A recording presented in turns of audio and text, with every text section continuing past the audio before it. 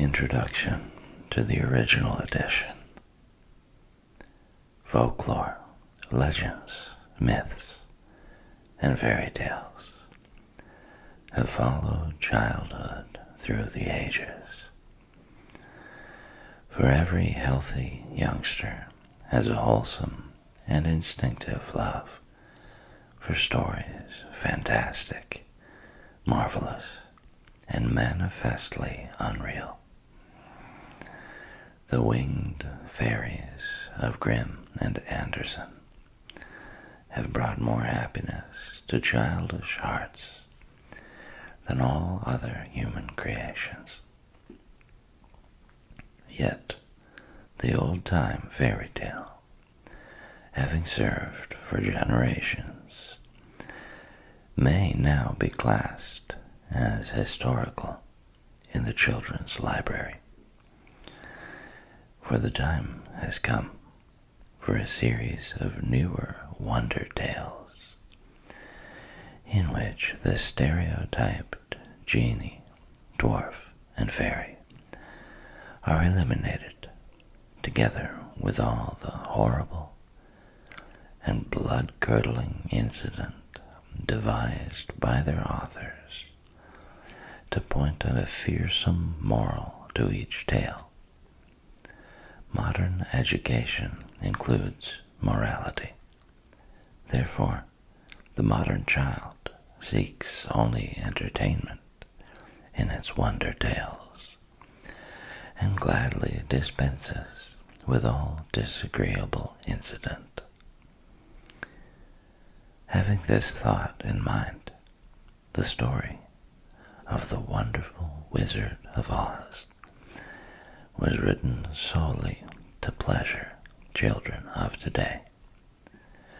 It aspires to being a modernized fairy tale in which the wonderment and joy are retained, and the heartaches and nightmares are left out. L. Frank Baum, Chicago, April 1900. Welcome, everyone. This is Sleepy Reader, and tonight we begin The Wonderful Wizard of Oz. Feel free to get your bedtime rituals started. I'll be starting at a pretty easy pace, and if we're lucky, we'll both be getting drowsy around the same time. We begin with Chapter 1, The Cyclone. Dorothy lived in the midst of the great Kansas prairies with Uncle Henry, who was a farmer, and Aunt Em, who was the farmer's wife. Their house was small, for the lumber to build it had to be carried by wagon many miles. There were 4 walls, a floor, and a roof, which made one room, and this room contained a rusty-looking cooking stove, a cupboard for the dishes, a table, 3 or 4 chairs, and the beds. Uncle Henry and Aunt Em had a big bed in one corner, and Dorothy had a little bed in another corner. There was no garret at all, and no cellar, except a small hole dug in the ground called a cyclone cellar, where the family could go in case one of those great whirlwinds arose, mighty enough to crush any building in its path. It was reached by a trapdoor in the middle of the floor, from which a ladder led down into the small, dark hole.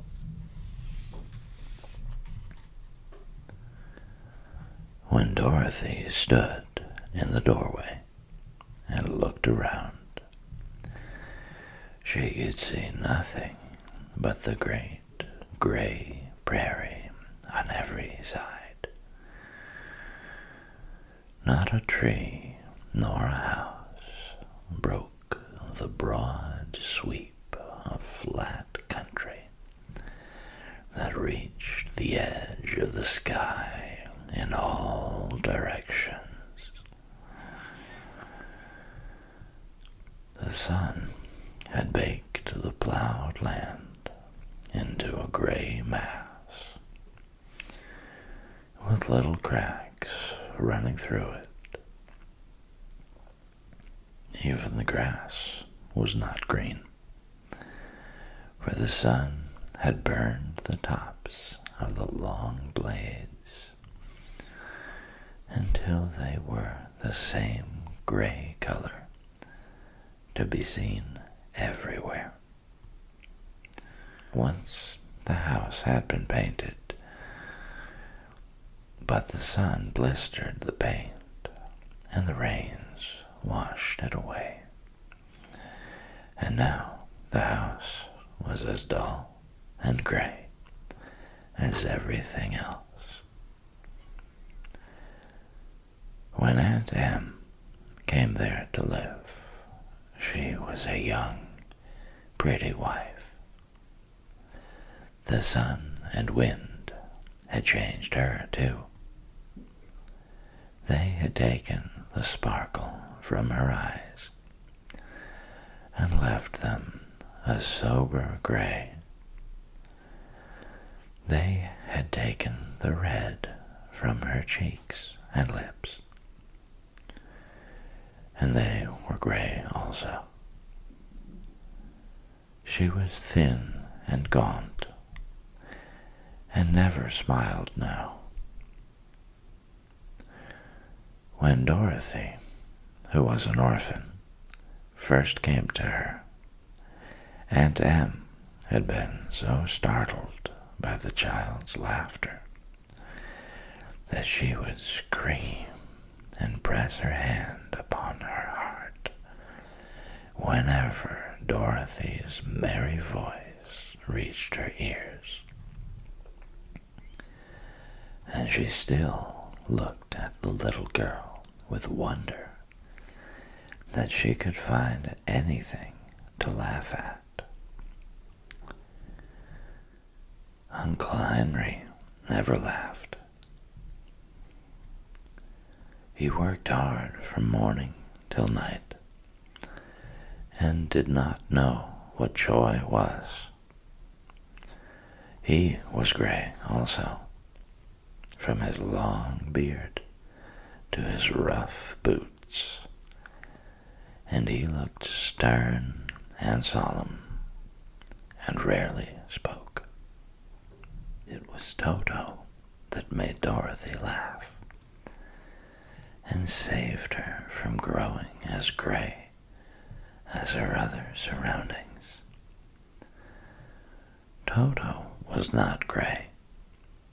He was a little black dog with long, silky hair and small black eyes that twinkled merrily on either side of his funny wee nose.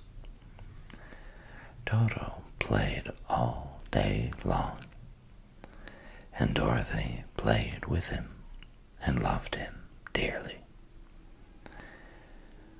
Today, however, they were not playing. Uncle Henry sat upon the doorstep and looked anxiously at the sky, which was even grayer than usual. Dorothy stood in the door with Toto in her arms and looked at the sky too. Aunt Em was washing the dishes. From the far north, they heard a low wail of the wind, and Uncle Henry and Dorothy could see where the long grass bowed in waves before the coming storm. There now came a sharp whistling in the air from the south, and as they turned their eyes that way, they saw ripples in the grass coming from that direction also. Suddenly, Uncle Henry stood up. "There's a cyclone coming, Em," he called to his wife. "I'll go look after the stock." Then he ran toward the sheds where the cows and horses were kept. Aunt Em dropped her work and came to the door. One glance told her of the danger close at hand. "Quick, Dorothy," she screamed. "Run for the cellar." Toto jumped out of Dorothy's arms and hid under the bed, and the girl started to get him. Aunt Em, badly frightened, threw open the trap door in the floor and climbed down the ladder into the small, dark hole.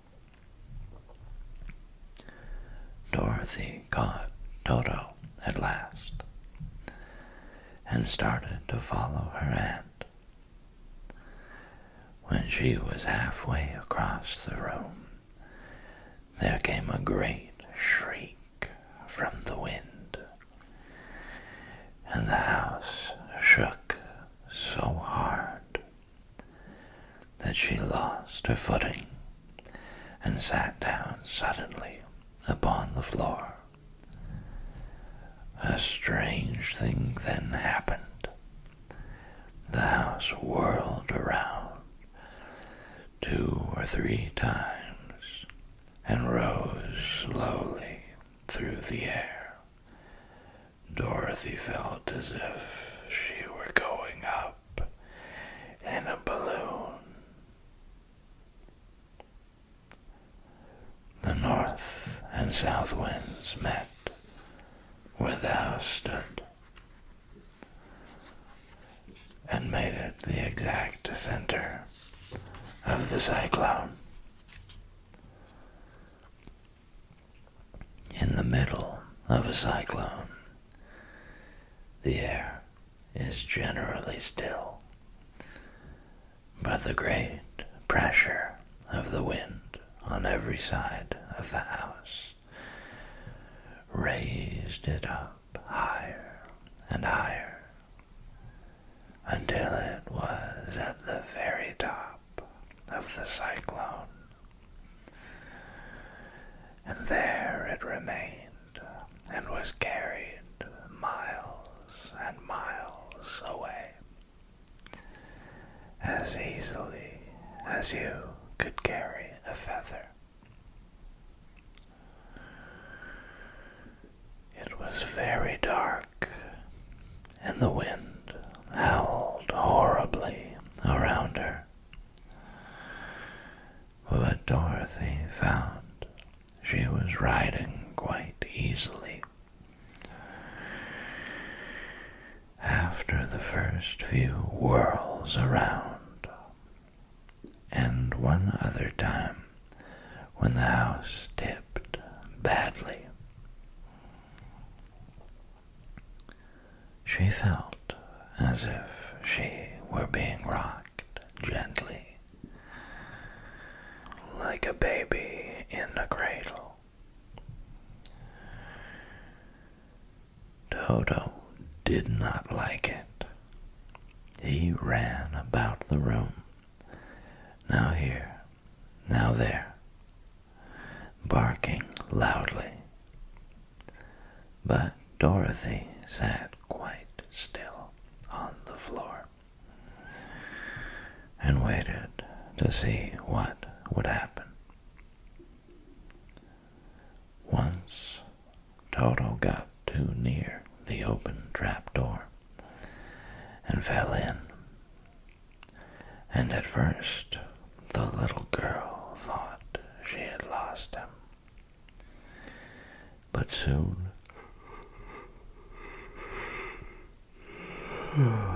she saw one of his ears sticking up through the hole,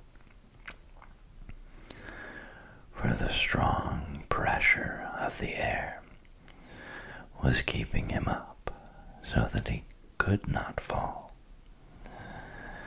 She crept to the hole, caught Toto by the ear, and dragged him into the room again, afterward closing the trap door so that no more accidents could happen.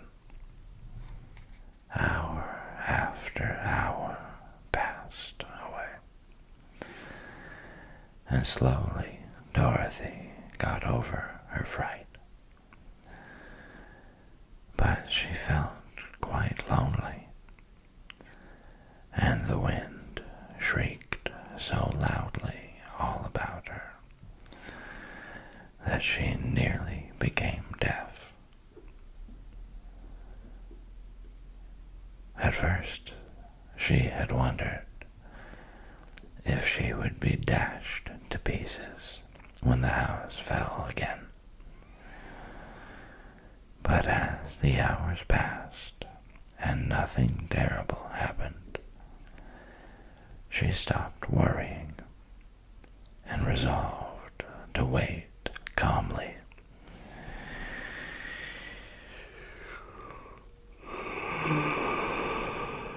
and see what the future would bring.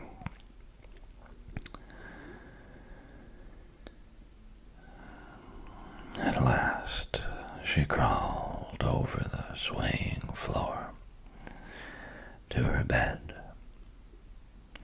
and lay down upon it.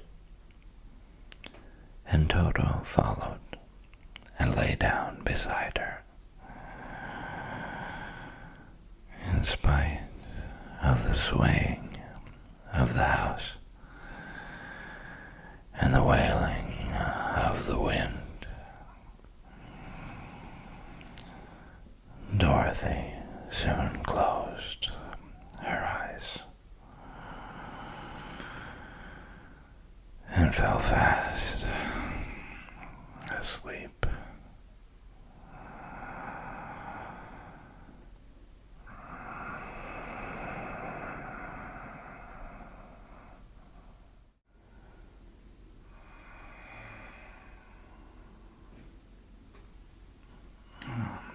Welcome back. This is Sleepy Reader. We started The Wonderful Wizard of Oz, and tonight we're reading Chapter 2, The Council with the Munchkins. She was awakened by a shock so sudden and severe that if Dorothy had not been lying on the soft bed, she might have been hurt. As it was, the jar made her catch her breath and wonder what had happened. And Toto put his cold little nose into her face and whined dismally. Dorothy sat up and noticed that the house was not moving, nor was it dark, for the bright sunshine came in at the window, flooding the little room. She sprang from her bed with Dodo at her heels, ran and opened the door. The little girl gave a cry of amazement and looked about her, her eyes growing bigger and bigger at the wonderful sights she saw. The cyclone had set the house down very gently for a cyclone in the midst of a country of marvelous beauty. There were lovely patches of green sward all about,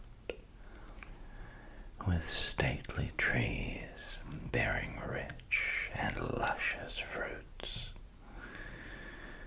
Banks of gorgeous flowers were on every hand, and birds with rare and brilliant plumage sang and fluttered in the trees and bushes. A little way off was a small brook, rushing and sparkling along between green banks, and murmuring in a voice very grateful to a little girl who had lived so long on the dry, gray prairies. While she stood looking eagerly at the strange and beautiful sights, she noticed coming toward her a group of the queerest people she had ever seen. They were not as big as the grown folk she had always been used to, but neither were they very small. In fact, they seemed about as tall as Dorothy, who was a well-grown child for her age, although they were, so far as looks go, many years older. 3 were men and 1 a woman, and all were oddly dressed. They wore round hats that rose to a small point, a foot above their heads, with little bells around the brims that tinkled sweetly as they moved. The hats of the men were blue. The little woman's hat was white, and she wore a white gown that hung in plaits from her shoulders. Over it were sprinkled little stars that glistened in the sun like diamonds. The men were dressed in blue, of the same shade as their hats, and wore well-polished boots with a deep roll of blue at the tops. The men, Dorothy thought, were about as old as Uncle Henry, for 2 of them had beards. But the little woman was doubtless much older. Her face was covered with wrinkles, her hair was nearly white, and she walked rather stiffly. When these people drew near the house where Dorothy was standing in the doorway,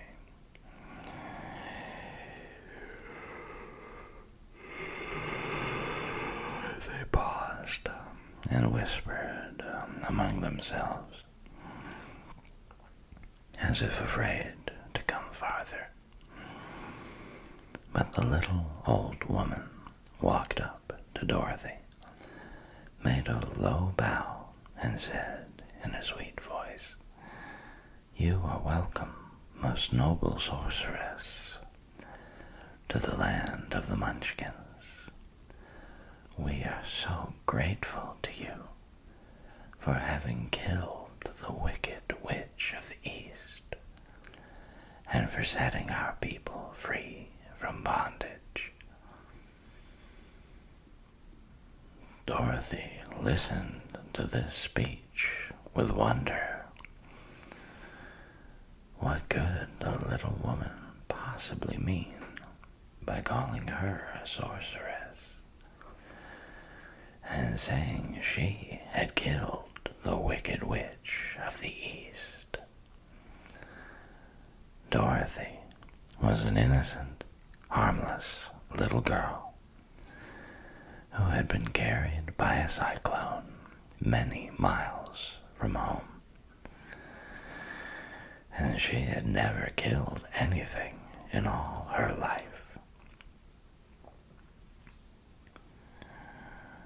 But the little woman evidently expected her to answer. So Dorothy said, with hesitation, "You are very kind, but there must be some mistake. I have not killed anything." "Your house did anyway," replied the little old woman with a laugh. "And that is the same thing. See," she continued, pointing to the corner of the house. "There are her 2 toes still sticking out from under a block of wood." Dorothy looked and gave a little cry of fright. There, indeed, just under the corner of the great beam the house rested on, 2 feet were sticking out, shod in silver shoes with pointed toes. "Oh dear, oh dear," cried Dorothy, clasping her hands together in dismay. "The house must have fallen on her. Whatever shall we do?" "There's nothing to be done," said the little woman calmly. "But who was she?" asked Dorothy. "She was the wicked witch of the East, as I said," answered the little woman.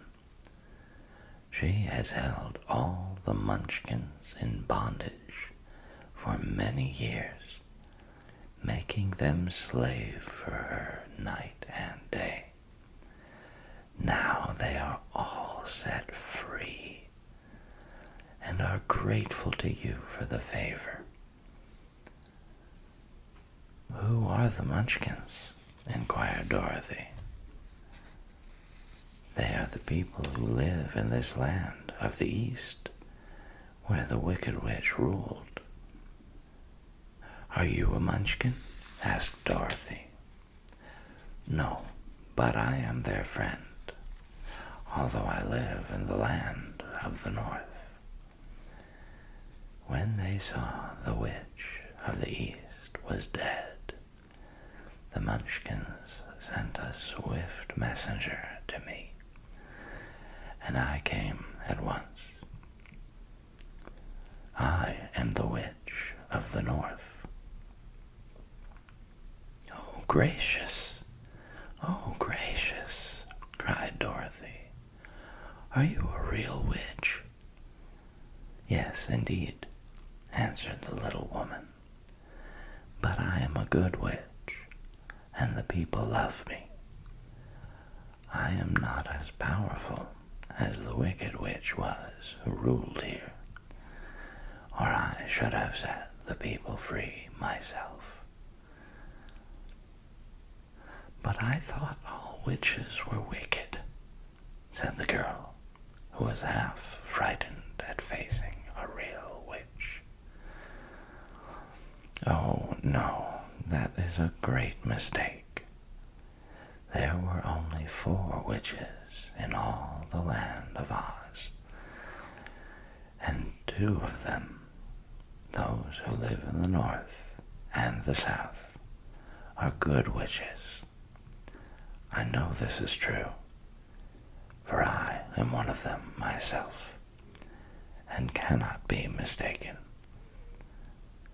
Those who dwelt in the east and the west were indeed wicked witches. But now that you have killed one of them, there is but one wicked witch in all the land of Oz, the one who lives in the west.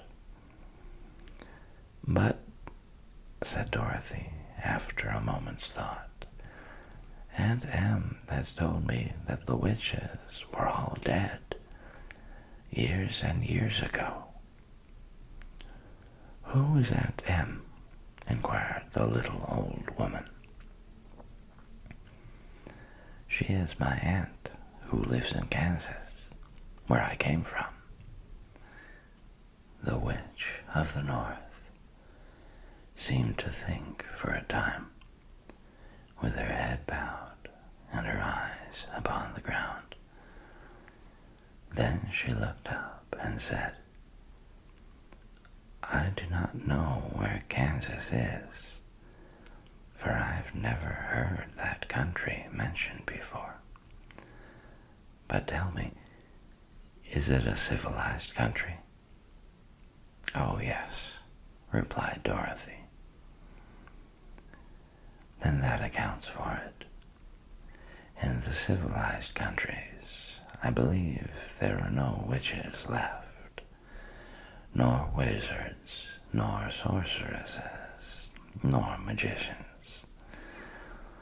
But, you see, the land of Oz has never been civilized, for we are cut off from all the rest of the world. Therefore, we still have witches and wizards amongst us. Who are the wizards? Asked Dorothy. Oz himself is the great wizard, answered the witch, sinking her voice to a whisper. He is more powerful than all the rest of us together. He lives in the City of Emeralds. Dorothy was going to ask another question, but just then the Munchkins, who had been standing silently by, gave a loud shout and pointed to the corner of the house where the Wicked Witch had been lying. What is it? Asked the little old woman, and looked and began to laugh. The feet of the dead witch had disappeared entirely, and nothing was left but the silver shoes. She was so old, explained the witch of the north, that she dried up quickly in the sun. That is the end of her. But the silver shoes are yours, and you shall have them to wear.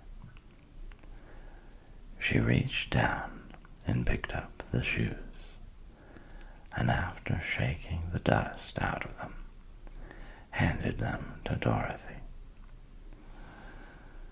The Witch of the East was proud of those silver shoes, said one of the Munchkins. And there is some charm connected with them, but what it is, we never knew.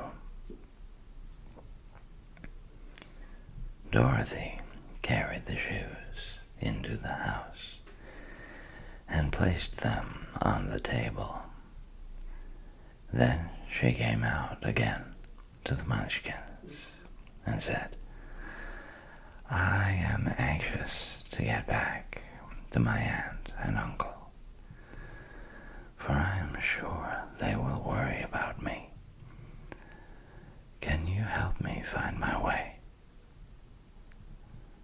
The Munchkins and the witch first looked at one another, and then at Dorothy, and then shook their heads. "At the east, not far from here," said one, "there is a great desert, and none could live to cross it." "It is the same at the south," said another, "for I have been there and seen it. The south is the country of the Quadlings." "I am told," said the third man, "that it is the same at the west. And that country, where the Winkies live, is ruled by the wicked witch of the west, who would make you her slave if you passed her way." "The north is my home," said the old lady, "and at its edge is the same great desert that surrounds this land of Oz. I'm afraid, my dear, you will have to live with us." Dorothy began to sob at this, for she felt lonely among all these strange people. Her tears seemed to grieve the kind-hearted Munchkins, for they immediately took out their handkerchiefs and began to weep also.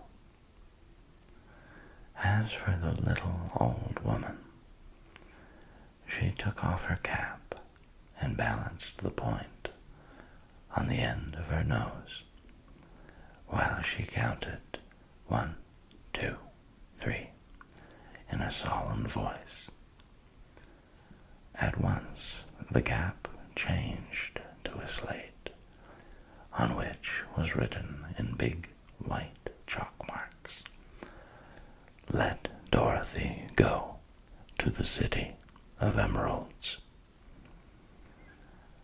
The little old woman took the slate from her nose, and, having read the words on it, asked, "Is your name Dorothy, my dear?" "Yes," answered the child, looking up and drying her tears. "Then you must go to the City of Emeralds. Perhaps Oz will help you." "Where is this city?" asked Dorothy. "It is exactly in the center of the country, and is ruled by Oz, the great wizard I told you of." "Is he a good man?" inquired the girl, anxiously. "He is a good wizard. Whether he is a man or not, I cannot tell, for I have never seen him." "How can I get there?" asked Dorothy. "You must walk. It is a long journey through a country that is sometimes pleasant and sometimes dark and terrible. However, I will use all the magic arts I know of to keep you from harm. Won't you go with me?" pleaded the girl, who had begun to look upon the little old woman as her only friend. "No, I cannot do that," she replied, "but I will give you my kiss, and no one will dare injure a person who has been kissed by the witch of the north. She came close to Dorothy and kissed her gently on the forehead. Where her lips touched the girl, they left a round, shining mark, as Dorothy found out soon after. The road to the city of emeralds is paved with yellow brick, said the witch, so you cannot miss it. When you get to Oz, do not be afraid of him, but tell your story and ask him to help you. Goodbye, my dear. The three munchkins bowed low to her and wished her a pleasant journey, after which they walked away through the trees. The witch gave Dorothy a friendly little nod, whirled around on her left heel 3 times, and straightway disappeared, much to the surprise of little Toto, who barked after her loudly enough when she had gone, because he had been afraid even to growl while she stood by. But Dorothy, knowing her to be a witch, had expected her to disappear in just that way, and was not surprised in the least.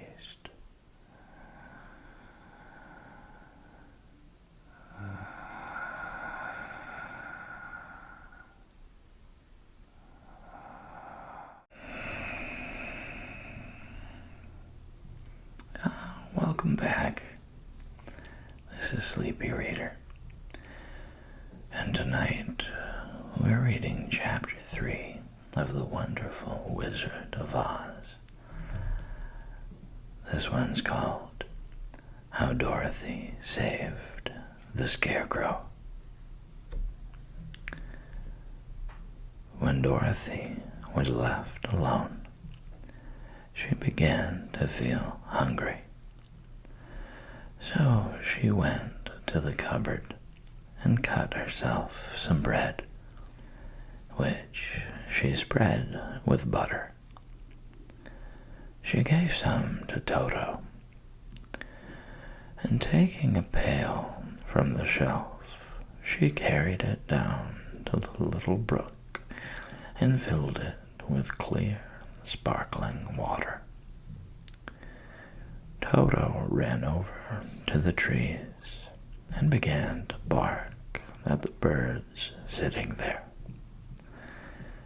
Dorothy went to get him and saw such delicious fruit hanging from the branches that she gathered some of it, finding it just what she wanted to help out her breakfast. Then she went back to the house, and having helped herself and Toto to a good drink of the cool, clear water, she set about making ready for the journey to the city of emeralds. Dorothy had only one other dress, but that happened to be clean and was hanging on a peg beside her bed. It was gingham with checks of white and blue, and although the blue was somewhat faded with many washings, it was still a pretty frock. The girl washed herself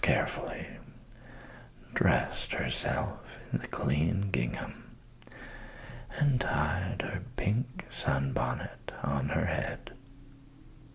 She took a little basket and filled it with bread from the cupboard, laying a white cloth over the top. Then she looked down at her feet and noticed how old and worn her shoes were. "They surely will never do for a long journey, Toto," she said. And Toto looked up into her face with his little black eyes and wagged his tail to show he knew what she meant. At that moment, Dorothy saw lying on the table the silver shoes that had belonged to the Witch of the East. "I wonder if they will fit me," she said to Toto. "They would be just the thing to take a long walk in, for they could not wear out." She took off her old leather shoes and tried on the silver ones, which fitted her as well as if they had been made for her. Finally, she picked up her basket. "Come along, Toto," she said. "We will go to the Emerald City and ask the Great Oz how to get back to Kansas again." She closed the door, locked it, and put the key carefully in the pocket of her dress. And so, with Toto trotting along soberly behind her, she started on her journey. There were several roads nearby, but it did not take her long to find the one paved with yellow brick. Within a short time, she was walking briskly toward the Emerald City, her silver shoes tinkling merrily on the hard yellow roadbed. The sun shone bright, and the birds sang sweet, and Dorothy did not feel nearly as bad as you might think a little girl would, who had been suddenly whisked away from her own country and set down in the midst of a strange land. She was surprised as she walked along to see how pretty the country was about her. There were neat fences at the sides of the road, painted a dainty blue color, and beyond them were fields of grain and vegetables in abundance. Evidently, the Munchkins were good farmers and able to raise large crops. Once in a while, she would pass a house, and the people came out to look at her and bow low as she went by. For everyone knew she had been the means of destroying the wicked witch and setting them free from bondage. The houses of the Munchkins were odd-looking dwellings, for each was round with a big dome for a roof. All were painted blue, for in this country of the East, blue was the favorite color. Towards evening, when Dorothy was tired with her long walk and began to wonder where she should pass the night, she came to a house rather larger than the rest. On the green lawn before it many men and women were dancing. 5 little fiddlers played as loudly as possible, and the people were laughing and singing, while a big table nearby was loaded with delicious fruits and nuts, pies and cakes, and many other good things to eat. The people greeted Dorothy kindly and invited her to supper and to pass the night with them, for this was the home of one of the richest munchkins in the land, and his friends were gathered with him to celebrate their freedom from the bondage of the Wicked Witch. Dorothy ate a hearty supper and was waited upon by the rich munchkin himself, whose name was Bock. Then she sat down upon a settee and watched the people dance. When Bock saw her silver shoes, he said, "You must be a great sorceress." "Why?" asked the girl. "Because you wear silver shoes and have killed the Wicked Witch. Besides, you have white in your frock, and only witches and sorceresses wear white." "My dress is blue and white checked," said Dorothy, smoothing out the wrinkles in it. "It is kind of you to wear that," said Bock. "Blue is the color of the Munchkins, and white is the witch color. So we know you are a friendly witch." Dorothy did not know what to say to this, for all the people seemed to think her a witch, and she knew very well she was only an ordinary little girl who had come by the chance of a cyclone into a strange land. When she had tired watching the dancing, Bock led her into the house, where he gave her a room with a pretty bed in it. The sheets were made of blue cloth, and Dorothy slept soundly in them till morning, with Toto curled up on the blue rug beside her. She ate a hearty breakfast and watched a wee munchkin baby, who played with Toto and pulled his tail and crowed and laughed in a way that greatly amused Dorothy. Toto was a fine curiosity to all the people, for they had never seen a dog before. "How far is it to the Emerald City?" the girl asked. "I do not know," answered Bock gravely, "for I have never been there. It is better for people to keep away from Oz, unless they have business with him.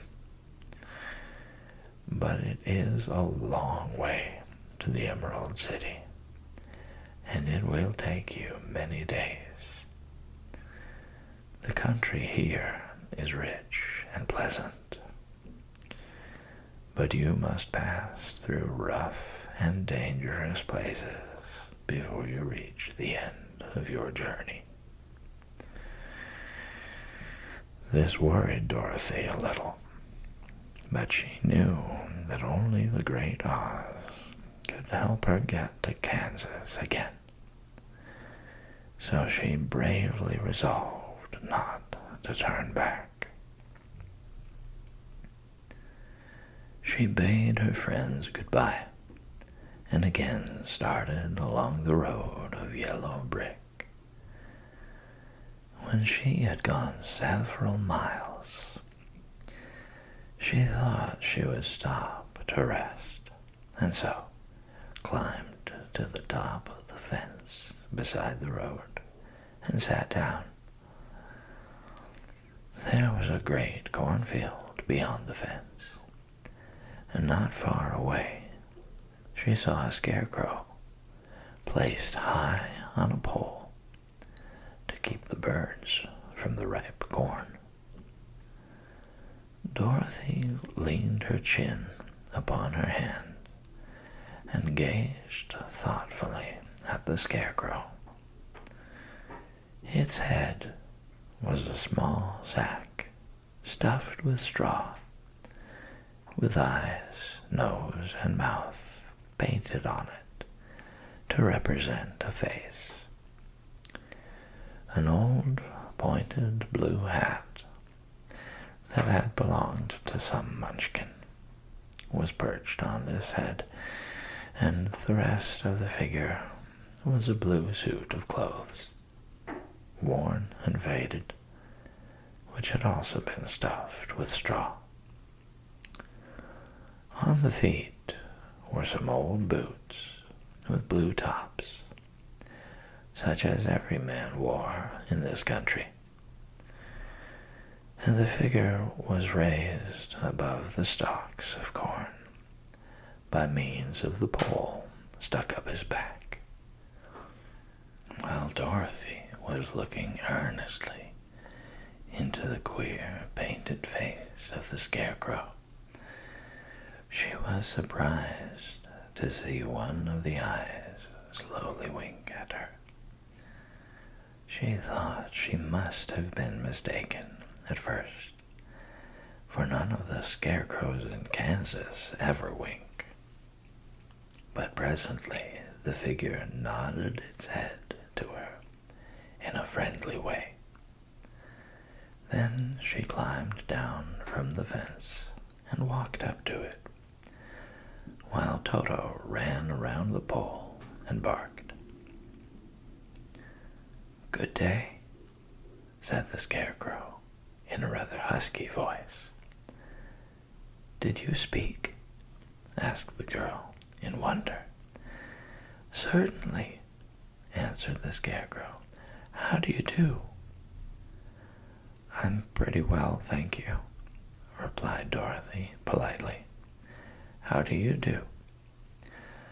"I'm not feeling well," said the scarecrow with a smile, "for it is very tedious being perched up here night and day to scare away crows." "Can't you get down?" asked Dorothy. "No, for this pole is stuck up my back.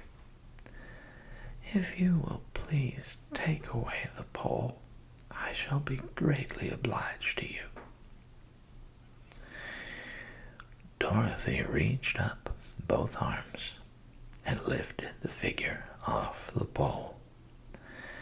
For being stuffed with straw, it was quite light. "Thank you very much," said the scarecrow, when he had been set down on the ground. "I feel like a new man." Dorothy was puzzled at this, for it sounded queer to have a stuffed man speak, and to see him bow and walk along beside her. "Who are you?" asked the scarecrow, when he had stretched himself and yawned. "And where are you going?" "My name is Dorothy," said the girl, "and I am going to the Emerald City to ask the great Oz to send me back to Kansas." "Where is the Emerald City?" he inquired. "And who is Oz?" "Well, don't you know?" she returned in surprise. "No, indeed, I don't know anything. You see, I am stuffed, so I have no brains at all," he answered sadly. said Dorothy. "I'm awfully sorry for you." "Do you think," he asked, "if I go to the Emerald City with you, that the Great Oz would give me some brains?" "I cannot tell," she returned, "but you may come with me if you like. If Oz will not give you any brains, you will be no worse off than you are now." "That is true," said the Scarecrow. "You see," he continued confidentially, "I don't mind my legs and arms and body being stuffed, because I cannot get hurt. If anyone treads on my toes or sticks a pin into me, it doesn't matter, for I can't feel it. But I do not want people to call me a fool. And if my head stays stuffed with straw instead of with brains, as yours is, how am I ever to know anything?" "I understand how you feel," said the little girl, who was truly sorry for him. "If you will come with me, I'll ask Oz to do all he can for you." "Thank you," he answered gratefully. They walked back to the road. Dorothy helped him over the fence, and they started along the path of yellow brick for the Emerald City. Toto did not like this addition to the party at first. He smelled around the stuffed man as if he suspected there might be a nest of rats in the straw, and he often growled in an unfriendly way at the Scarecrow. "Don't mind Toto," said Dorothy to her new friend. "He never bites." "Oh, I'm not afraid," replied the Scarecrow. "He can't hurt the straw. Do let me carry that basket for you. I shall not mind it, for I can't get tired. I'll tell you a secret," he continued, as he walked along. "There is only one thing in the world I am afraid of." "What is that?" asked Dorothy. "The Munchkin farmer who made you?" "No," answered the Scarecrow. "It's a lighted match."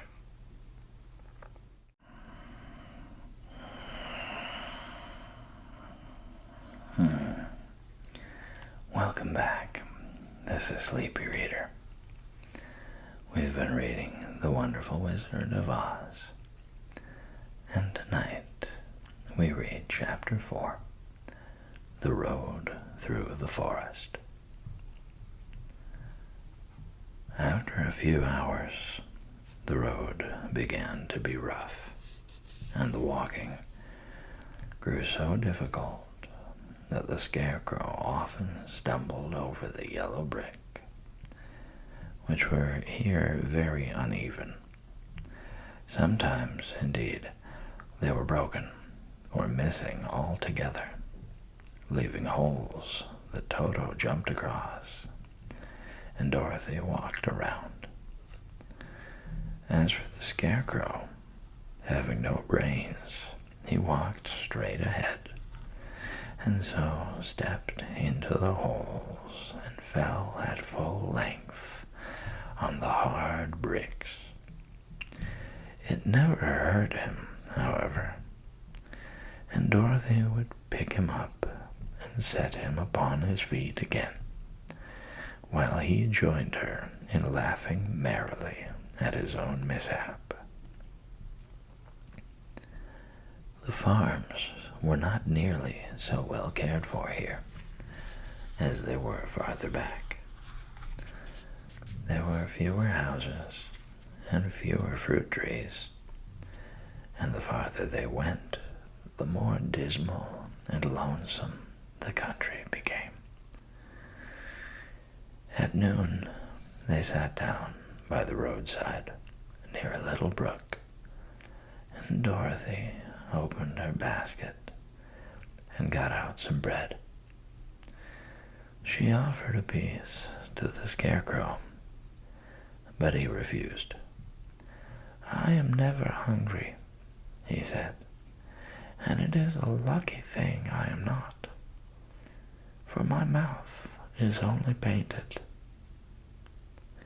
And if I should cut a hole in it so I could eat, the straw I am stuffed with would come out, and that would spoil the shape of my head."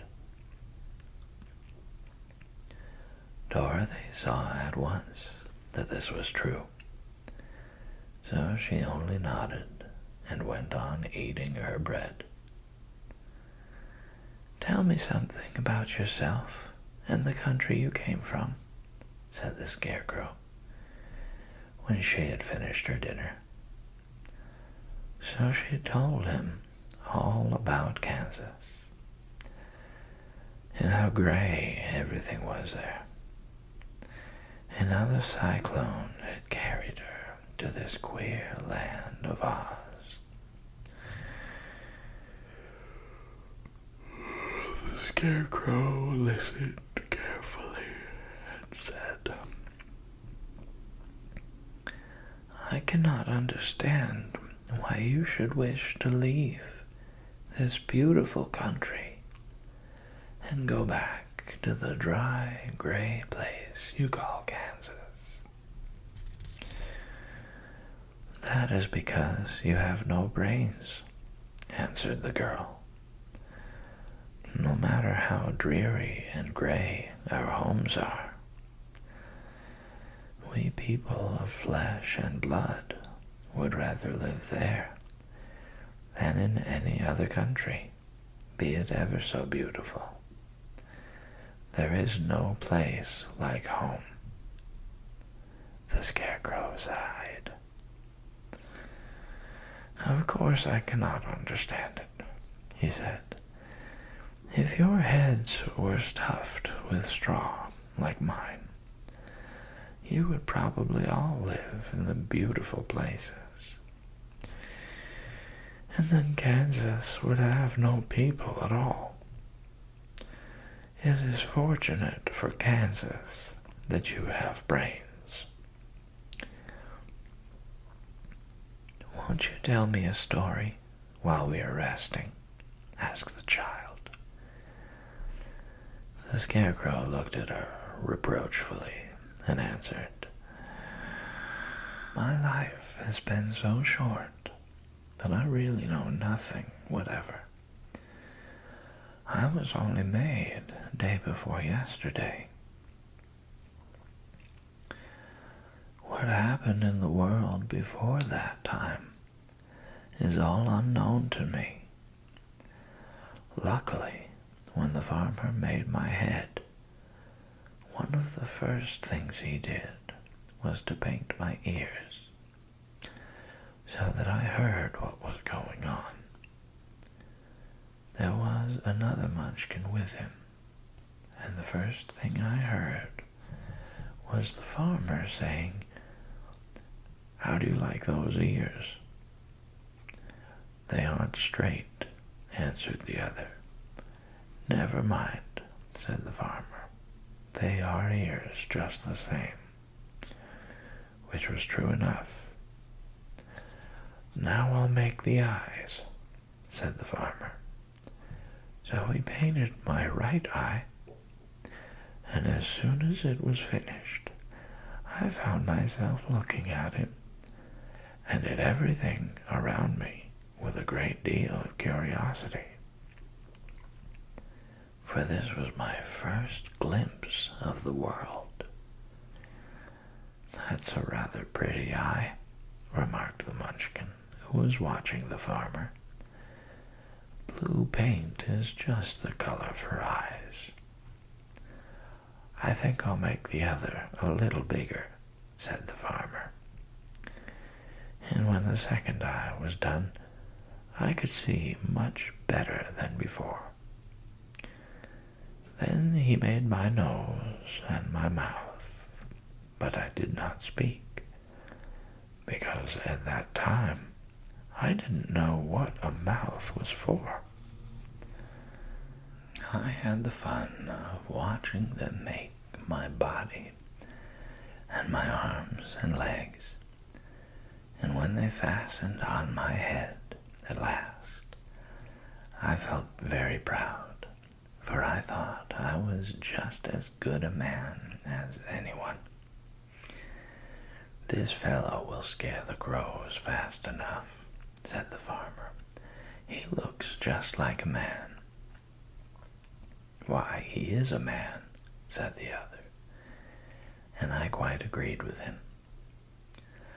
The farmer carried me under his arm to the cornfield and set me up on a tall stick, where you found me. He and his friend soon after walked away and left me alone. I did not like to be deserted this way, so I tried to walk after them, but my feet would not touch the ground, and I was forced to stay on that pole. It was a lonely life to lead, for I had nothing to think of, having been made such a little while before. Many crows and other birds flew into the cornfield, but as soon as they saw me, they flew away again, thinking I was Munchkin, and this pleased me and made me feel that I was quite an important person.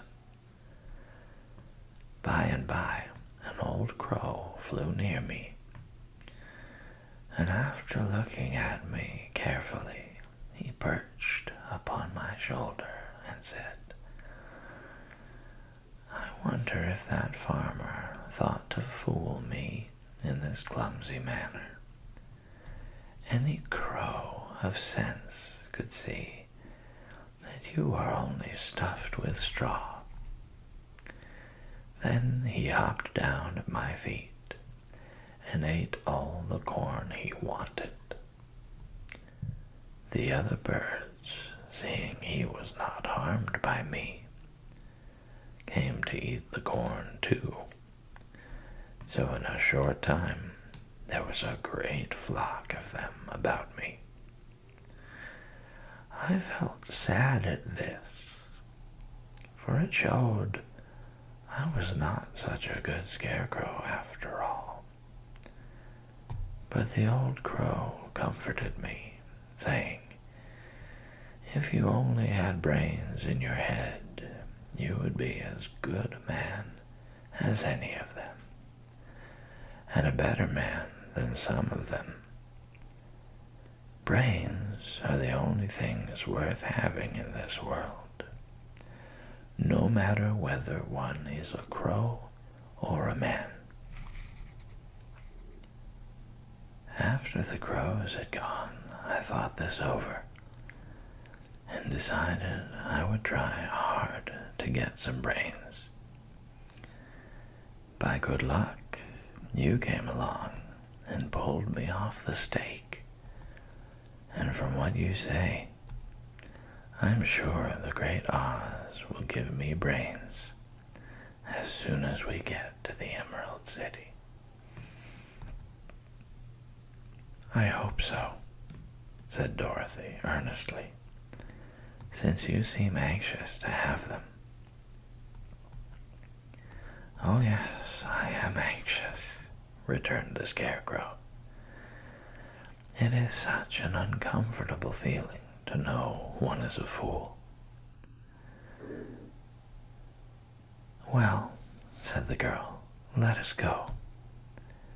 And she handed the basket to the Scarecrow. There were no fences at all by the roadside now, and the land was rough and untilled. Towards evening, they came to a great forest, where the trees grew so big and close together that their branches met over the road of yellow brick. It was almost dark under the trees, for the branches shut out the daylight. But the travelers did not stop and went on into the forest. "If this road goes in, it must come out," said the Scarecrow. "And as the Emerald City is at the other end of the road, we must go wherever it leads us." "Anyone would know that," said Dorothy. "Certainly, that is why I know it," returned the Scarecrow. "If it required brains to figure it out, I never should have said it." After an hour or so, the light faded away, and they found themselves stumbling along in the darkness. Dorothy could not see at all, but Toto could, for some dogs see very well in the dark, and the Scarecrow declared he could see as well as by day. So she took hold of his arm and managed to get along fairly well. "If you see any house or any place where we can pass the night," she said, "you must tell me, for it is very uncomfortable walking in the dark." Soon after, the Scarecrow stopped. "I see a little cottage at the right of us," he said, "built of logs and branches. Shall we go there?" "Yes, indeed," answered the child. "I am all tired out." So the Scarecrow led her through the trees until they reached the cottage, and Dorothy entered and found a bed of dried leaves in one corner. She lay down at once, and with Toto beside her, soon fell into a sound sleep. The Scarecrow, who was never tired, stood up in another corner and waited patiently until morning came.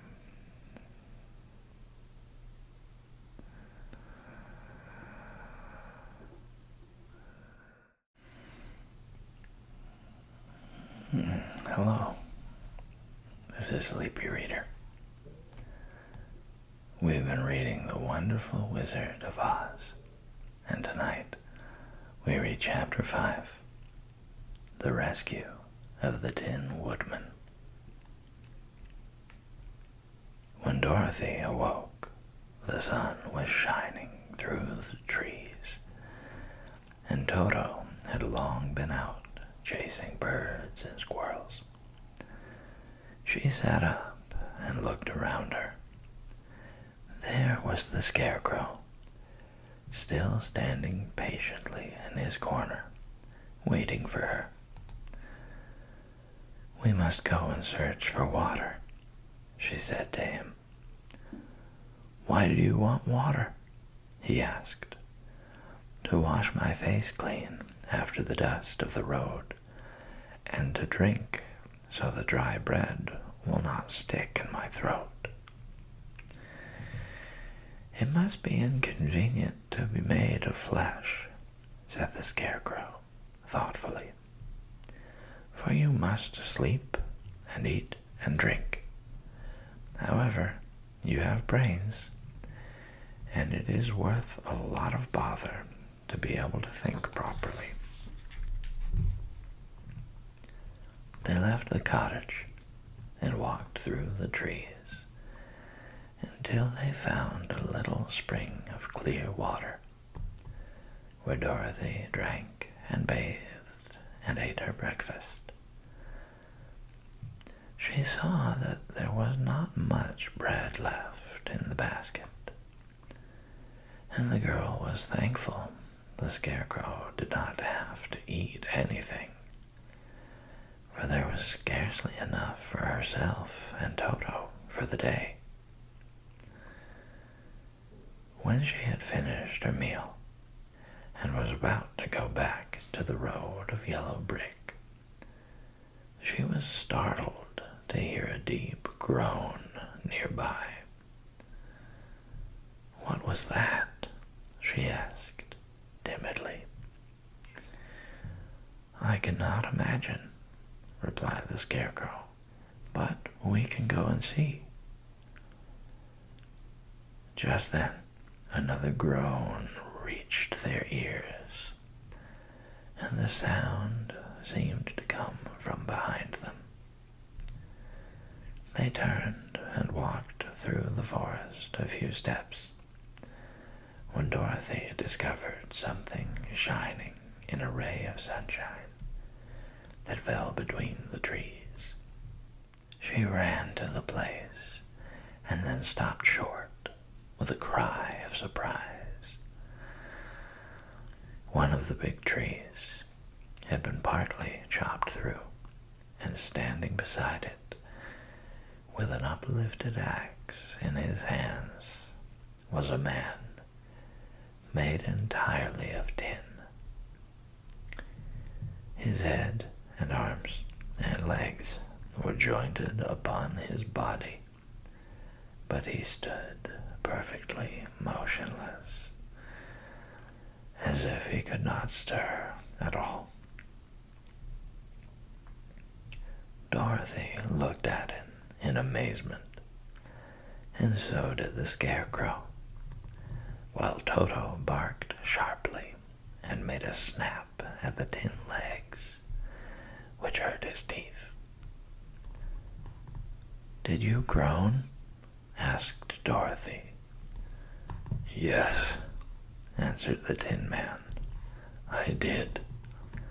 I've been groaning for more than a year, and no one has ever heard me before or come to help me." "What can I do for you?" she inquired softly, for she was moved by the sad voice in which the man spoke. "Get an oil can and oil my joints," he answered. "They are rusted so badly that I cannot move them at all. If I am well oiled, I shall soon be all right again. You will find an oil can on a shelf in my cottage." Dorothy at once ran back to the cottage and found the oil can, and then she returned and asked anxiously, "Where are your joints?" "Oil my neck first," replied the Tin Woodman.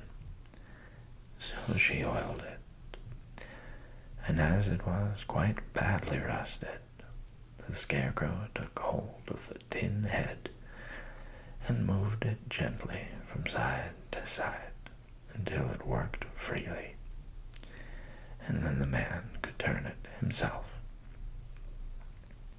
"Now oil the joints in my arms," he said, and Dorothy oiled them, and the Scarecrow bent them carefully until they were quite free from rust and as good as new. The Tin Woodman gave a sigh of satisfaction and lowered his axe, which he leaned against the tree. "This is a great comfort," he said. "I have been holding that axe in the air ever since I rusted, and I'm glad to be able to put it down at last. Now, if you will oil the joints in my legs, I shall be all right once more."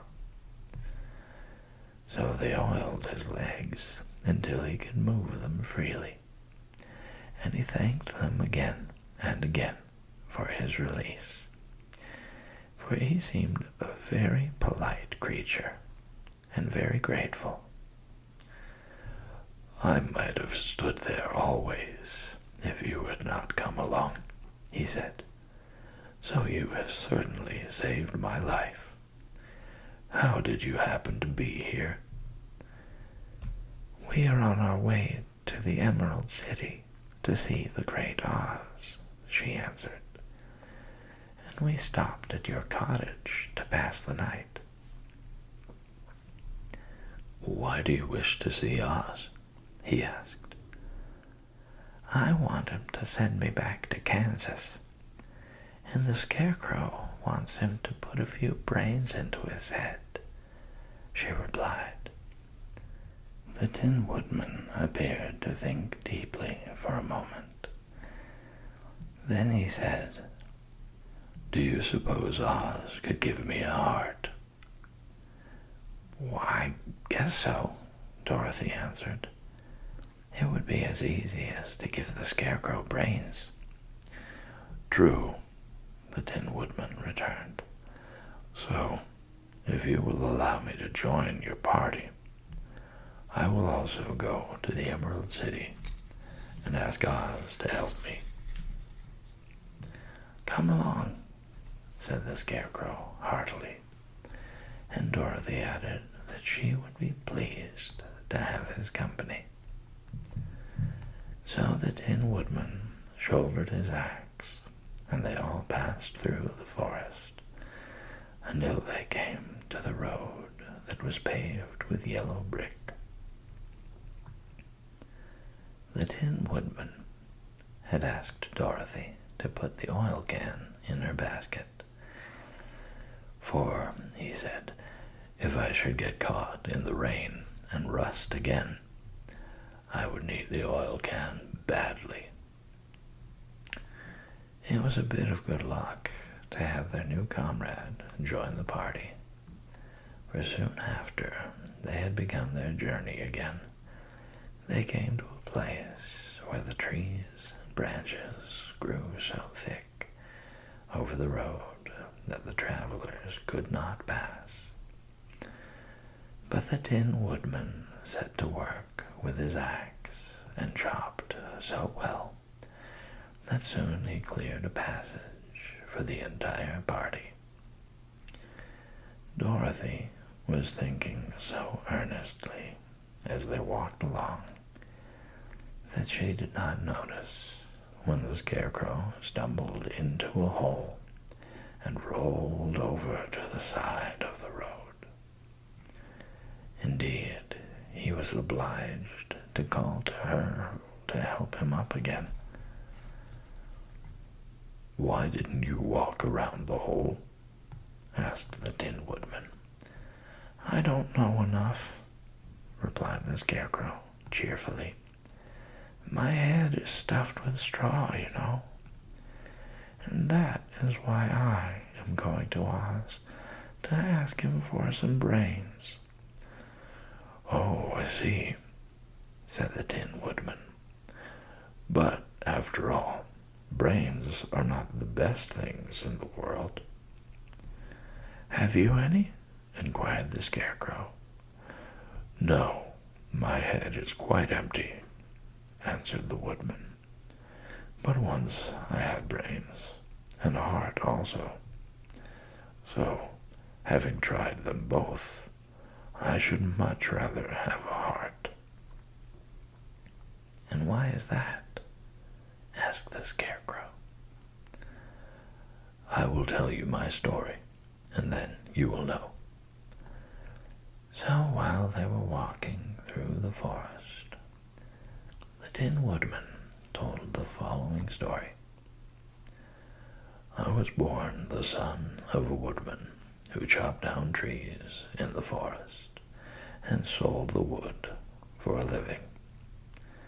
When I grew up, I too became a wood chopper, and after my father died, I took care of my old mother as long as she lived. Then I made up my mind that instead of living alone, I would marry, so that I might not become lonely. There was one of the Munchkin girls who was so beautiful that I soon grew to love her with all my heart. She, on her part, promised to marry me as soon as I could earn enough money to build a better house for her. So I set to work harder than ever. But the girl lived with an old woman who did not want her to marry anyone, for she was so lazy she wished the girl to remain with her and do the cooking and the housework. So the old woman went to the Wicked Witch of the East and promised her 2 sheep and a cow if she would prevent the marriage. Thereupon the Wicked Witch enchanted my axe, and when I was chopping away at my best one day, for I was anxious to get the new house and my wife as soon as possible, the axe slipped all at once and cut off my left leg. This at first seemed a great misfortune, for I knew a one-legged man could not do very well as a wood chopper. So I went to a tinsmith and had him make me a new leg out of tin. The leg worked very well once I was used to it, but my action angered the Wicked Witch of the East, for she had promised the old woman I should not marry the pretty Munchkin girl. When I began chopping again, my axe slipped and cut off my right leg. Again I went to the tinner, and again he made me a leg out of tin. After this, the enchanted axe cut off my arms, one after the other. But nothing daunted, I had them replaced with tin ones. The Wicked Witch then made the axe slip and cut off my head. And at first I thought that was the end of me. But the tinner happened to come along, and he made me a new head out of tin. I thought I had beaten the Wicked Witch then, and I worked harder than ever. But I little knew how cruel my enemy could be. She thought of a new way to kill my love for the beautiful Munchkin maiden, and made my axe slip again, so that it cut right through my body, splitting me into 2 halves. Once more the tinner came to my help and made me a body of tin, fastening my tin arms and legs and head to it by means of joints, so that I could move around as well as ever. But alas, I had now no heart, so that I lost all my love for the Munchkin girl, and did not care whether I married her or not. I suppose she is still living with the old woman, waiting for me to come after her. My body shone so brightly in the sun that I felt very proud of it, and it did not matter now if my axe slipped, for it could not cut me. There was only one danger, that my joints would rust, but I kept an oil can in my cottage and took care to oil needed it. However, there came a day when I forgot to do this, and being caught in a rainstorm, before I thought of the danger, my joints had rusted, and I was left to stand in the woods until you came to help me. It was a terrible thing to undergo, but during the year I stood there, I had time to think that the greatest loss I had known was the loss of my heart.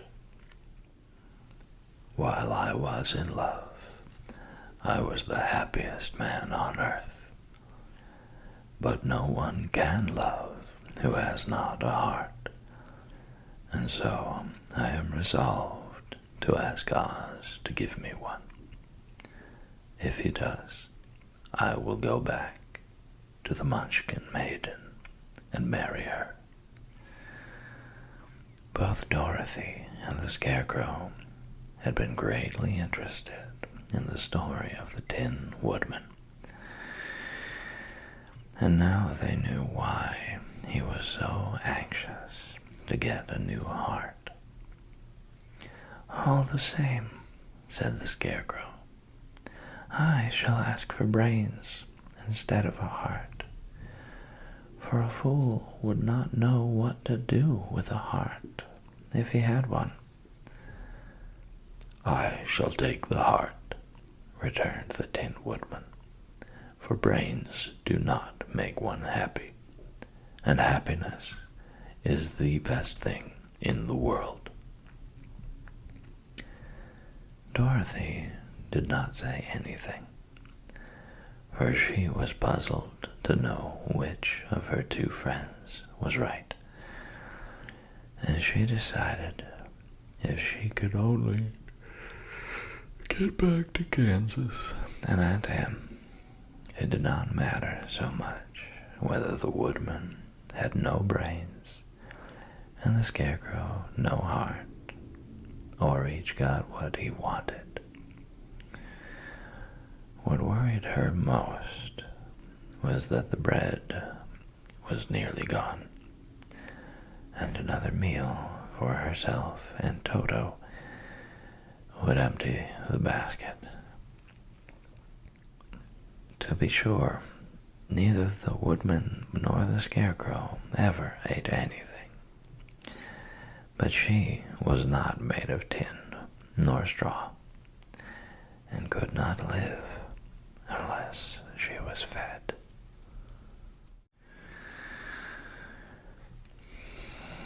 Hey everyone, welcome back. This is Sleepy Reader, and we've been reading The Wonderful Wizard of Oz. Tonight we read Chapter 6, The Cowardly Lion. All this time, Dorothy and her companions had been walking through the thick woods. The road was still paved with yellow brick, but these were much covered by dry branches and dead leaves from the trees, and the walking was not at all good. There were few birds in this part of the forest, for birds love the open country where there is plenty of sunshine.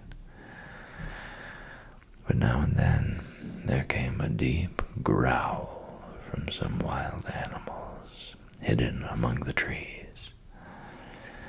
These sounds made the little girl's heart beat fast, for she did not know what made them. But Toto knew, and he walked close to Dorothy's side and did not even bark in return. "How long will it be," the child asked of the Tin Woodman, "before we are out of the forest?" "I cannot tell," was the answer, "for I have never been to the Emerald City. But my father went there once when I was a boy, and he said it was a long journey through a dangerous country. Although nearer to the city where Oz dwells, the country is beautiful. But I am not afraid so long as I have my oil can, and nothing can hurt the Scarecrow, while you bear upon your forehead the mark of the Good Witch's kiss, and that will protect you from harm." "But Toto," said the girl anxiously, "what will protect him?" "We must protect him ourselves if he is in danger," replied the Tin Woodman. Just as he spoke, there came from the forest a terrible roar, and the next moment a great lion bounded into the road. With one blow of his paw, he sent the Scarecrow spinning over and over to the edge of the road, and then he struck at the Tin Woodman with his sharp claws. But to the lion's surprise, he could make no impression on the tin, although the woodsman fell over in the road and lay still. Just as he spoke, there came from the forest a terrible roar, and the next moment a great lion bounded into the road. With one blow of his paw, he sent the Scarecrow spinning over and over to the edge of the road, and then he struck at the Tin Woodman with his sharp claws. But to the lion's surprise, he could make no impression on the tin, although the woodman fell over in the road and lay still. Little Toto, now that he had an enemy to face, ran barking toward the lion, and the great beast had opened his mouth to bite the dog, when Dorothy, fearing Toto would be killed, and heedless of danger, rushed forward and slapped the lion upon his nose as hard as she could, while she cried out, "Don't you dare to bite Toto. You ought to be ashamed of yourself. A big beast like you to bite a poor little dog." "I didn't bite him," said the lion, as he rubbed his nose with his paw where Dorothy had hit it. "No, but you tried to," she retorted. "You are nothing but a big coward." "I know it," said the lion, hanging his head in shame. "I've always known it, but how can I help it?" "I don't know, I'm sure. To think of your striking a stuffed man like the poor Scarecrow." "Is he stuffed?" asked the lion in surprise, as he watched her pick up the Scarecrow and set him upon his feet, while she patted him into shape again. "Of course he's stuffed," replied Dorothy, who was still angry. "That's why he went over so easily," remarked the lion. "It astonished me to see him whirl around so. Is the other one stuffed also?" "No," said Dorothy. "He's made of tin." And she helped the woodman up again. "That's why he nearly blunted my claws," said the lion. "When they scratched against the tin, it made a cold shiver run down my back." "What is that little animal you are so tender of?" "He is my dog, Toto," answered Dorothy. "Is he made of tin or stuffed?" asked the lion. "Neither. He's a, a meat dog," said the girl. "Oh. He's a curious animal, and seems remarkably small now that I look at him. No one would think of biting such a little thing, except a coward like me," continued the lion sadly. "What makes you a coward?" asked Dorothy, looking at the great beast in wonder, for he was as big as a small horse. "It's a mystery," replied the lion.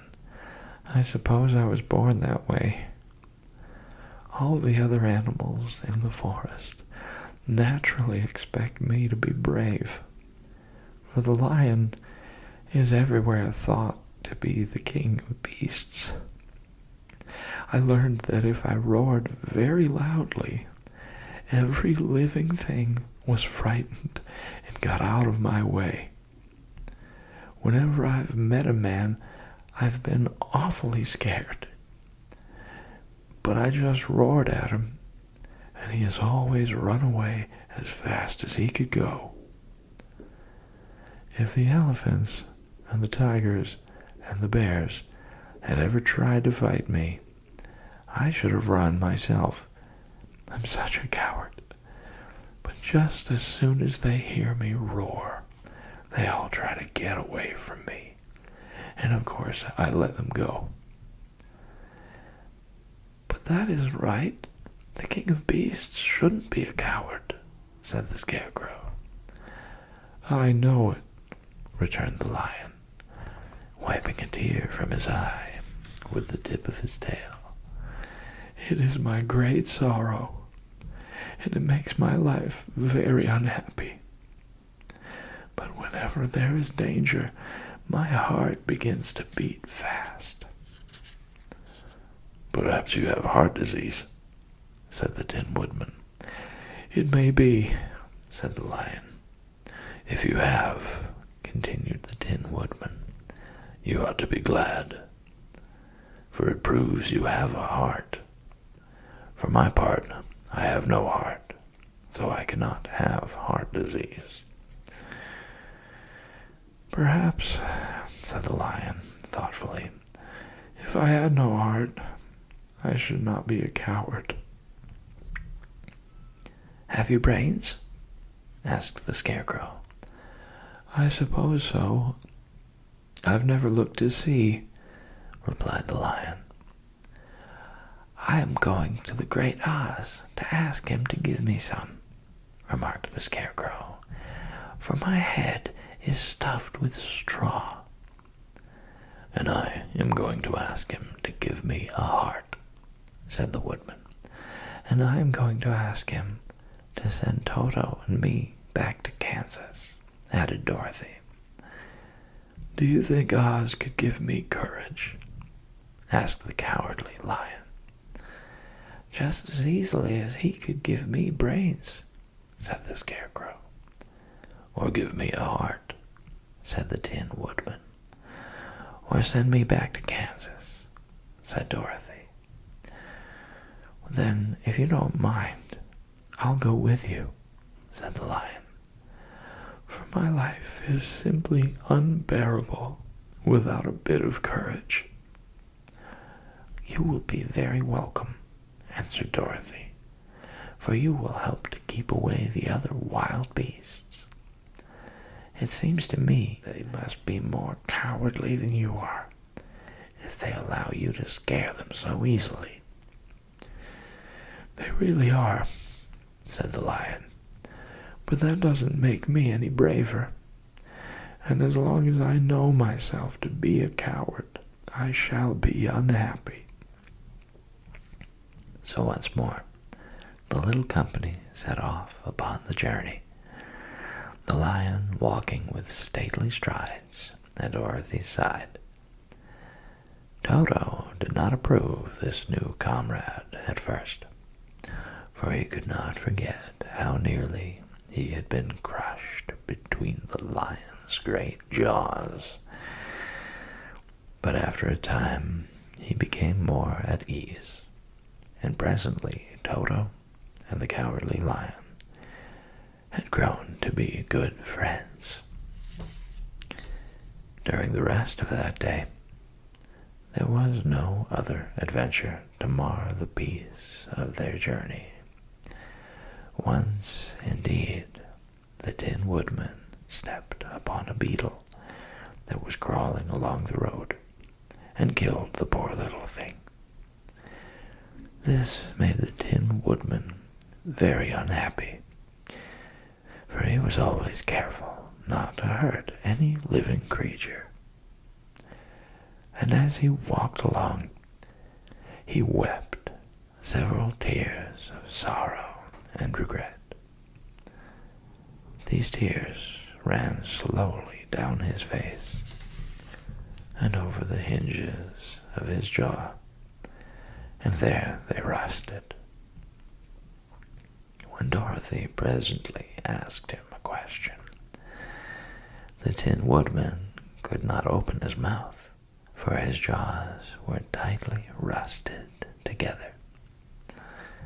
He became greatly frightened at this, and made many motions to Dorothy to relieve him, but she could not understand.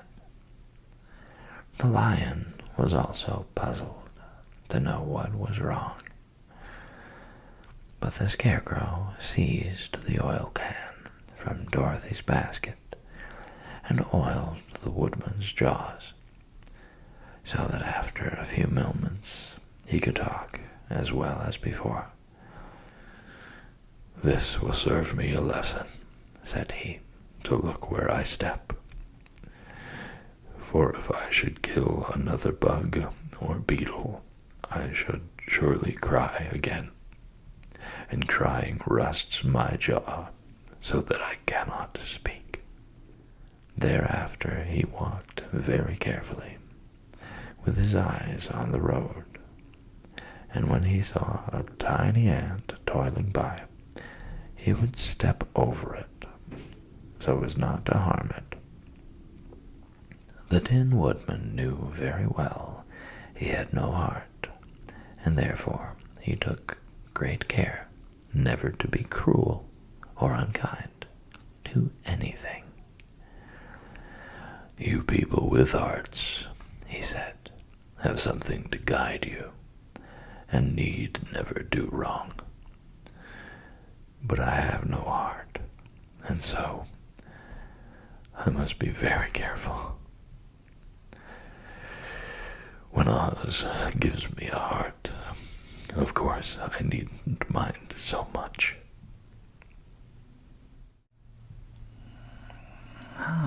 Welcome back.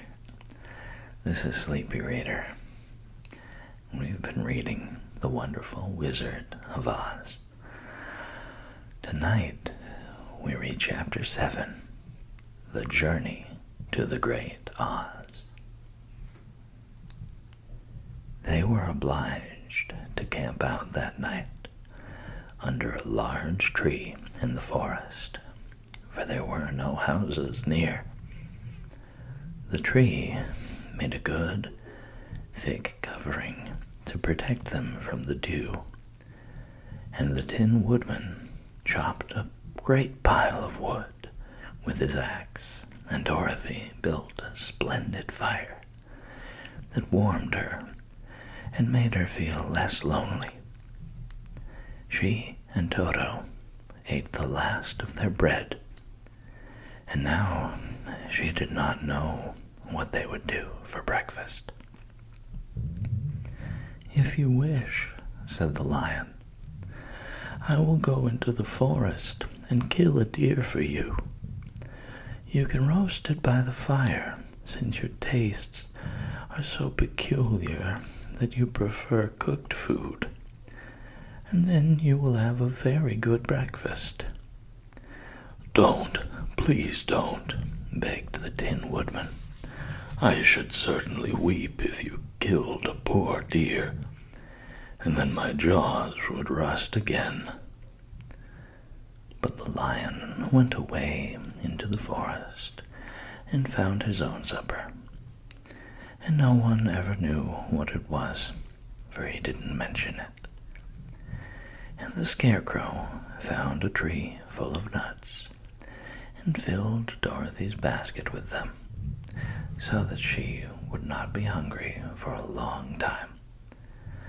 She thought this was very kind and thoughtful of the Scarecrow, but she laughed heartily at the awkward way in which the poor creature picked up the nuts. His padded hands were so clumsy, and the nuts were so small that he dropped almost as many as he put in the basket. But the Scarecrow did not mind how long it took him to fill the basket, for it enabled him to keep away from the fire, as he feared a spark might get into his straw and burn him up. So he kept a good distance away from the flames, and only came near to cover Dorothy with dry leaves when she lay down to sleep.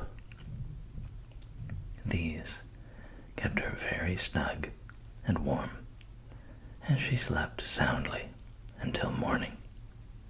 When it was daylight, the girl bathed her face in a little rippling brook, and soon after they all started toward the Emerald City. This was to be an eventful day for the travelers. They had hardly been walking an hour when they saw before them a great ditch that crossed the road and divided the forest as far as they could see on either side. It was a very wide ditch, and when they crept up to the edge and looked into it, they could see it was also very deep, and there were many big, jagged rocks at the bottom. The sides were so steep that none of them could climb down, and for a moment it seemed that their journey must end. "What shall we do?" asked Dorothy despairingly. "I haven't the faintest idea," said the Tin Woodman, and the lion shook his shaggy mane and looked thoughtful. But the Scarecrow said, "We cannot fly, that is certain. Neither can we climb down into this great ditch. Therefore, if we cannot jump over it, we must stop where we are." "I think I could jump over it," said the Cowardly Lion, after measuring the distance carefully in his mind. "Then we are all right," answered the Scarecrow, "for you can carry us all over on your back, one at a time." "Well, I'll try it," said the lion. "Who will go first?" "I will," declared the Scarecrow, "for if you found that you could not jump over the gulf, Dorothy would be killed, or the Tin Woodman badly dented on the rocks below. But if I am on your back, it will not matter so much, for the fall would not hurt me at all." "I'm terribly afraid of falling myself," said the Cowardly Lion, "but I suppose there is nothing to do but try it. So get on my back, and we will make the attempt." The Scarecrow sat upon the lion's back, and the big beast walked to the edge of the gulf and crouched down. "Why don't you run and jump?" asked the Scarecrow. "Because that isn't the way we lions do these things," he replied. Then, giving a great spring, he shot through the air and landed safely on the other side. They were all greatly pleased to see how easily he did it. And after the Scarecrow had got down from his back, the lion sprang across the ditch again. Dorothy thought she would go next, so she took Toto in her arms and climbed on the lion's back, holding tightly to his mane with one hand.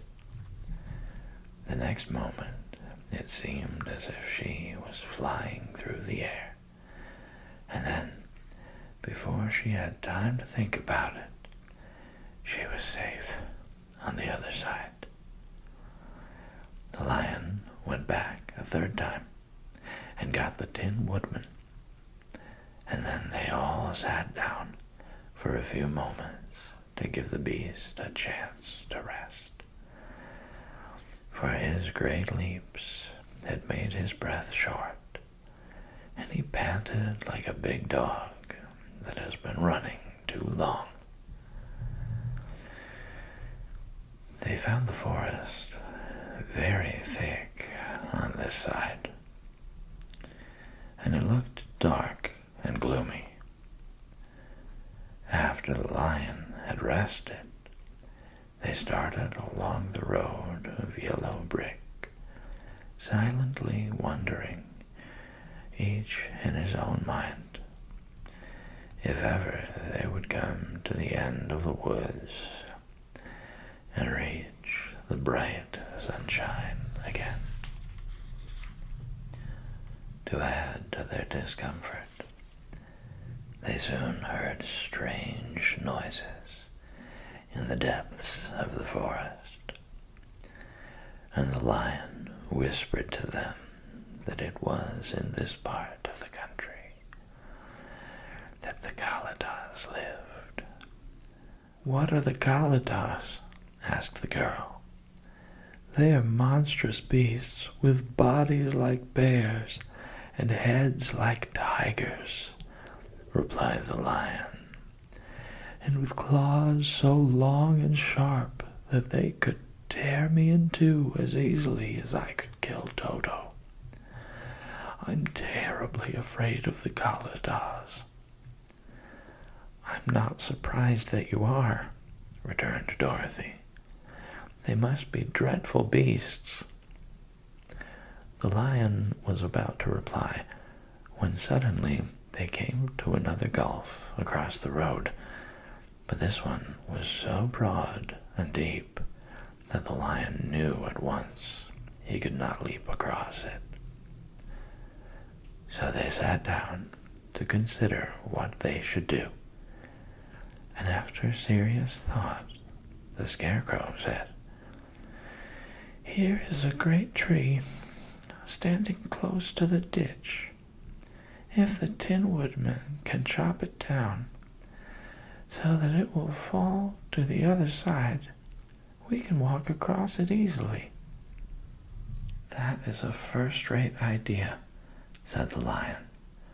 "One would almost suspect you had brains in your head instead of straw." The woodman set to work at once, and so sharp was his axe that the tree was soon chopped nearly through. Then the lion put his strong front legs against the tree and pushed with all his might, and slowly the big tree tipped and fell with a crash across the ditch, with its top branches on the other side. They had just started to cross this queer bridge when a sharp growl made them all look up, and to their horror they saw running toward them two great beasts with bodies like bears and heads like tigers. "They are the Kaladas," said the Cowardly Lion, beginning to tremble. "Quick," cried the Scarecrow, "let us cross over." So Dorothy went first, holding Toto in her arms. The Tin Woodman followed, and the Scarecrow came next. The lion, although he was certainly afraid, turned to face the Kaladas, and then he gave so loud and terrible a roar that Dorothy screamed, and the Scarecrow fell over backwards, while even the fierce beasts stopped short and looked at him in surprise. But seeing they were bigger than the lion, and remembering that there were two of them and only one of him, the Kaladas again rushed forward, and the lion crossed over the tree and turned to see what they would do next. Without stopping an instant, the fierce beasts also began to cross the tree, and the lion said to Dorothy, "We are lost, for they will surely tear us to pieces with their sharp claws. But stand close behind me, and I will fight them as long as I am alive." "Wait a minute," called the Scarecrow. He had been thinking what was best to be done, and now he asked the Woodman to chop away the end of the tree that rested on their side of the ditch. The Tin Woodman began to use his axe at once, and just as the two Kaladas were nearly across, the tree fell with a crash into the gulf, carrying the ugly, snarling brutes with it, and both were dashed to pieces on the sharp rocks at the bottom. "Well," said the Cowardly Lion, drawing a long breath of relief, "I see we are going to live a little while longer, and I am glad of it, for it must be a very uncomfortable thing not to be alive. Those creatures frightened me so badly that my heart is beating yet." "Ah," said the Tin Woodman sadly, "I wish I had a heart to beat." This adventure made the travelers more anxious than ever to get out of the forest, and they walked so fast that Dorothy became tired and had to ride on the lion's back. To their great joy, the trees became thinner the further they advanced, and in the afternoon they suddenly came upon a broad river flowing swiftly just before them. On the other side of the water, they could see the road of yellow brick running through a beautiful country with green meadows dotted with bright flowers, and all the road bordered with trees hanging full of delicious fruits. They were greatly pleased to see this delightful country before them. "How shall we cross the river?" asked Dorothy. "That is easily done," replied the Scarecrow. "The Tin Woodman must build us a raft so we can float to the other side." So the Woodman took his axe and began to chop down small trees to make a raft. And while he was busy at this, the Scarecrow found on the river bank a tree full of fine fruit. This pleased Dorothy, who had eaten nothing but nuts all day, and she made a hearty meal of the ripe fruit. But it takes time to make a raft, even when one is as industrious and untiring as the Tin Woodman. And when night came, the work was not done. So they found a cozy place under the trees where they slept well until the morning. And Dorothy dreamed of the Emerald City and of the good Wizard Oz, who would soon send her back to her own home again.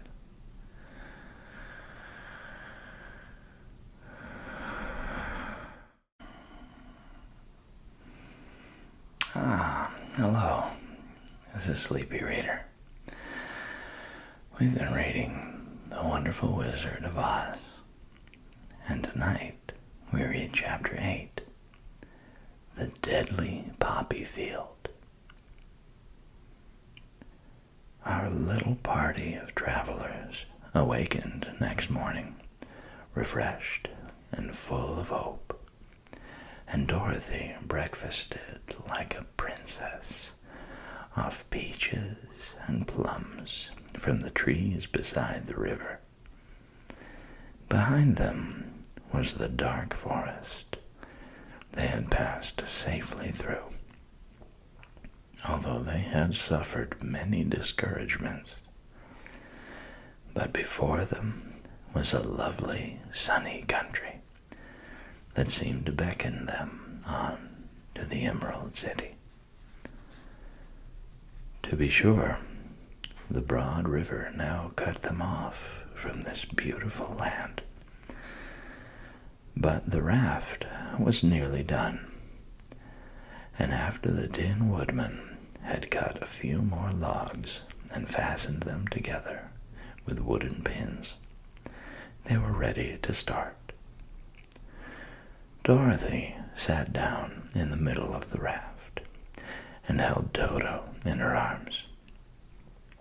When the Cowardly Lion stepped upon the raft, it tipped badly, for he was big and heavy. But the Scarecrow and the Tin Woodman stood upon the other end to steady it, and they had long poles in their hands to push the raft through the water. They got along quite well at first, but when they reached the middle of the river, the swift current swept the raft downstream, farther and farther away from the road of yellow brick, and the water grew so deep that the long poles would not touch the bottom. "This is bad," said the Tin Woodman, "for if we cannot get to the land, we shall be carried into the country of the Wicked Witch of the West, and she will enchant us and make us her slaves." "And then I shall get no brains," said the Scarecrow. "And I should get no courage," said the Cowardly Lion. "And I should get no heart," said the Tin Woodman. "And I should never get back to Kansas," said Dorothy. "We must certainly get to the Emerald City if we can," the Scarecrow continued, and he pushed so hard on his long pole that it stuck fast in the mud at the bottom of the river. And before he could pull it out again, or let go, the raft was swept away, and the poor Scarecrow left clinging to the pole in the middle of the river. "Goodbye," he called after them, and they were very sorry to leave him. Indeed, the Tin Woodman began to cry, but fortunately remembered that he might rust, and so dried his tears on Dorothy's apron. Of course, this was a bad thing for the Scarecrow. I am now worse off than when I first met Dorothy, he thought. Then I was stuck on a pole in a cornfield, where I could make believe scare the crows, at any rate. But surely there's no use for a scarecrow stuck on a pole in the middle of a river. I am afraid I shall never have any brains after all. Down the stream the raft floated, and the poor scarecrow was left far behind. Then the lion said, "Something must be done to save us. I think I can swim to the shore and pull the raft after me, if you will only hold fast to the tip of my tail." So he sprang into the water, and the Tin Woodman caught fast hold of his tail. When the lion began to swim with all his might toward the shore, it was hard work, although he was so big.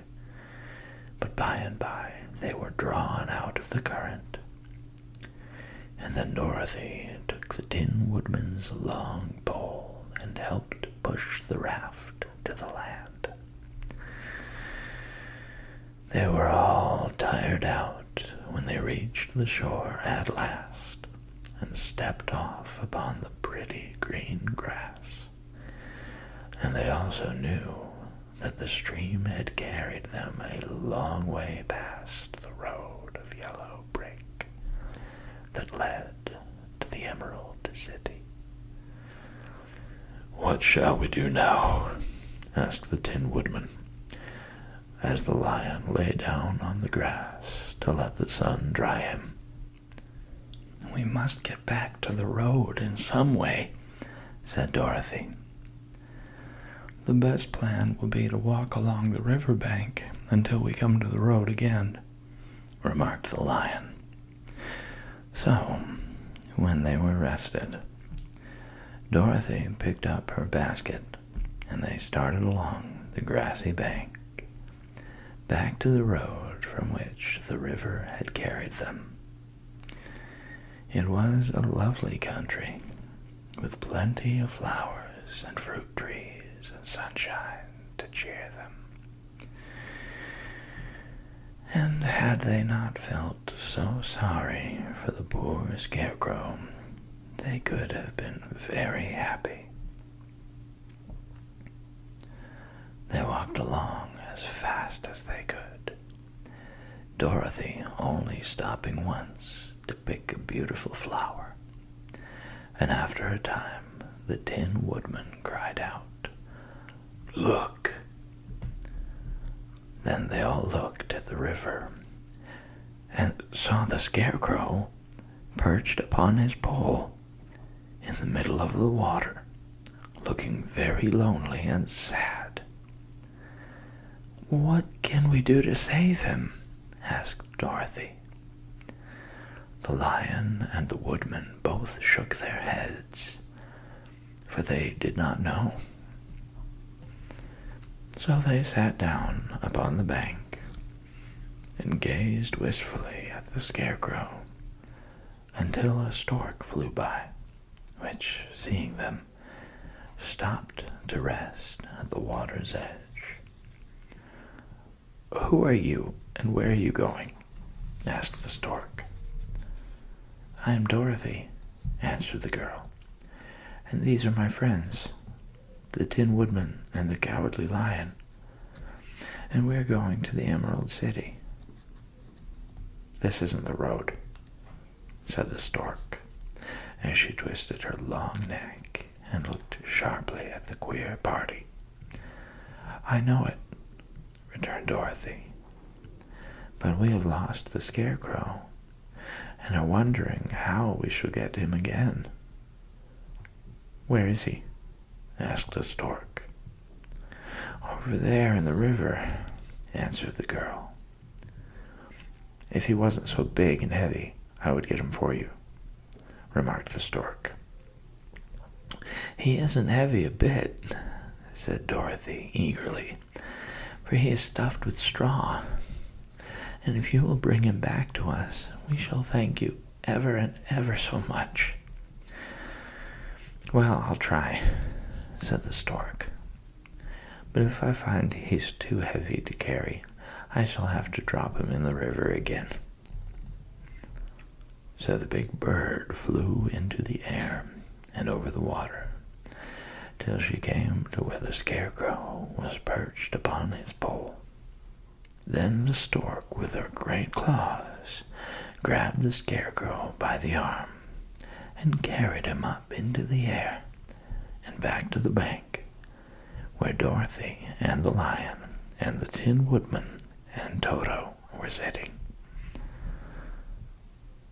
When the scarecrow found himself among his friends again, he was so happy that he hugged them all, even the lion and Toto. And as they walked along, he sang "Toll-de-ree-de-o" at every step. He felt so gay. "I was afraid I should have to stay in the river forever," he said. "But the kind stork saved me, and if I ever get any brains, I shall find the stork again and do it some kindness in return." "That's all right," said the stork, who was flying along beside them. "I always like to help anyone in trouble. But I must go now, for my babies are waiting in the nest for me. I hope you will find the Emerald City, and that Oz will help you." "Thank you," replied Dorothy. And then the kind stork flew into the air and was soon out of sight. They walked along, listening to the singing of the bright-colored birds and looking at the lovely flowers, which now became so thick that the ground was carpeted with them. There were big yellow and white and blue and purple blossoms, besides great clusters of scarlet poppies, which were so brilliant in color they almost dazzled Dorothy's eyes. "Aren't they beautiful?" the girl asked, as she breathed in the spicy scent of the flowers. "I suppose so," answered the scarecrow. "When I have brains, I shall probably like them better." "If I only had a heart, I should love them," added the Tin Woodman. "I always did like flowers," said the lion. "They seem so helpless and frail. But there are none in the forest so bright as these." They now came upon more and more of the big scarlet poppies, and fewer of the other flowers. And soon they found themselves in the midst of a great meadow of poppies. Now it is well known that when there are many of these flowers together, their odor is so powerful that anyone who breathes it falls asleep. And if the sleeper is not carried away from the scent of the flowers, he sleeps on and on forever. But Dorothy did not know this, nor could she get away from the bright red flowers that were everywhere about. So presently her eyes grew heavy and she felt she must sit down to rest and to sleep. But the Tin Woodman would not let her do this.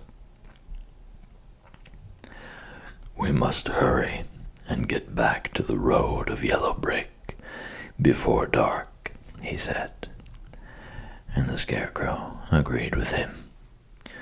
So they kept walking until Dorothy could stand no longer. Her eyes closed in spite of herself, and she forgot where she was, and fell among the poppies, fast asleep. "What shall we do?" asked the Tin Woodman. "If we leave her here, she will die," said the Lion. "The smell of the flowers is killing us all. I myself can scarcely keep my eyes open, and the dog is asleep already." It was true. Toto had fallen down beside his little mistress. But the Scarecrow and the Tin Woodman, not being made of flesh, were not troubled by the scent of the flowers. "Run fast," said the Scarecrow to the Lion, "and get out of this deadly flower bed as soon as you can. We will bring the little girl with us, but if you should fall asleep, you are too big to be carried." So the Lion aroused himself and bounded forward as fast as he could go. In a moment he was out of sight. "Let us make a chair with our hands and then carry her," said the Scarecrow. So they picked up Toto and put the dog in Dorothy's lap, and then they made a chair with their hands for the seat and their arms for the arms, and carried the sleeping girl between them through the flowers. On and on they walked, and it seemed that the great carpet of deadly flowers that surrounded them would never end. They followed the bend of the river, and at last came upon their friend, the Lion, lying fast asleep among the poppies. The flowers had been too strong for the huge beast, and he had given up at last, and fallen only a short distance from the end of the poppy bed, where the sweet grass spread in beautiful green fields before them. "We can do nothing for him," said the Tin Woodman sadly, "for he is much too heavy to lift. We must leave him here to sleep on forever, and perhaps he will dream that he has found courage at last." "I'm sorry," said the Scarecrow. "The Lion was a very good comrade for one so cowardly. But let us go on." They carried the sleeping girl to a pretty spot beside the river, far enough from the poppy field to prevent her breathing any more of the poison of the flowers. And here they laid her gently on the soft grass and waited for the fresh breeze to waken her.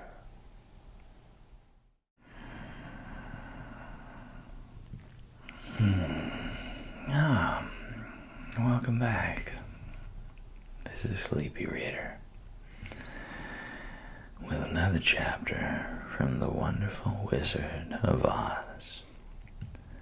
Tonight we read Chapter 9, The Queen of the Field Mice. "We cannot be far from the road of yellow brick now," remarked the Scarecrow, as he stood beside the girl, "for we have come nearly as far as the river carried us away."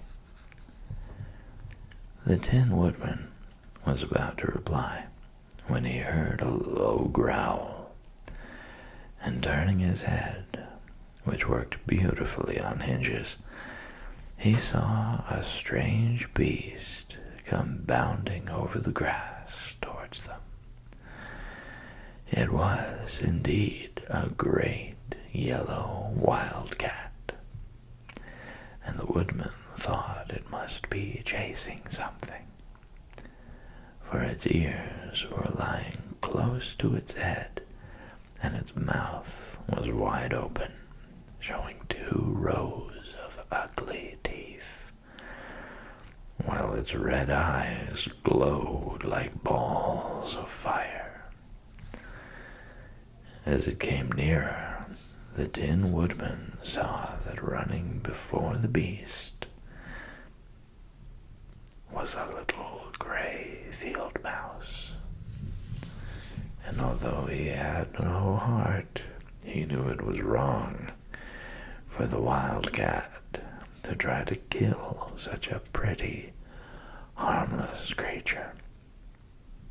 So the woodman raised his axe, and as the wildcat ran by, he gave it a quick blow that cut the beast's head clean off from its body, and it rolled over at his feet in 2 pieces. The field mouse, now that it was freed from its enemy, stopped short, and coming slowly up to the woodman, it said in a squeaky little voice, "Oh, thank you ever so much for saving my life." "Don't speak of it, I beg of you," replied the woodman. "I have no heart, you know, so I am careful to help all those who may need a friend, even if it happens to be only a mouse." "Only a mouse?" cried the little animal indignantly. "Why, I am a queen, the queen of all the field mice." "Oh, indeed," said the woodman, making a bow. "Therefore you have done a great deed, as well as a brave one, in saving my life," added the queen. At that moment, several mice were seen running up as fast as their little legs could carry them, and when they saw their queen, they exclaimed, "Oh, your Majesty, we thought you would be killed. How did you manage to escape the great wildcat?" And they all bowed so low to the little queen that they almost stood upon their heads. "This funny Tin Man," she answered, "killed the wildcat and saved my life. So hereafter you must all serve him and obey his slightest wish." "We will," cried all the mice in a shrill chorus, and then they scampered in all directions, for Toto had awakened from his sleep, and seeing all these mice around him, he gave one bark of delight and jumped right into the middle of the group. Toto had always loved to chase mice when he lived in Kansas, and he saw no harm in it.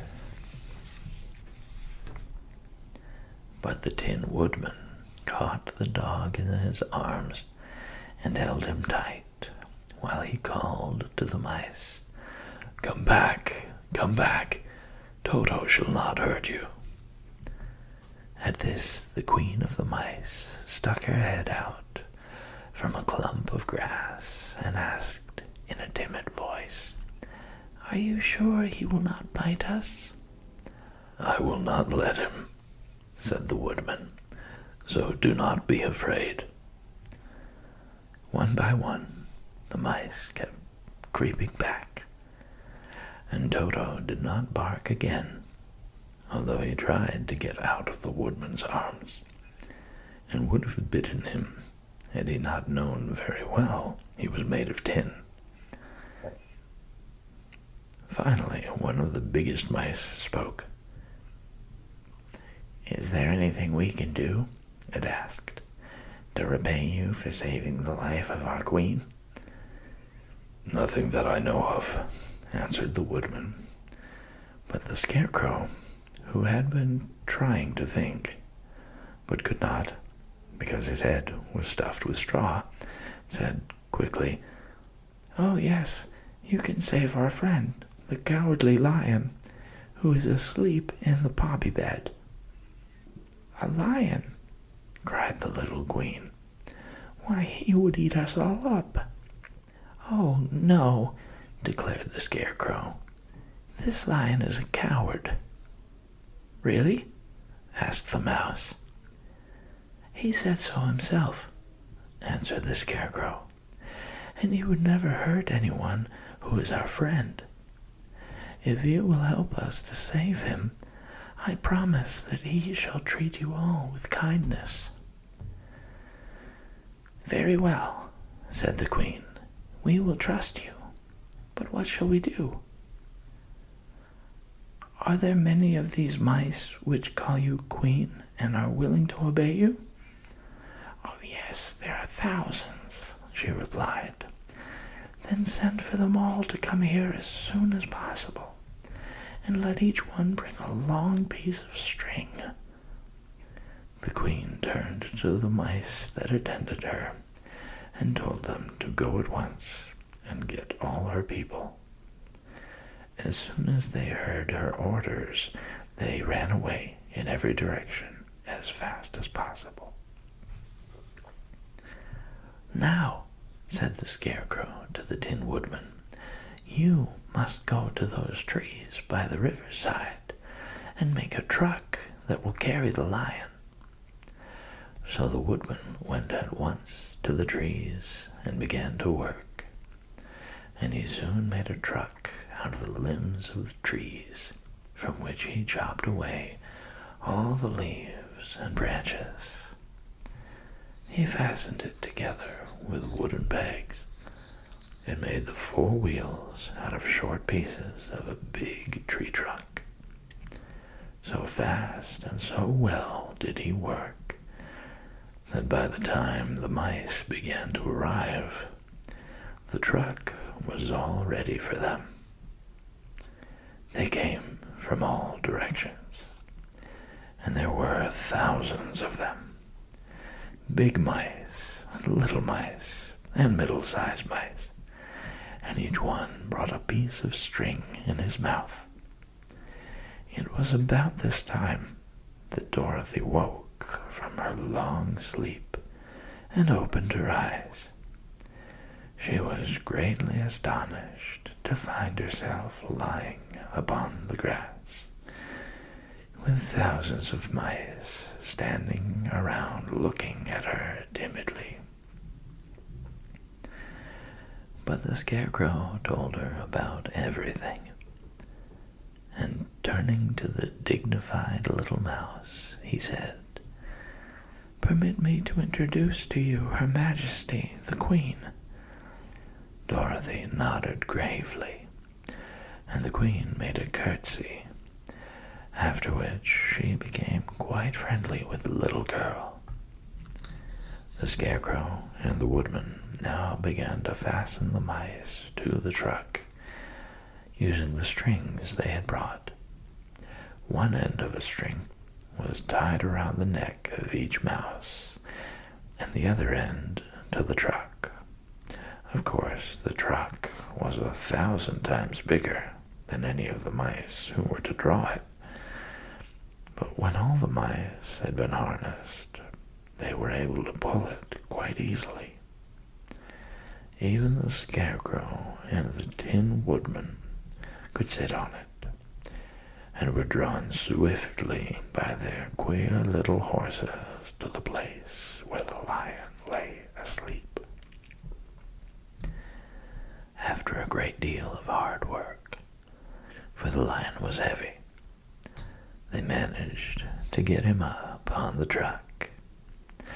Then the Queen hurriedly gave her people the order to start, for she feared if the mice stayed among the poppies too long, they also would fall asleep.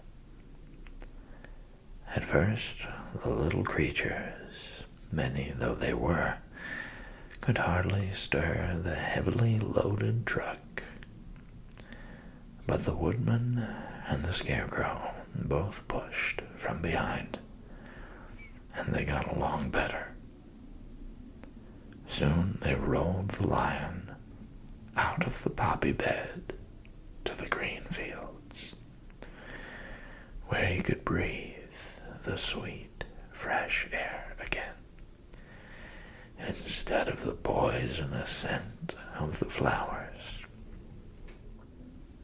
Dorothy came to meet them and thanked the little mice warmly for saving her companion from death. She had grown so fond of the big lion, she was glad he had been rescued.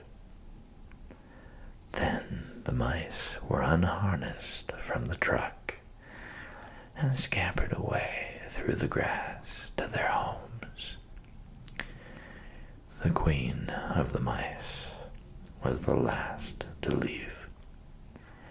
"If ever you need us again," she said, "come out into the field and call, and we shall hear you and come to your assistance. Goodbye."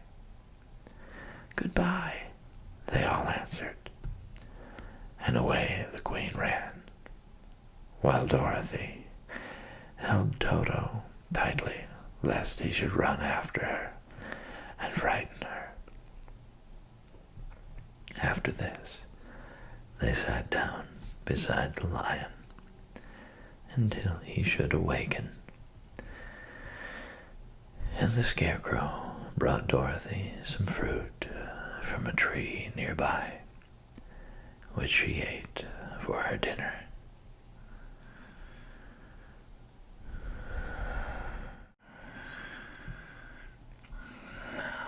Welcome back.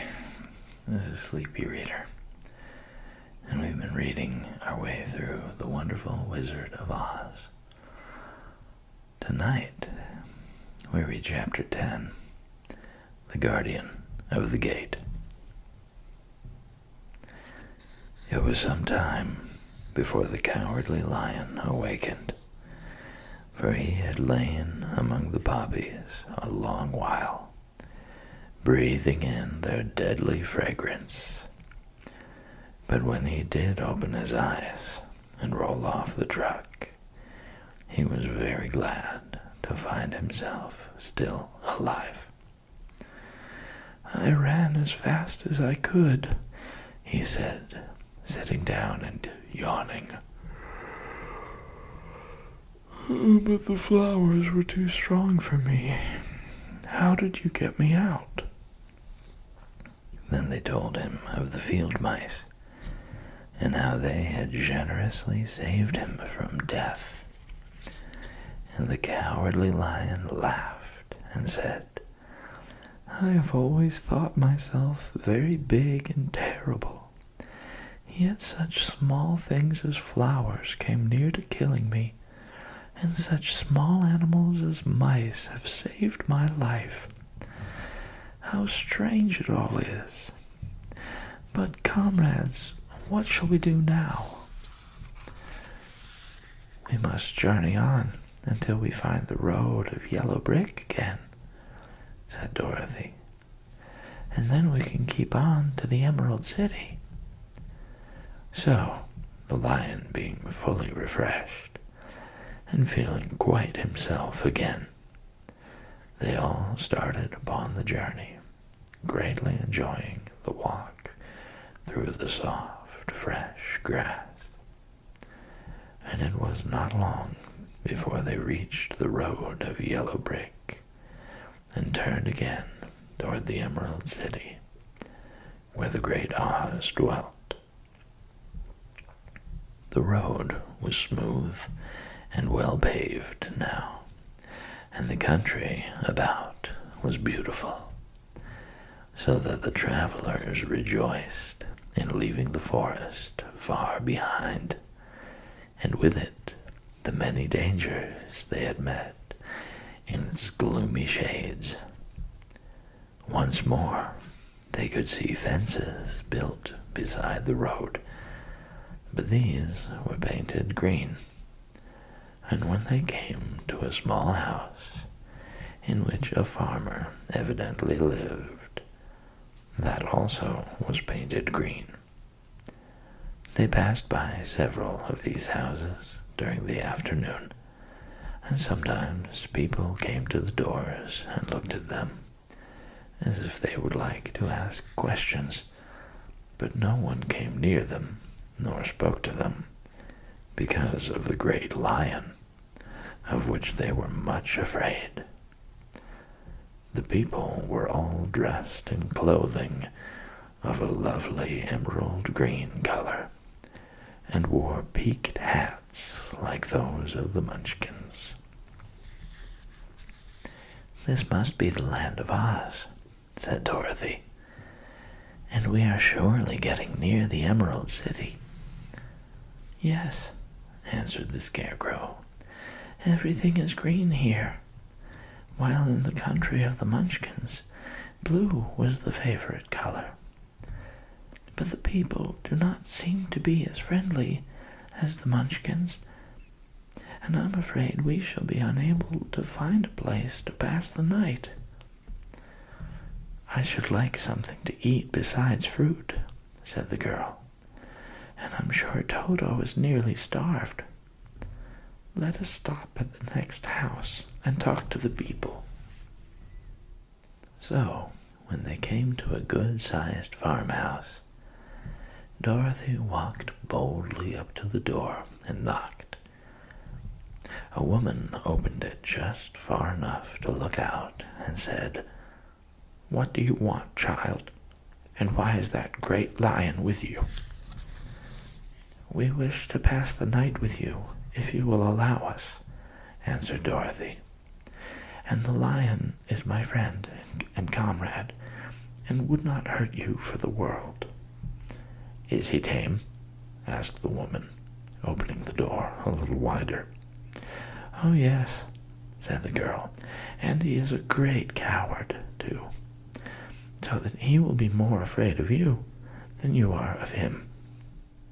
"Well," said the woman, after thinking it over and taking another peep at the lion, "if that is the case, you may come in, and I will give you some supper and a place to sleep."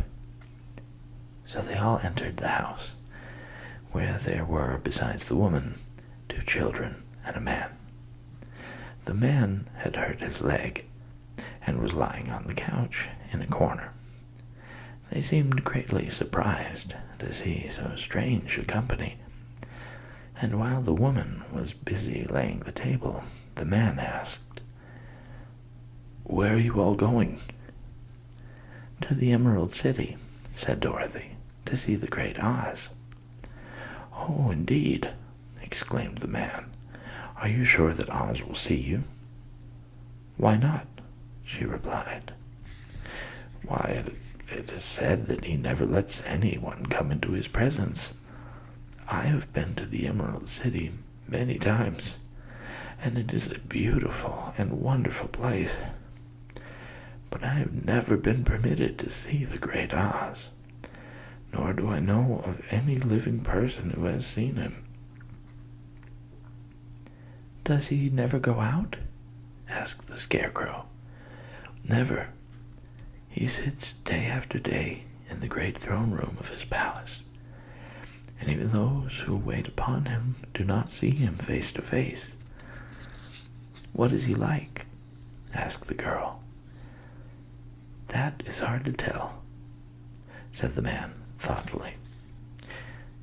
You see, Oz is a great wizard and can take on any form he wishes, so that some say he looks like a bird, and some say he looks like an elephant, and some say he looks like a cat.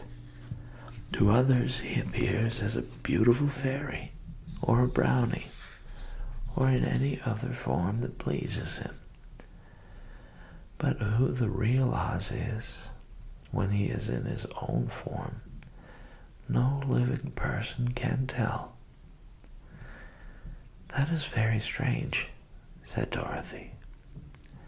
But we must try in some way to see him, or we shall have made our journey for nothing. Why do you wish to see the terrible Oz? Asked the man. I want him to give me some brains, said the Scarecrow eagerly. Oh, Oz could do that easily enough, declared the man. He has more brains than he needs. And I want him to give me a heart, said the Tin Woodman. That will not trouble him, continued the man, for Oz has a large collection of hearts, of all sizes and shapes. And I want him to give me courage, said the Cowardly Lion. Oz keeps a great pot of courage in his throne room, said the man, which he has covered with a golden plate to keep it from running over. He'll be glad to give you some. And I want him to send me back to Kansas, said Dorothy. Where is Kansas? Asked the man in surprise. I don't know, replied Dorothy sorrowfully. But it is my home, and I'm sure it's somewhere. Very likely. Well, Oz can do anything, so I suppose he will find Kansas for you. But first you must get to see him, and that will be a hard task, for the Great Wizard does not like to see anyone, and he usually has his own way. But what do you want? He continued, speaking to Toto. Toto only wagged his tail, for, strange to say, he could not speak. The woman now called to them that supper was ready. So they gathered around the table, and Dorothy ate some delicious porridge, and a dish of scrambled eggs, and a plate of nice white bread, and enjoyed her meal. The lion ate some of the porridge, but did not care for it, saying it was made from oats, and oats were food for horses, not for lions. The Scarecrow and the Tin Woodman ate nothing at all. Toto ate a little of everything, and was glad to get a good supper again. The woman now gave Dorothy a bed to sleep in, and Toto lay down beside her, while the lion guarded the door of her room so she might not be disturbed. The Scarecrow and the Tin Woodman stood up in a corner and kept quiet all night, although, of course, they could not sleep. The next morning, as soon as the sun was up, they started on their way. And soon saw a beautiful green glow in the sky just before them. That must be the Emerald City, said Dorothy. As they walked on, the green glow became brighter and brighter, and it seemed that at last they were nearing the end of their travels. Yet it was afternoon before they came to the great wall that surrounded the city. It was high and thick, and of a bright green color. In front of them, and at the end of the road of yellow brick, was a big gate, all studded with emeralds, that glittered so in the sun that even the painted eyes of the scarecrow were dazzled by their brilliancy. There was a bell beside the gate, and Dorothy pushed the button and heard a silvery tinkle sound within. Then the big gate swung slowly open, and they all passed through and found themselves in a high arched room, the walls of which glistened with countless emeralds. Before them stood a little man about the same size as the Munchkins. He was clothed all in green from his head to his feet, and even his skin was of a greenish tint. At his side was a large green box. When he saw Dorothy and her companions, the man asked, "What do you wish in the Emerald City?" "We came here to see the Great Oz," said Dorothy. The man was so surprised at this answer that he sat down to think it over. "It has been many years since anyone asked me to see Oz," he said, shaking his head in perplexity. "He is powerful and terrible, and if you come on an idle or foolish errand to bother the wise reflections of the great wizard, he might be angry and destroy you all in an instant. But it is not a foolish errand, nor an idle one," replied the Scarecrow. "It is important, and we have been told that Oz is a good wizard." "So he is," said the Green Man, "and he rules the Emerald City wisely and well. But to those who are not honest, or who approach him from curiosity, he is most terrible, and few have ever dared ask to see his face. I am the guardian of the gates, and since you demand to see the Great Oz, I must take you to his palace. But first, you must put on the spectacles." "Why?" asked Dorothy. "Because if you did not wear spectacles, the brightness and glory of the Emerald City would blind you. Even those who live in the city must wear spectacles day and night. They are all locked on, for Oz so ordered it when the city was first built, and I have the only key that will unlock them." He opened the big box, and Dorothy saw that it was filled with spectacles of every size and shape. All of them had green glasses in them. The guardian of the gates found a pair that would just fit Dorothy and put them over her eyes. There were 2 golden bands fastened to them that passed around the back of her head, where they were locked together by a little key that was at the end of a chain the guardian of the gates wore around his neck. When they were on, Dorothy could not take them off, had she wished. But of course, she did not want to be blinded by the glare of the Emerald City.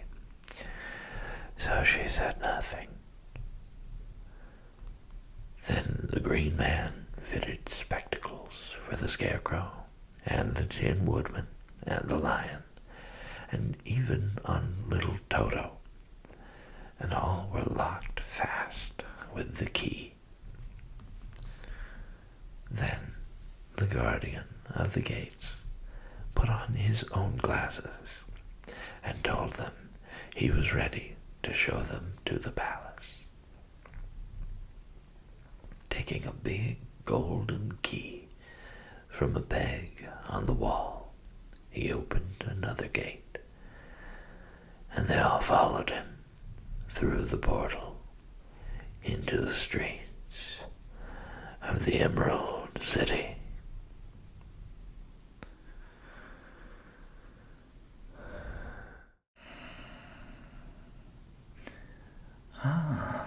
Welcome back. This is Sleepy Reader. We've been reading The Wonderful Wizard of Oz, and tonight we'll read Chapter 11, The Wonderful Emerald City of Oz.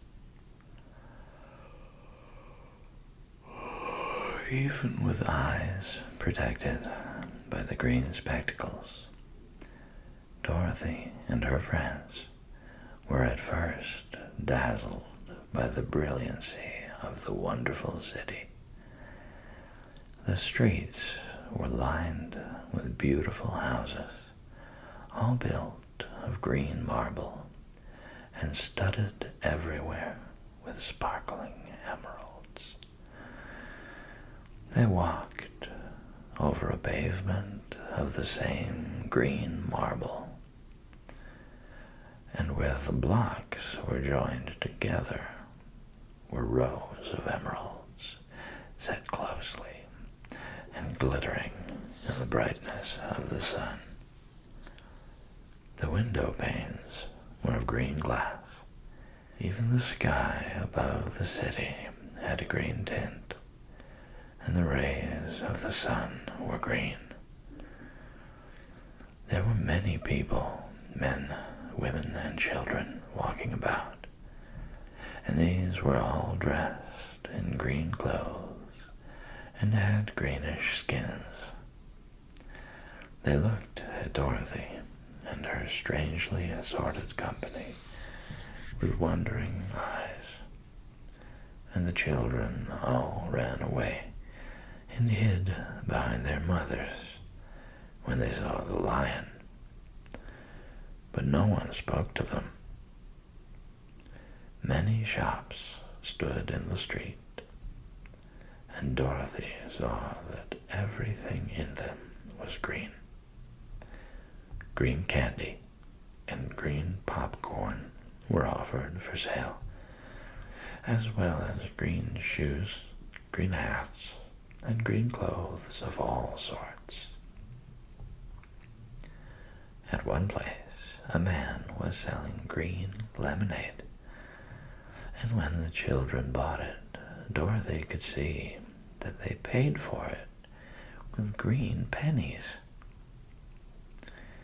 There seemed to be no horses nor animals of any kind.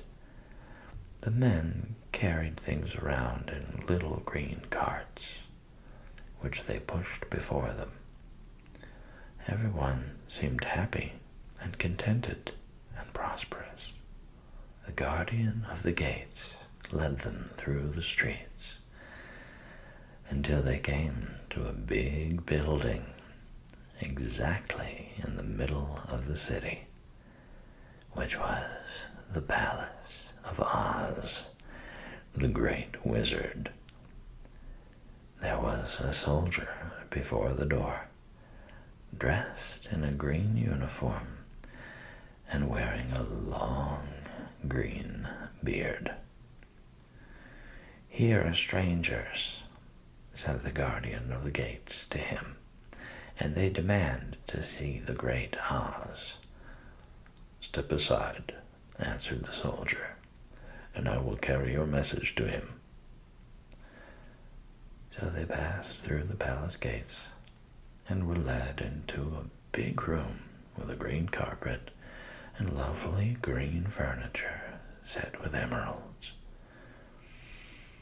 The soldier made them all wipe their feet upon a green mat before entering this room, and when they were seated, he said politely, "Please make yourselves comfortable while I go to the door of the throne room and tell Oz you are here."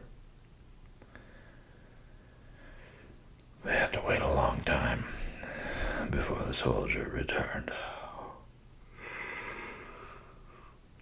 When at last he came back, Dorothy asked, "Have you seen Oz?"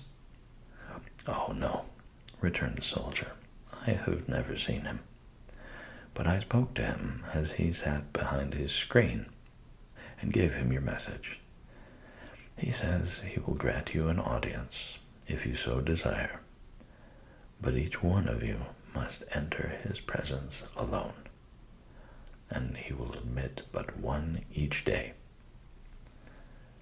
Therefore, as you must remain in the palace for several days, I will have you shown to rooms where you may rest in comfort after your journey." "Thank you," replied the girl. "That is very kind of Oz." The soldier now blew upon a green whistle, and at once a young girl, dressed in a pretty green silk gown, entered the room. She had lovely green hair and green eyes, and she bowed low before Dorothy as she said, "Follow me, and I will show you your room." So Dorothy said goodbye to all her friends except Toto, and taking the dog in her arms, followed the green girl through 7 passages and up 3 flights of stairs until they came to a room at the front of the palace. It was the sweetest little room in the world, with a soft, comfortable bed that had sheets of green silk and a green velvet counterpane.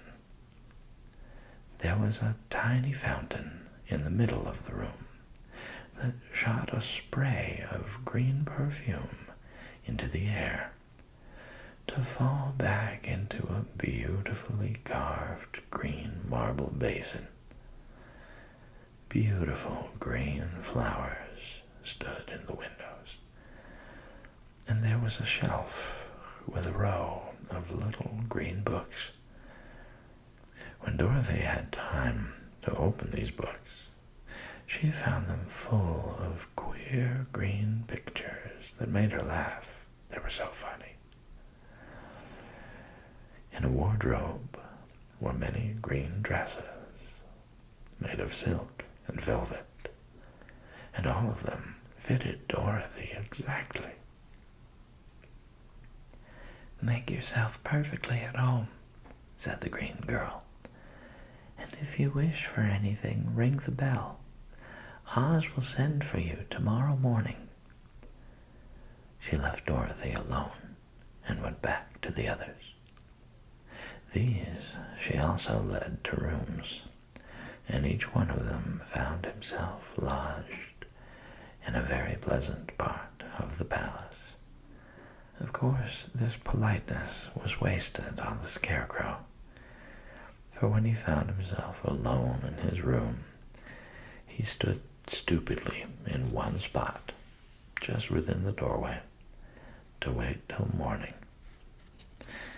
It would not rest him to lie down, and he could not close his eyes.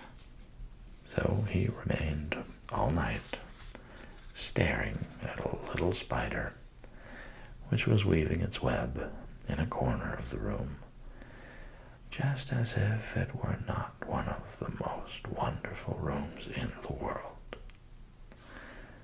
The Tin Woodman lay down on his bed from force of habit, for he remembered when he was made of flesh. But not being able to sleep, he passed the night moving his joints up and down to make sure they kept in good working order.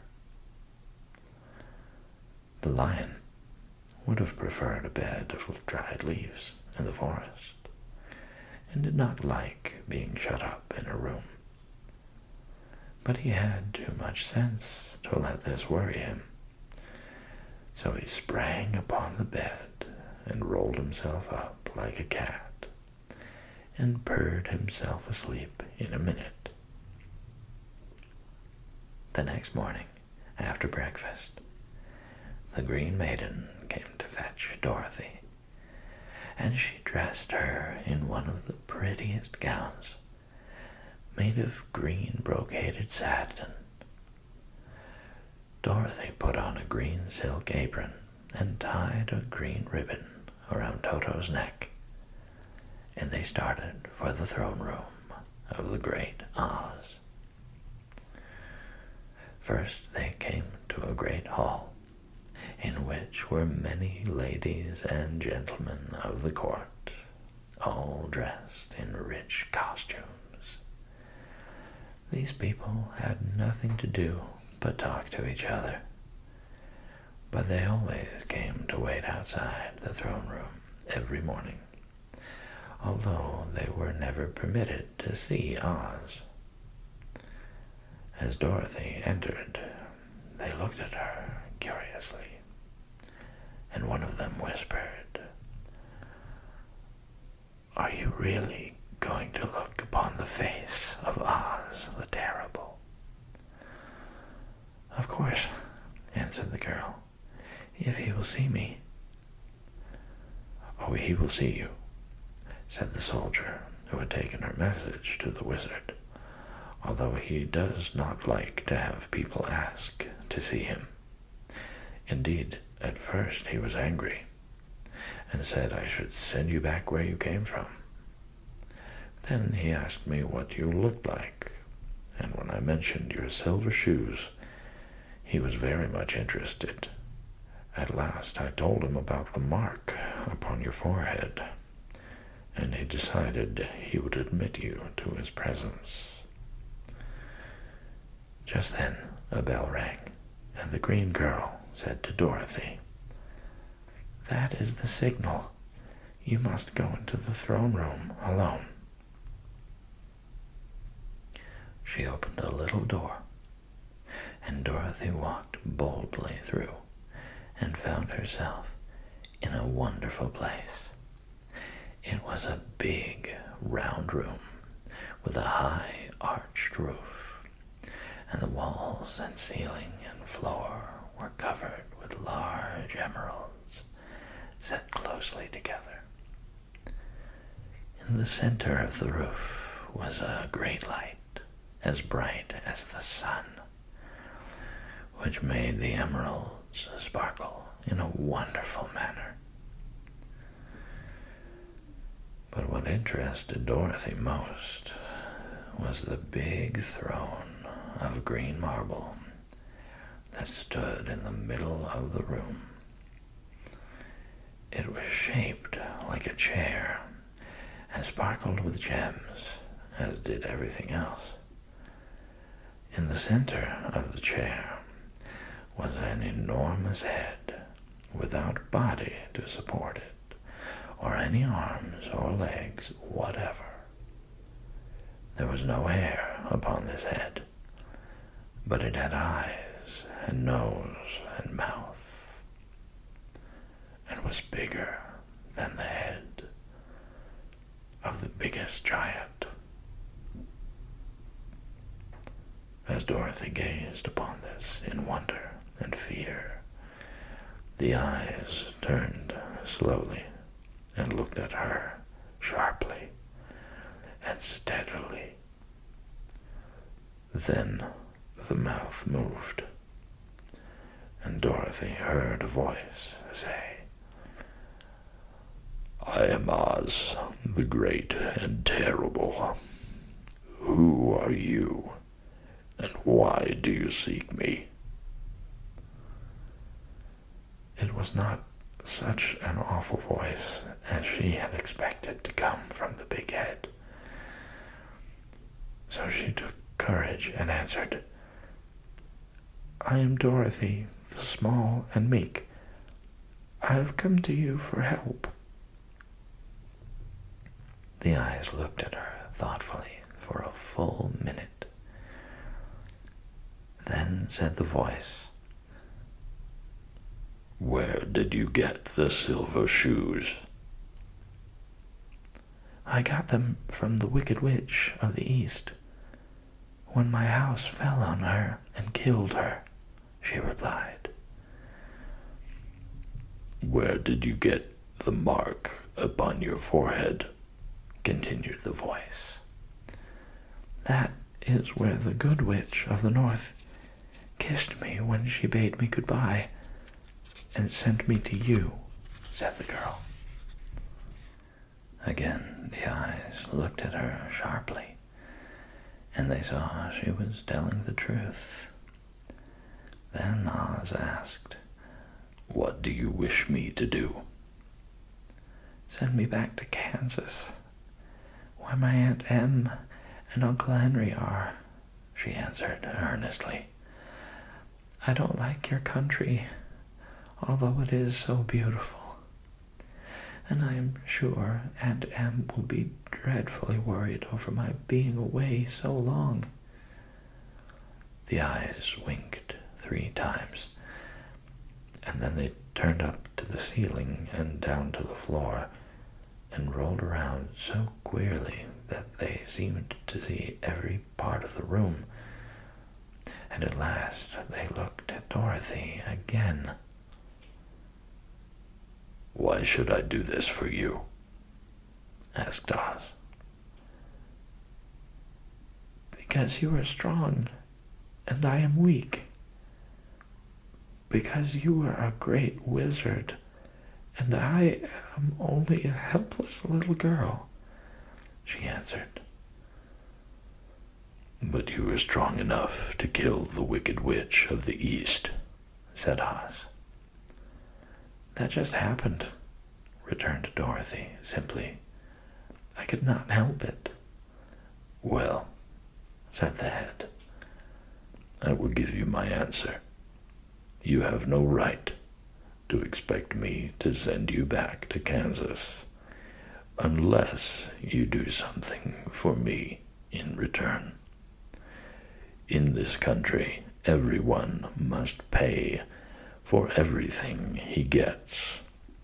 If you wish me to use my magic power to send you home again, you must do something for me first. Help me, and I will help you. What must I do? Asked the girl. Kill the Wicked Witch of the West, answered Oz. But I cannot, exclaimed Dorothy, greatly surprised. You killed the Witch of the East, and you wear the silver shoes, which bear a powerful charm. There is now but one Wicked Witch left in all this land, and when you can tell me she is dead, I will send you back to Kansas, but not before. The little girl began to weep. She was so much disappointed, and the eyes winked again and looked upon her anxiously, as if the great Oz felt that she could help him if she would. I never killed anything willingly, she sobbed, and even if I wanted to, how could I kill the Wicked Witch? If you, who are great and terrible, cannot kill her yourself, how do you expect me to do it? I do not know, said the head, but that is my answer. And until the Wicked Witch dies, you will not see your uncle and aunt again. remember that the witch is wicked, tremendously wicked, and ought to be killed. Now go, and do not ask to see me again until you have done your task." Sorrowfully, Dorothy left the throne room and went back where the lion and the scarecrow and the Tin Woodman were waiting to hear what Oz had said to her. "There is no hope for me," she said sadly, "for Oz will not send me home until I have killed the Wicked Witch of the West, and that I can never do." Her friends were sorry, but could do nothing to help her. So she went to her own room and lay down on the bed and cried herself to sleep. The next morning, the soldier with the green whiskers came to the scarecrow and said, "Come with me, for Oz has sent for you." So the scarecrow followed him and was admitted into the great throne room, where he saw, sitting in the emerald throne, a most lovely lady. She was dressed in green silk gauze, and wore upon her flowing green locks a crown of jewels. Growing from her shoulders were wings, gorgeous in color and so light that they fluttered if the slightest breath of air reached them. When the scarecrow had bowed, as prettily as his straw stuffing would let him, before this beautiful creature, she looked upon him sweetly and said, "I am Oz, the great and terrible. Who are you, and why do you seek me?"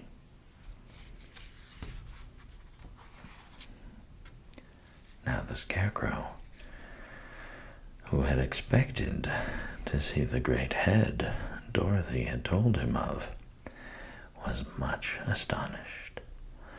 But he answered her bravely, "I am only a scarecrow stuffed with straw. Therefore I have no brains. And I come to you praying that you will put brains in my head instead of straw, so that I may become as much a man as any other in your dominions." "Why should I do this for you?" asked the lady. "Because you are wise and powerful, and no one else can help me," answered the scarecrow. "I never grant favors without some return," said Oz, "but this much I will promise. If you will kill for me the Wicked Witch of the West, I will bestow upon you a great many brains, and such good brains that you will be the wisest man in all the land of Oz." "I thought you asked Dorothy to kill the witch," said the scarecrow in surprise. "So I did.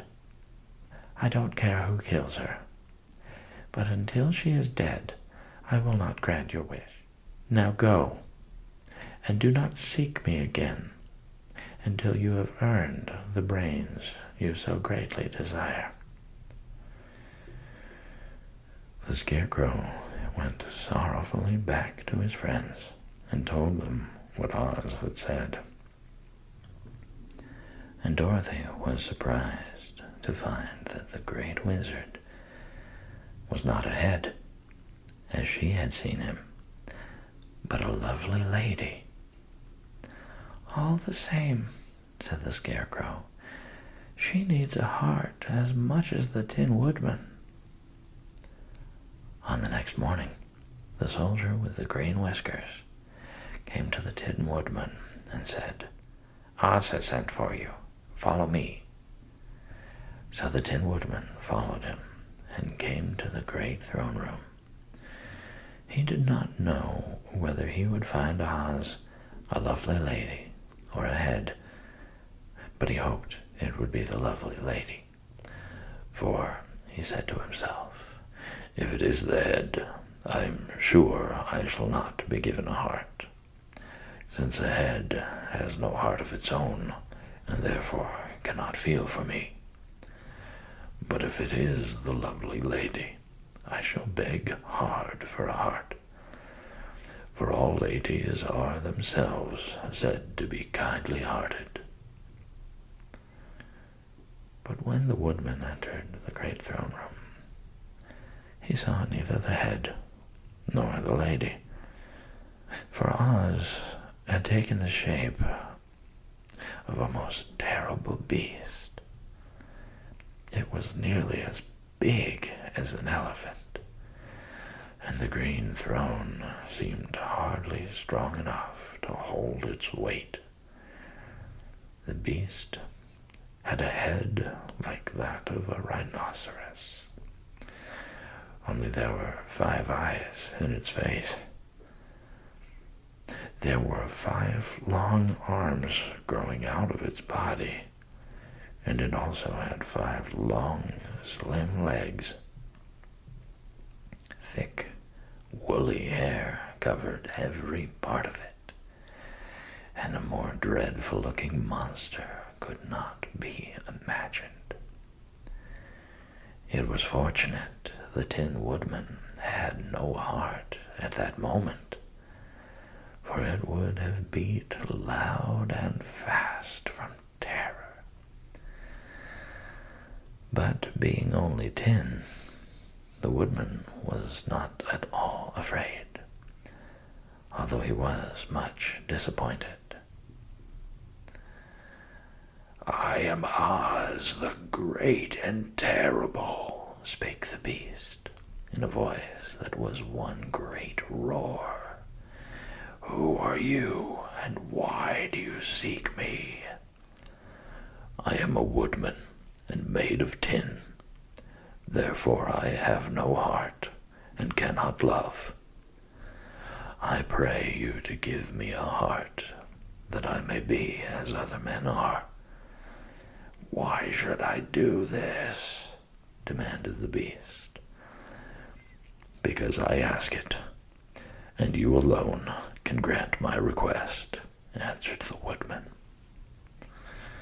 Oz gave a low growl at this, but said gruffly, If you indeed desire a heart, you must earn it.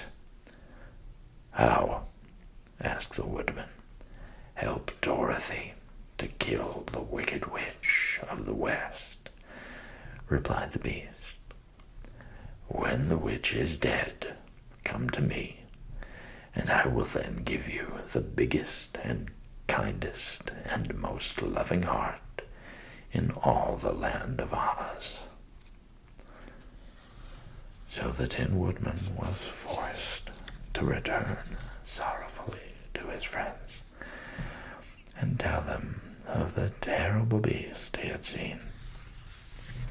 They all wondered greatly at the many forms the great wizard could take upon himself. And the lion said, If he is a beast when I go to see him, I shall roar my loudest, and so frighten him that he will grant all I ask. And if he is the lovely lady, I shall pretend to spring upon her, and so compel her to do my bidding. And if he is the great head, he will be at my mercy, for I will roll this head all about the room until he promises to give us what we desire. So be of good cheer, my friends, for all will yet be well. The next morning, the soldier with the green whiskers led the lion to the great throne room and bade him enter the presence of Oz. The lion at once passed through the door, and glancing around, saw to his surprise that before the throne was a ball of fire, so fierce and glowing he could scarcely bear to gaze upon it.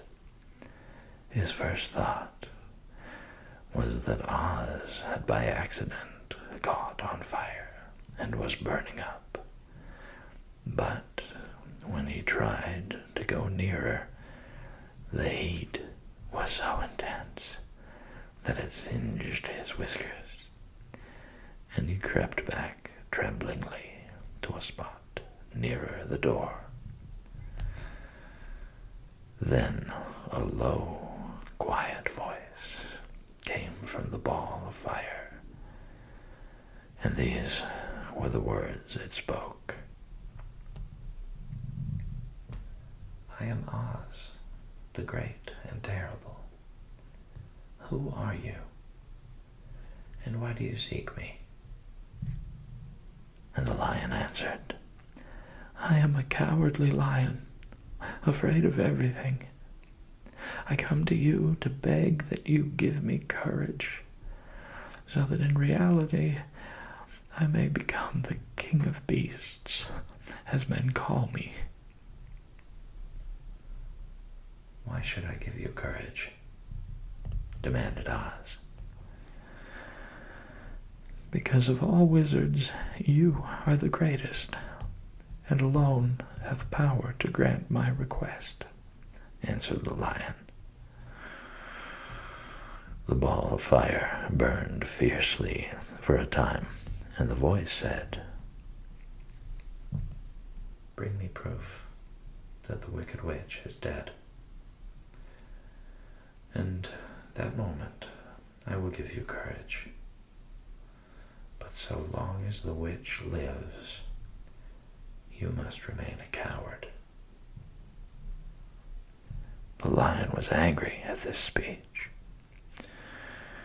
but could say nothing in reply. And while he stood silently gazing at the ball of fire, it became so furiously hot that he turned tail and rushed from the room. He was glad to find his friends waiting for him, and told them of his terrible interview with the wizard. "What shall we do now?" asked Dorothy sadly. "There is only one thing we can do," returned the lion, "and that is to go to the land of the Winkies, seek out the wicked witch, and destroy her." "But suppose we cannot," said the girl. "Then I shall never have courage," declared the lion. "And I shall never have brains," added the Scarecrow. "And I shall never have a heart," spoke the Tin Woodman. "And I shall never see Aunt Em and Uncle Henry," said Dorothy, beginning to cry. "Be careful," cried the green girl. "The tears will fall on your green silk gown and spot it."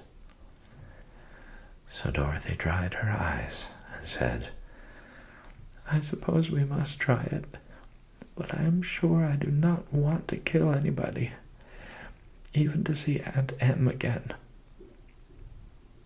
"I will go with you, but I'm too much of a coward to kill the witch," said the lion. "I will go too," declared the Scarecrow, "but I shall not be of much help to you. I am such a fool." "I haven't the heart to harm even a witch," remarked the Tin Woodman. "But if you go, I certainly shall go with you." Therefore it was decided to start upon their journey the next morning, and the woodman sharpened his axe on a green grindstone and had all his joints properly oiled. The Scarecrow stuffed himself with fresh straw, and Dorothy put new paint on his eyes that he might see better.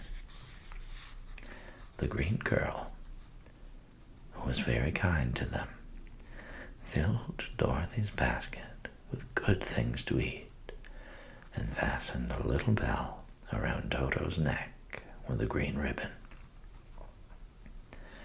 They went to bed quite early and slept soundly until daylight, when they were awakened by the crowing of a green cock that lived in the backyard of the palace, and the cackling of a hen that had laid a green egg.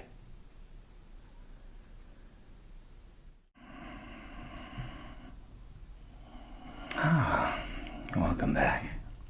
This is Sleepy Reader. We've been reading The Wonderful Wizard of Oz, and tonight we read Chapter 12, The Search for the Wicked Witch.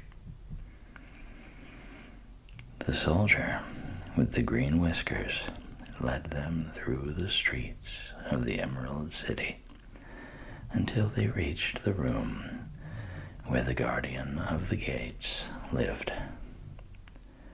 This officer unlocked their spectacles to put them back in his great box, and then he politely opened the gate for our friends. "Which road leads to the Wicked Witch of the West?" asked Dorothy. "There is no road," answered the guardian of the gates. "No one ever wishes to go that way." "How, then, are we to find her?" inquired the girl. "That will be easy," replied the man. "For when she knows you are in the country of the Winkies, she will find you and make you all her slaves." "Perhaps not," said the Scarecrow, "for we mean to destroy her." "Oh, that is different," said the guardian of the gates. "No one has ever destroyed her before, so I naturally thought she would make slaves of you, as she has of all the rest. But take care, for she is wicked and fierce, and may not allow you to destroy her. Keep to the west, where the sun sets, and you cannot fail to find her." They thanked him and bade him goodbye, and turned toward the west, walking over fields of soft grass, dotted here and there with daisies and buttercups. Dorothy still wore the pretty silk dress she had put on in the palace, but now, to her surprise, she found it was no longer green, but pure white. The ribbon around Toto's neck had also lost its green color and was as white as Dorothy's dress. The Emerald City was soon left far behind. As they advanced, the ground became rougher and hillier, for there were no farms nor houses in this country of the West, and the ground was untilled. In the afternoon, the sun shone hot in their faces, for there were no trees to offer them shade, so that before night, Dorothy and Toto and the lion were tired and lay down upon the grass and fell asleep, with the woodman and the Scarecrow keeping watch. Now the Wicked Witch of the West had but one eye, yet that was as powerful as a telescope and could see everywhere. So, as she sat in the door of her castle, she happened to look around and saw Dorothy lying asleep, with her friends all about her. They were a long distance off, But the wicked witch was angry to find them in her country. So she blew upon a silver whistle that hung around her neck. At once there came running to her from all directions a pack of great wolves. They had long legs and fierce eyes and sharp teeth. "Go to those people," said the witch, "and tear them to pieces." "Are you not going to make them your slaves?"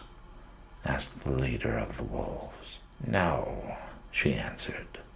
"One is of tin and one of straw. One is a girl and another a lion.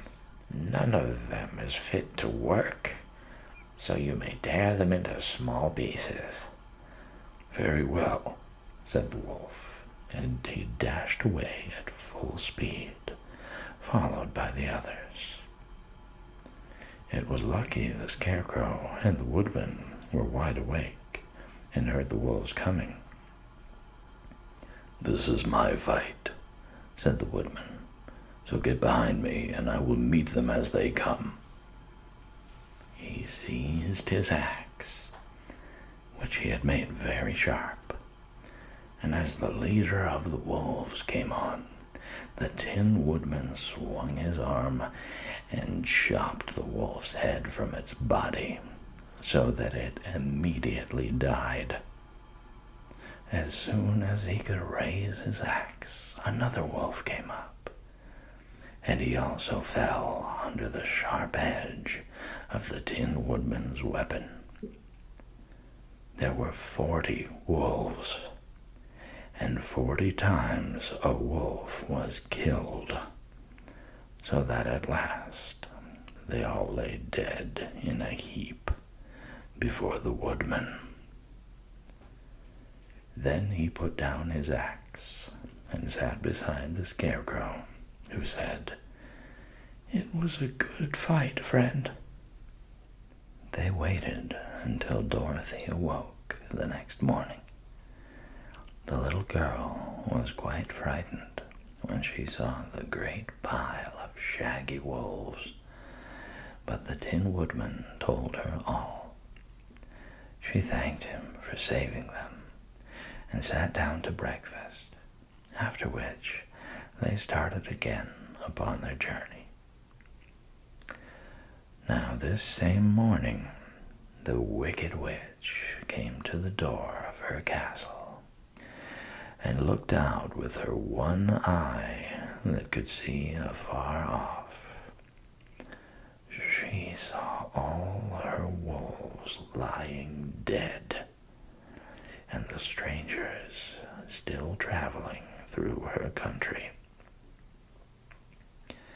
This made her angrier than before, and she blew her silver whistle twice.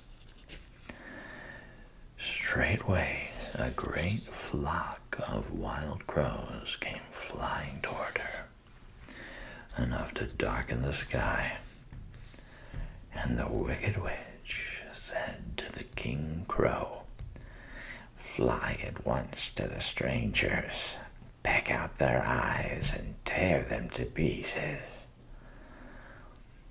The wild crows flew in one great flock toward Dorothy and her companions. When the little girl saw them coming, she was afraid. But the Scarecrow said, "This is my battle, so lie down beside me, and you will not be harmed." So they all lay upon the ground, except the Scarecrow, and he stood up and stretched out his arms. And when the crows saw him, they were frightened, as these birds always are by scarecrows, and did not dare to come any nearer. But the King Crow said, "It is only a stuffed man. I will peck his eyes out." The King Crow flew at the Scarecrow, who caught it by the head and twisted its neck until it died. And then another crow flew at him, and the scarecrow twisted its neck also. There were 40 crows, and 40 times the scarecrow twisted a neck, until at last all were lying dead beside him.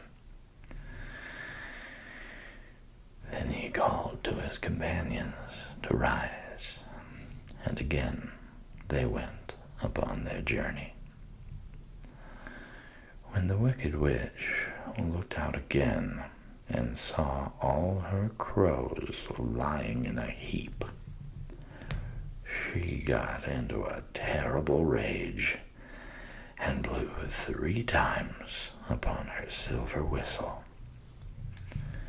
Forthwith there was heard a great buzzing in the air, and a swarm of black bees came flying towards her. "Go to the strangers and sting them to death," commanded the witch. And the bees turned and flew rapidly until they came to where Dorothy and her friends were walking. But the woodman had seen them coming, and the scarecrow had decided what to do. "Take out my straw and scatter it over the little girl and the dog and the lion," he said to the woodman, "and the bees cannot sting them." This the woodman did, and as Dorothy lay close beside the lion and held Toto in her arms, the straw covered them entirely. The bees came and found no one but the woodman to sting, so they flew at him and broke off all their stings against the tin, without hurting the woodman at all. And as bees cannot live when their stings are broken, that was the end of the black bees, and they lay scattered thick about the woodman, like little heaps of fine coal. Then Dorothy and the lion got up, and the girl helped the Tin Woodman put the straw back into the scarecrow again, until he was as good as ever. So they started upon their journey once more. The Wicked Witch was so angry when she saw her black bees in little heaps like fine coal, that she stamped her foot and tore her hair and gnashed her teeth. And then she called a dozen of her slaves, who were the Winkies, and gave them sharp spears, telling them to go to the strangers and destroy them. The Winkies were not a brave people, but they had to do as they were told. So they marched away until they came near to Dorothy.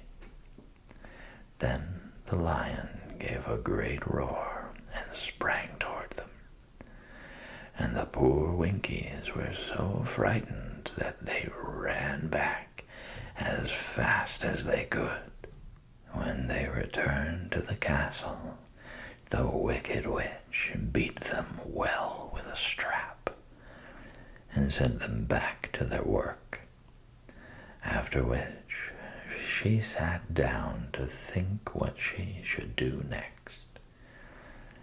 She could not understand how all her plans to destroy these strangers had failed. But she was a powerful witch, as well as a wicked one, and she soon made up her mind how to act.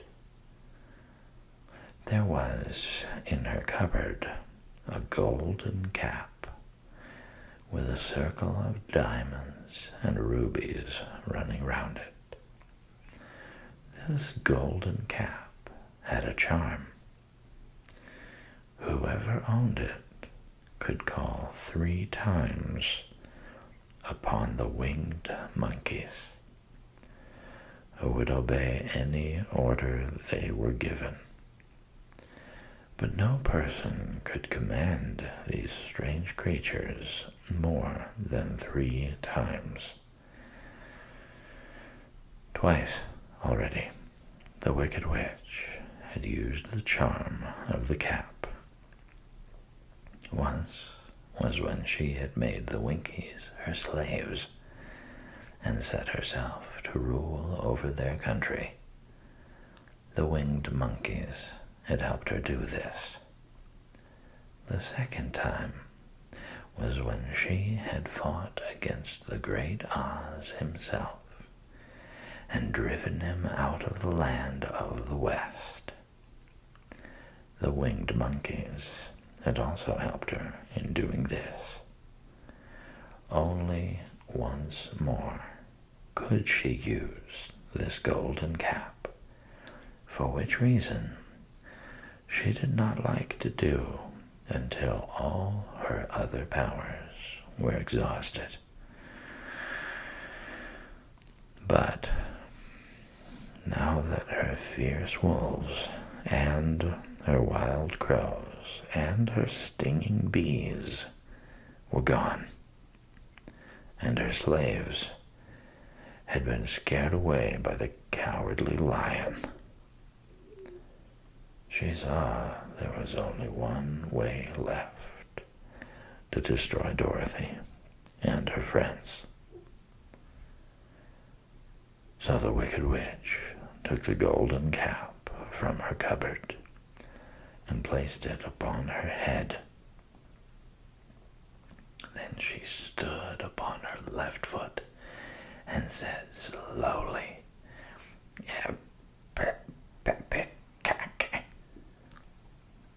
Next she stood upon her right foot and said, hello, hello, hello. After this she stood upon both feet and cried in a loud voice, Zizzy, zazzy, zick. Now the charm began to work. The sky was darkened, and a low rumbling sound was heard in the air. There was a rush of many wings, a great chattering and laughing. And the sun came out of the dark sky to show the Wicked Witch surrounded by a crowd of monkeys, each with a pair of immense and powerful wings on his shoulders. One, much bigger than the others, seemed to be their leader. He flew close to the witch and said, You have called us for the 3rd and last time. What do you command? Go to the strangers who are within my land and destroy them all, except the lion, said the Wicked Witch. Bring that beast to me, for I have a mind to harness him like a horse and make him work.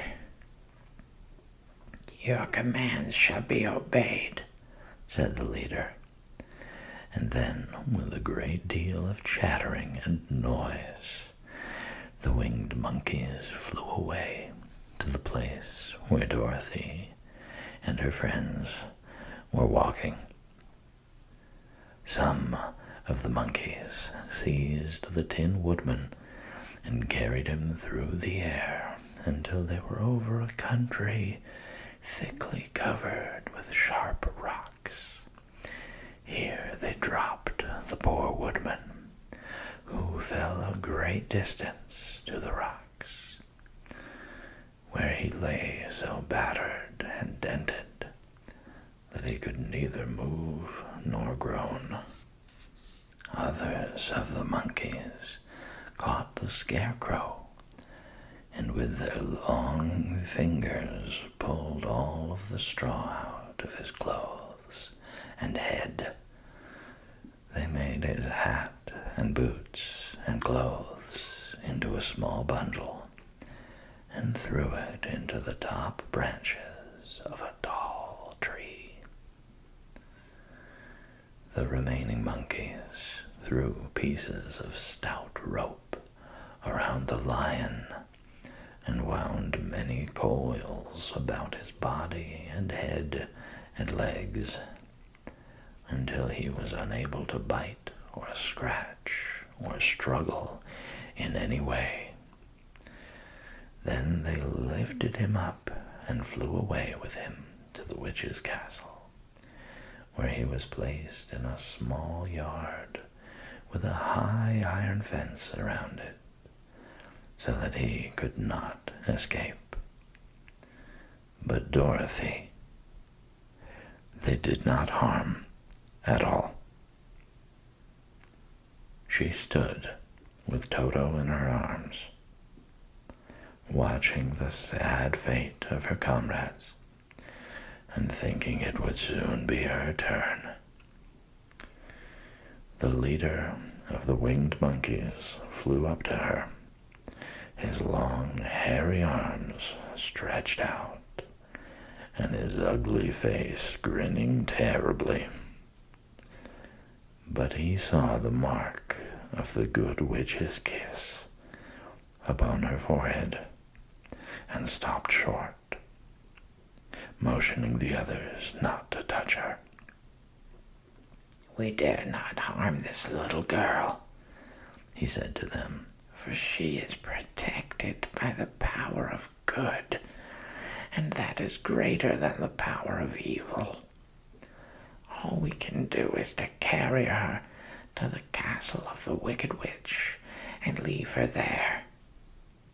So, carefully and gently, they lifted Dorothy in their arms and carried her swiftly through the air until they came to the castle, where they set her down upon the front door step. Then the leader said to the witch, "We have obeyed you as far as we were able. The Tin Woodman and the Scarecrow are destroyed, and the lion is tied up in your yard. The little girl we dare not harm, nor the dog she carries in her arms. Your power over our band is now ended, and you will never see us again." Then all the winged monkeys, with much laughing and chattering and noise, flew into the air and were soon out of sight. The Wicked Witch was both surprised and worried when she saw the mark on Dorothy's forehead, for she knew well that neither the winged monkeys nor she herself dare hurt the girl in any way. She looked down at Dorothy's feet, and seeing the silver shoes, began to tremble with fear, for she knew what a powerful charm belonged to them. At first, the witch was tempted to run away from Dorothy, but she happened to look into the child's eyes and saw how simple the soul behind them was, and that the little girl did not know of the wonderful power the silver shoes gave her. So the Wicked Witch laughed to herself and thought, "I can still make her my slave, for she does not know how to use her power." Then she said to Dorothy, harshly and severely, "Come with me and see that you mind everything I tell you, for if you do not, I will make an end of you, as I did of the Tin Woodman and the Scarecrow." Dorothy followed her through many of the beautiful rooms in her castle until they came to the kitchen, where the witch bade her clean the pots and kettles and sweep the floor and keep the fire fed with wood. Dorothy went to work meekly, with her mind made up to work as hard as she could, for she was glad the Wicked Witch had decided not to kill her. With Dorothy hard at work, the witch thought she would go into the courtyard and harness the cowardly lion like a horse. It would amuse her, she was sure, to make him draw her chariot whenever she wished to go to drive. But as she opened the gate, the lion gave a loud roar and bounded at her so fiercely that the witch was afraid and ran out and shut the gate again. "If I cannot harness you," said the witch to the lion, speaking through the bars of the gate, "I can starve you. You shall have nothing to eat until you do as I wish." So after that, she took no food to the imprisoned lion, but every day she came to the gate at noon and asked, "Are you ready to be harnessed like a horse?" And the lion would answer, "No. If you come in this yard, I will bite you." The reason the lion did not have to do as the witch wished was that every night, while the woman was asleep, Dorothy carried him food from the cupboard.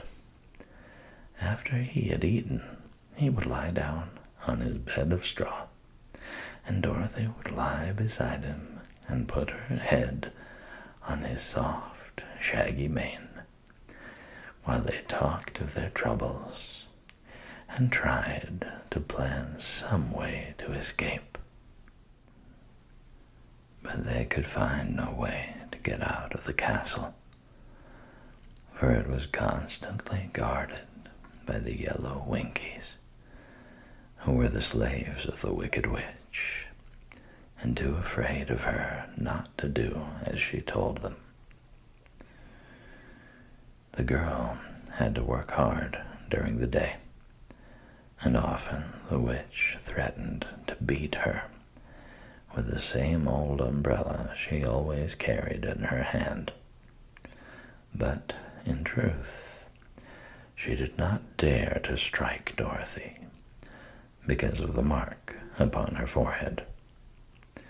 The child did not know this, and was full of fear for herself and Toto.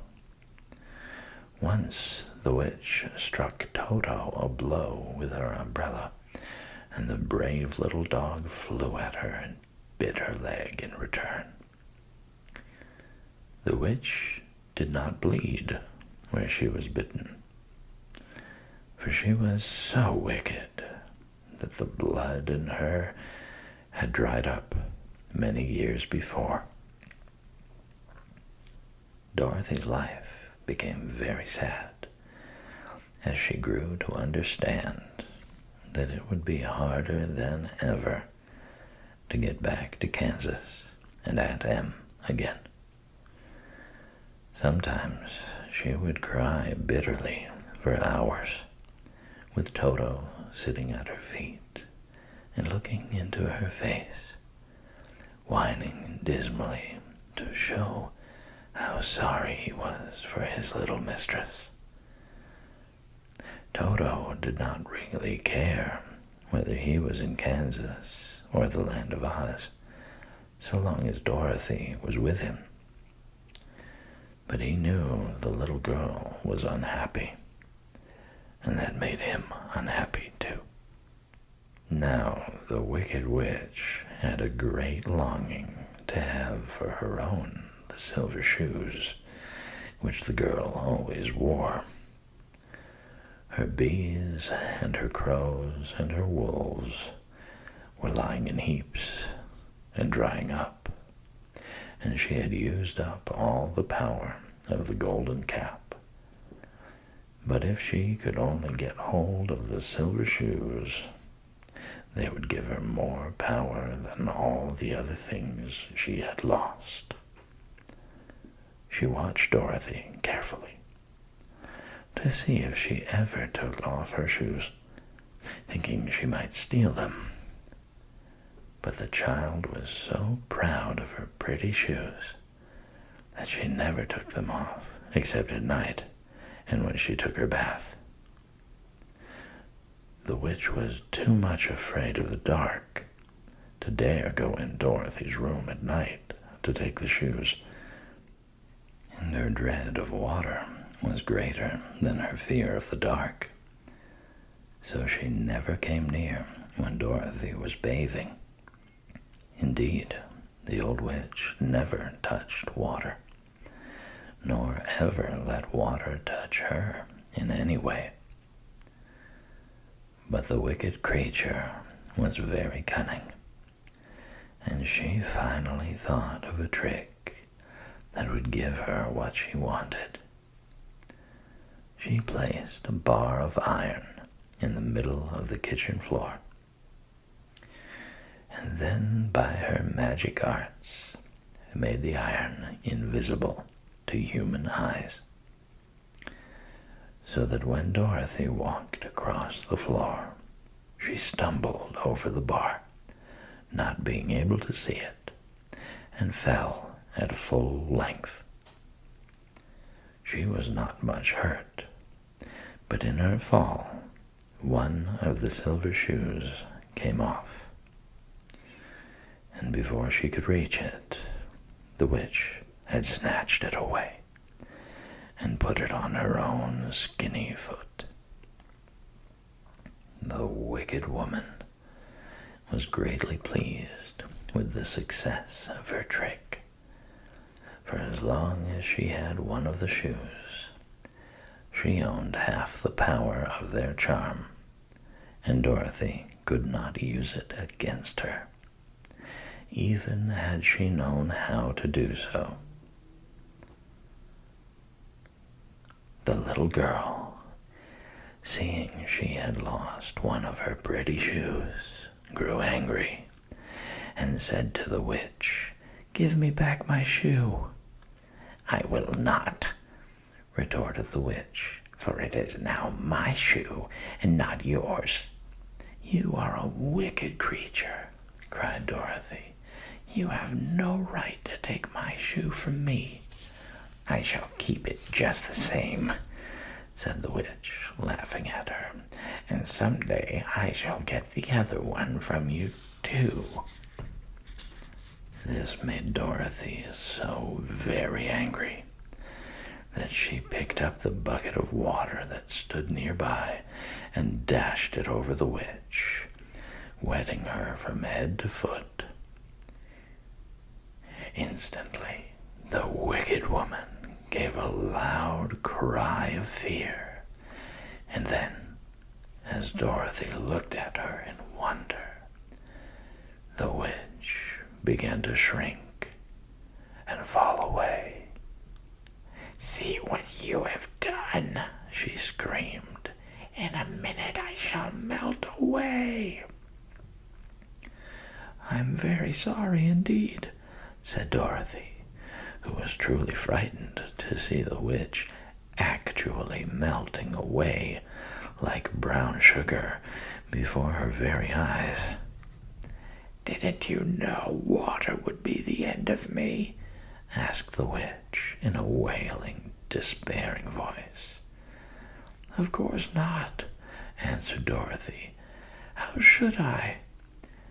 "Well, in a few minutes I shall be all melted, and you will have the castle to yourself. I have been wicked in my day, but I never thought a little girl like you would ever be able to melt me and end my wicked deeds. Look out, here I go." With these words, the witch fell down in a brown, melted shapeless mass and began to spread over the clean boards of the kitchen floor. Seeing that she had really melted away to nothing, Dorothy drew another bucket of water and threw it over the mess. She then swept it all out the door. After picking out the silver shoe, which was all that was left of the old woman, she cleaned and dried it with a cloth and put it on her foot again. Then, being at last free to do as she chose, she ran out to the courtyard to tell the lion that the wicked witch of the West had come to an end, and that they were no longer prisoners in a strange land.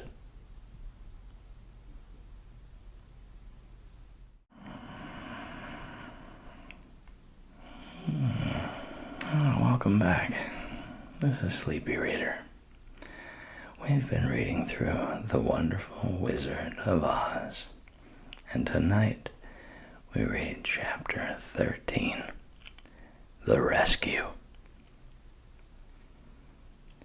The Cowardly Lion was much pleased to hear that the Wicked Witch had been melted by a bucket of water, and Dorothy at once unlocked the gate of his prison and set him free. They went in together to the castle, where Dorothy's first act was to call all the Winkies together and tell them that they were no longer slaves. There was great rejoicing among the yellow Winkies, for they had been made to work hard during many years for the Wicked Witch, who had always treated them with great cruelty. They kept this day as a holiday, then and ever after, and spent the time in feasting and dancing. "If our friends, the Scarecrow and the Tin Woodman, were only with us," said the Lion, "I should be quite happy." "Don't you suppose we could rescue them?" asked the girl anxiously. "We can try," answered the Lion. So they called the yellow Winkies and asked them if they would help to rescue their friends, and the Winkies said that they would be delighted to do all in their power for Dorothy, who had set them free from bondage. So she chose a number of the Winkies who looked as if they knew the most, and they all started away. They traveled that day and part of the next until they came to the rocky plain where the Tin Woodman lay, all battered and bent. His axe was near him, but the blade was rusted and the handle broken off short.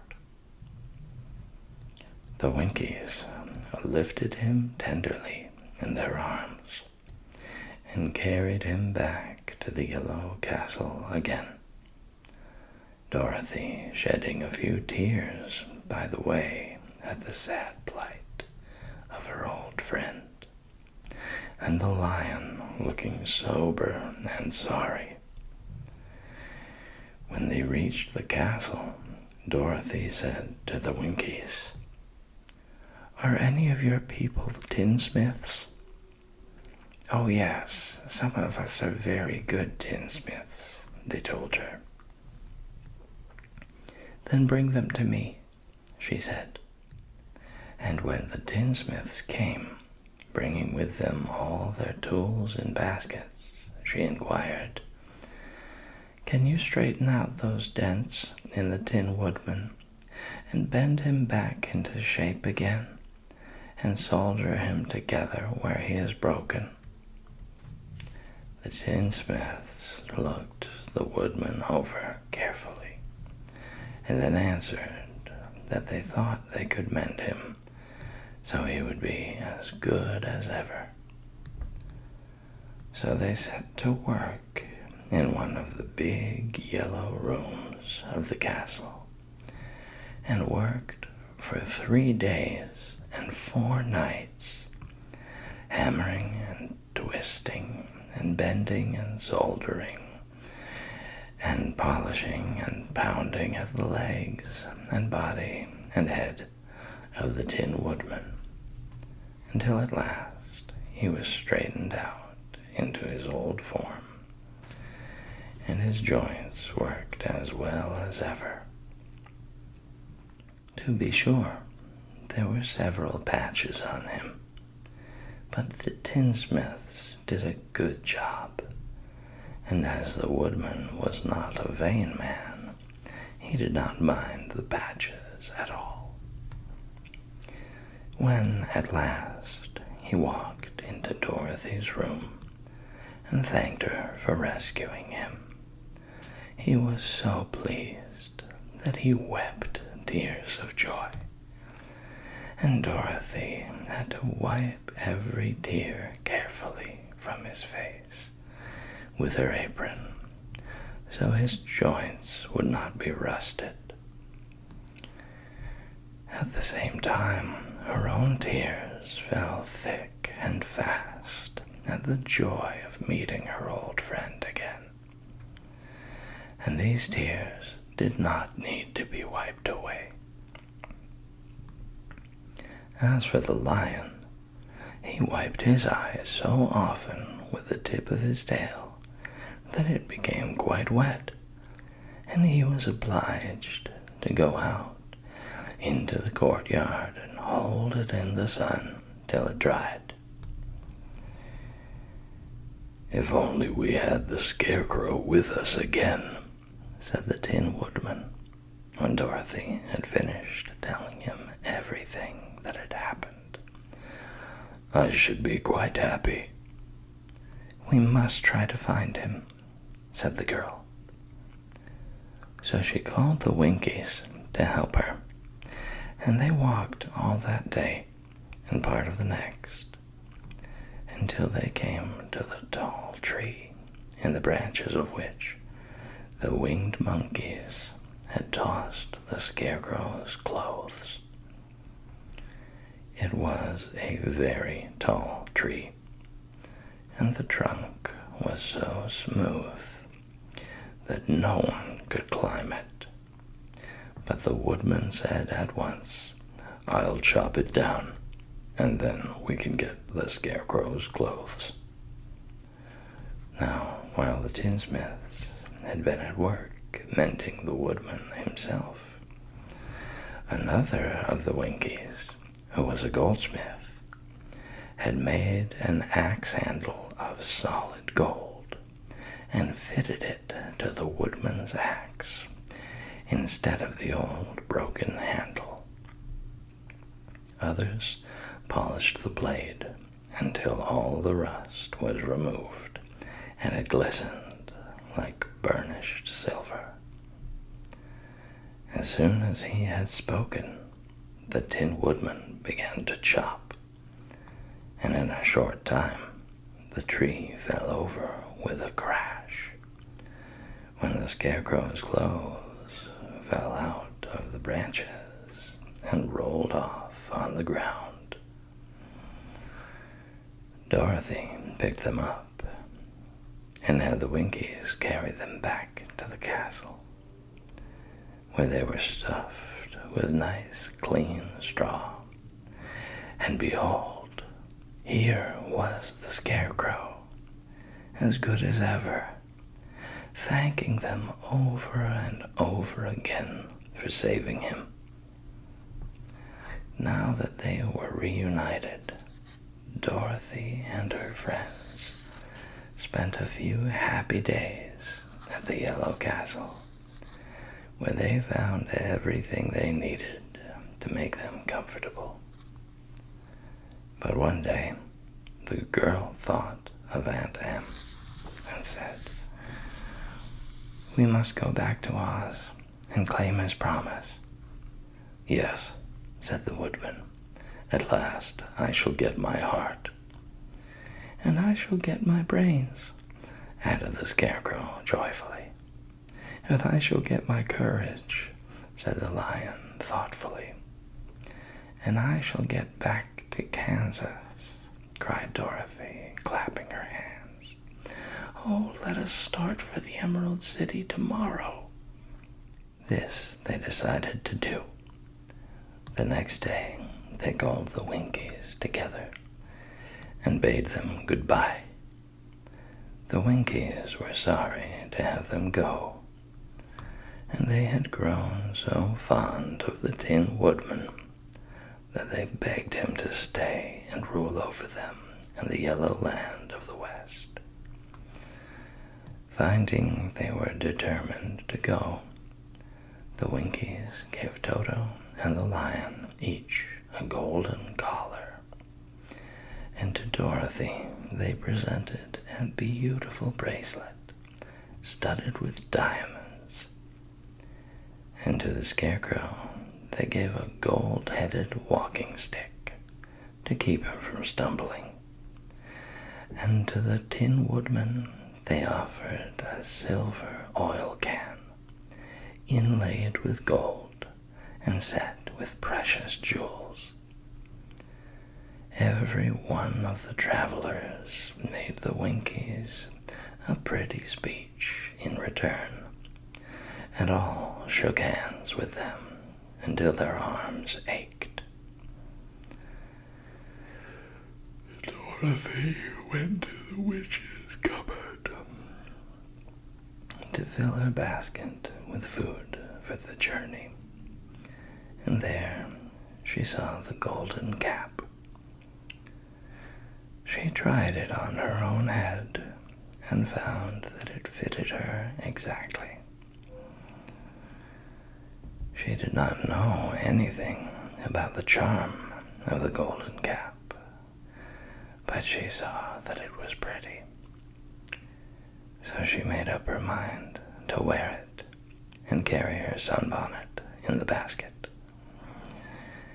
Then, being prepared for the journey, they all started for the Emerald City, and the Winkies gave them 3 cheers and many good wishes to carry with them.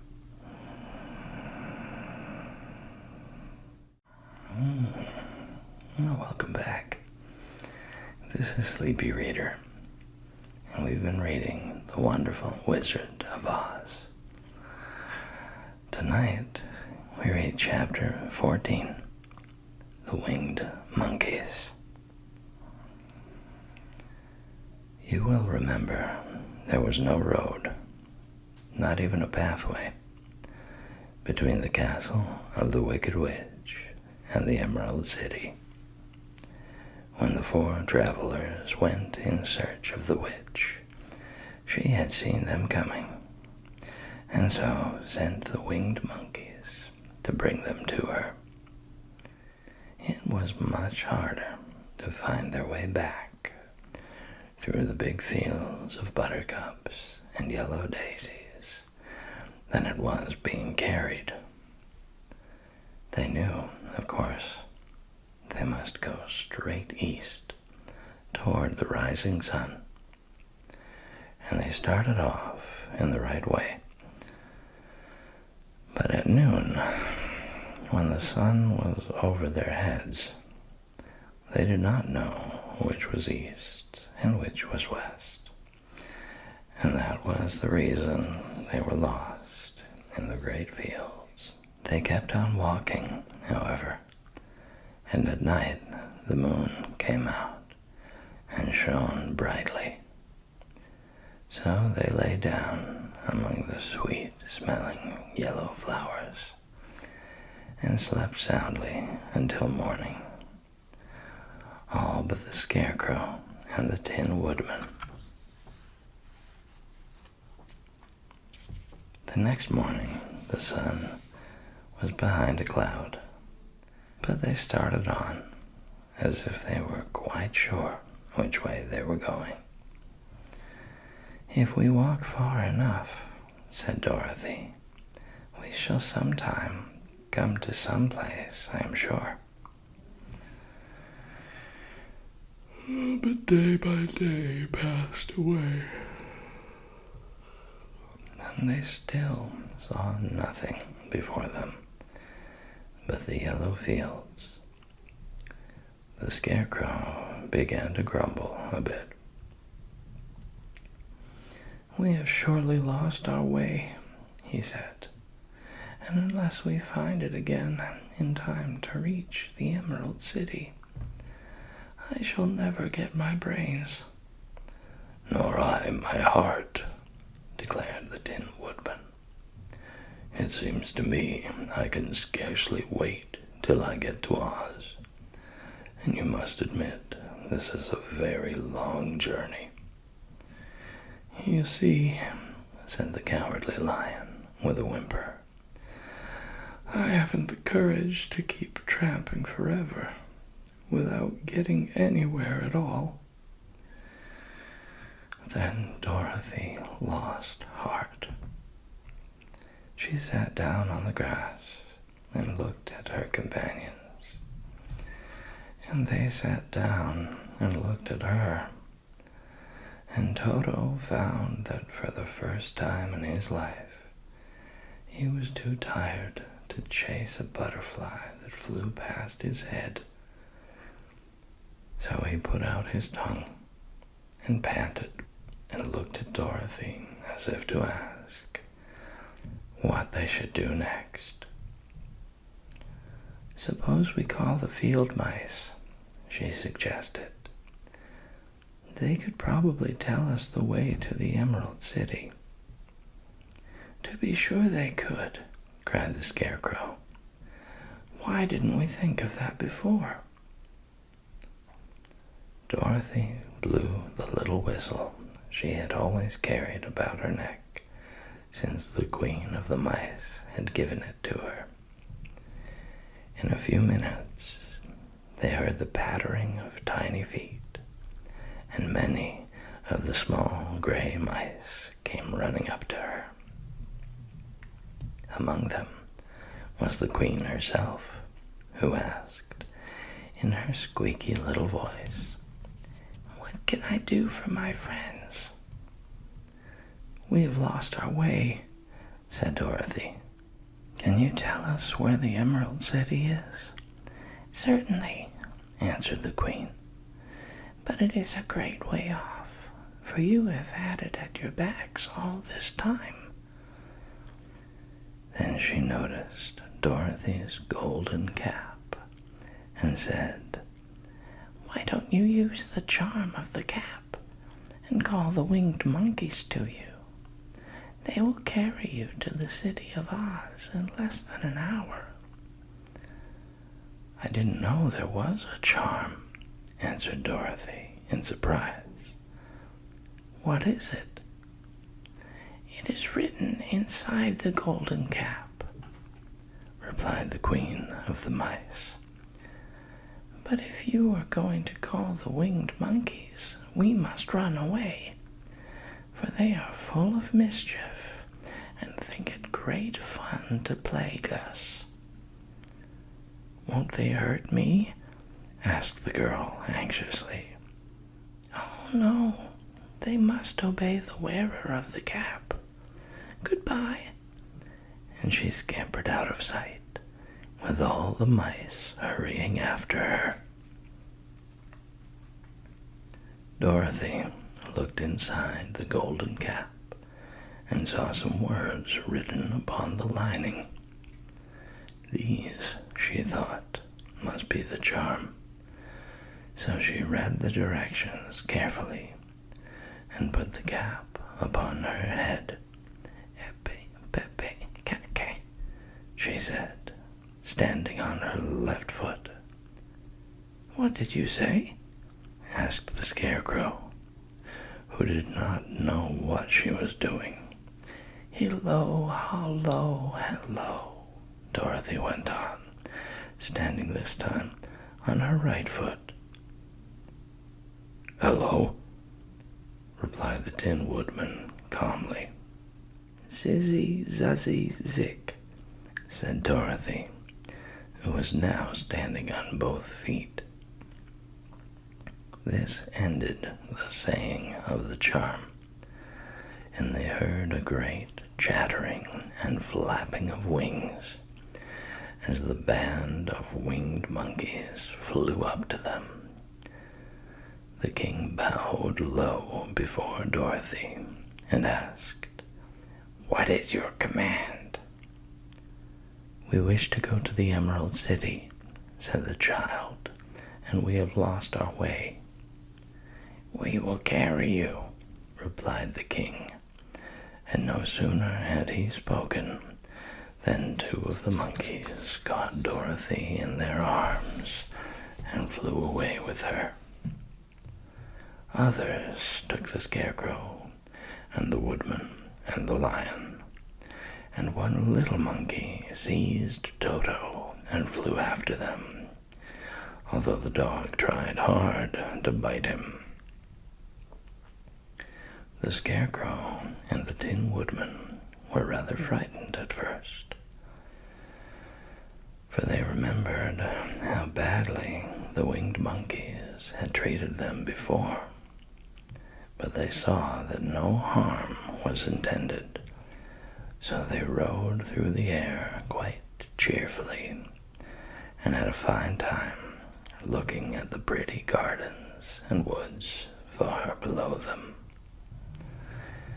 Dorothy found herself riding easily between two of the biggest monkeys, one of them the king himself.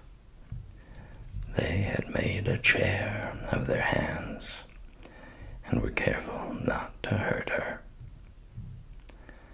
"Why do you have to obey the charm of the golden cap?" she asked. "That is a long story," answered the king with a laugh. "But as we have a long journey before us, I will pass the time by telling you about it, if you wish." "I shall be glad to hear it," she replied. "Once," began the leader, "we were a free people, living happily in the great forest, flying from tree to tree, eating nuts and fruit, and doing just as we pleased without calling anybody master. Perhaps some of us were rather too full of mischief at times, flying down to pull the tails of the animals that had no wings, chasing birds, and throwing nuts at the people who walked in the forest. But we were careless and happy and full of fun, and enjoyed every minute of the day. This was many years ago, long before Oz came out of the clouds to rule over this land. There lived here then, away at the north, a beautiful princess who was also a powerful sorceress. All her magic was used to help the people, and she was never known to hurt anyone who was good. Her name was Gayelette, and she lived in a handsome palace built from great blocks of ruby.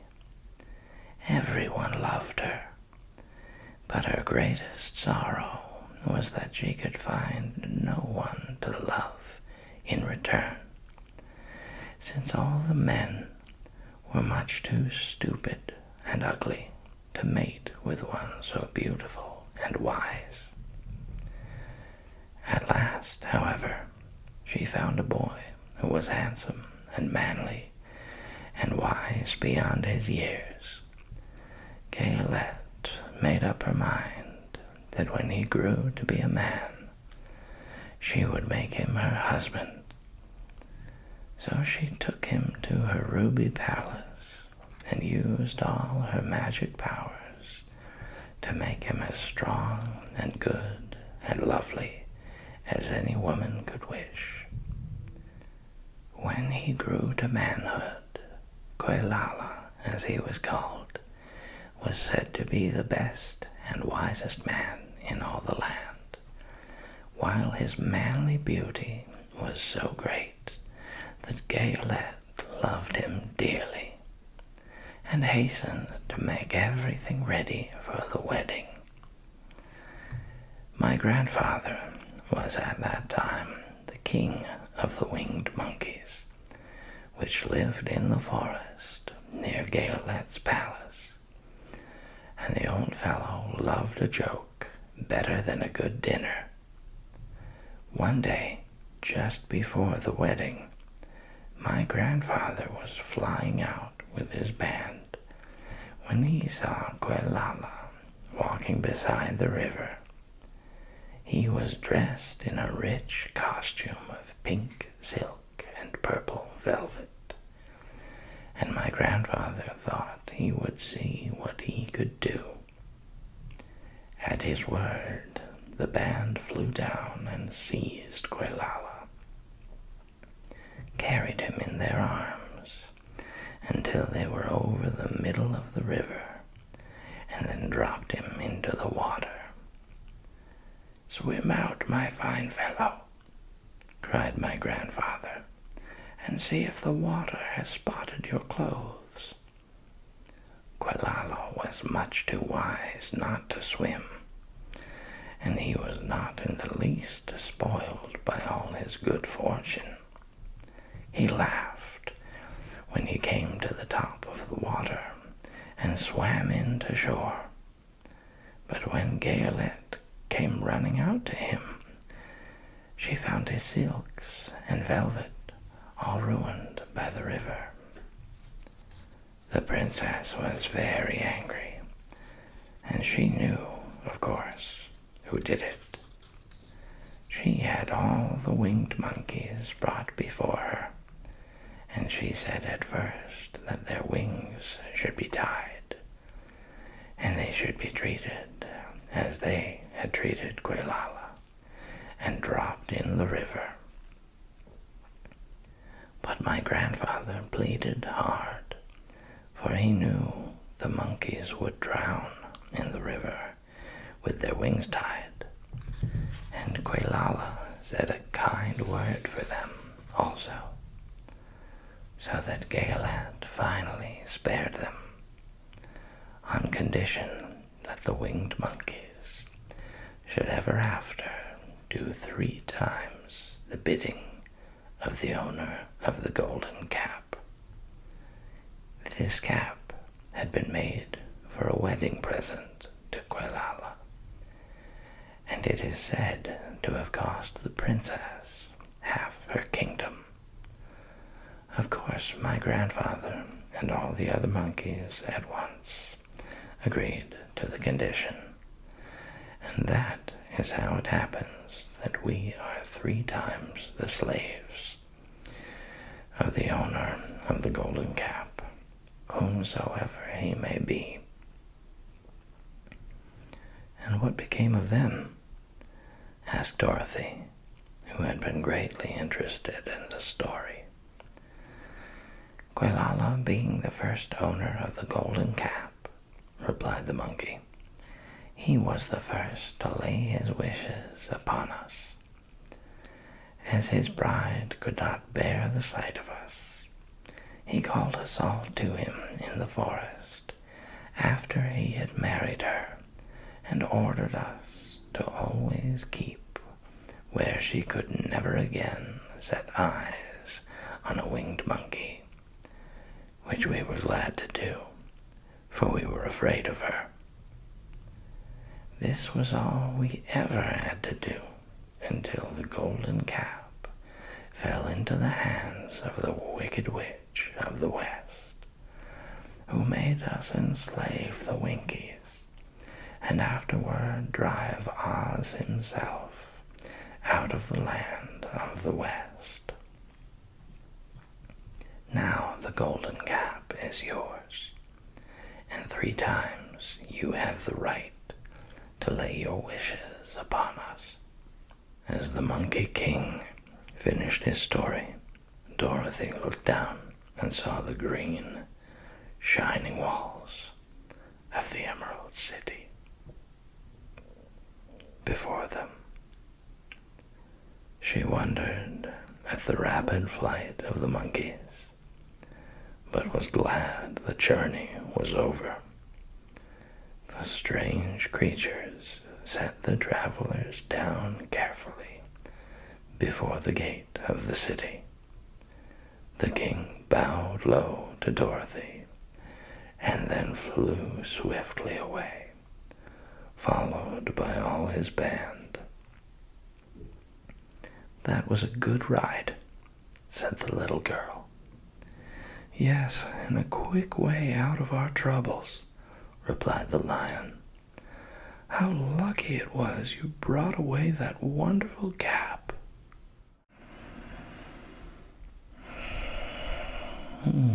Welcome back. This is Sleepy Reader, and we've been reading The Wonderful Wizard of Oz. Tonight, we read chapter 15, The Discovery of Oz the Terrible. The 4 travelers walked up to the great gate of the Emerald City and rang the bell. After ringing several times, it was opened by the same guardian of the gate they had met before. "What? Are you back again?" he asked in surprise. "Do you not see us?" answered the Scarecrow. "But I thought you had gone to visit the Wicked Witch of the West." "We did visit her," said the Scarecrow.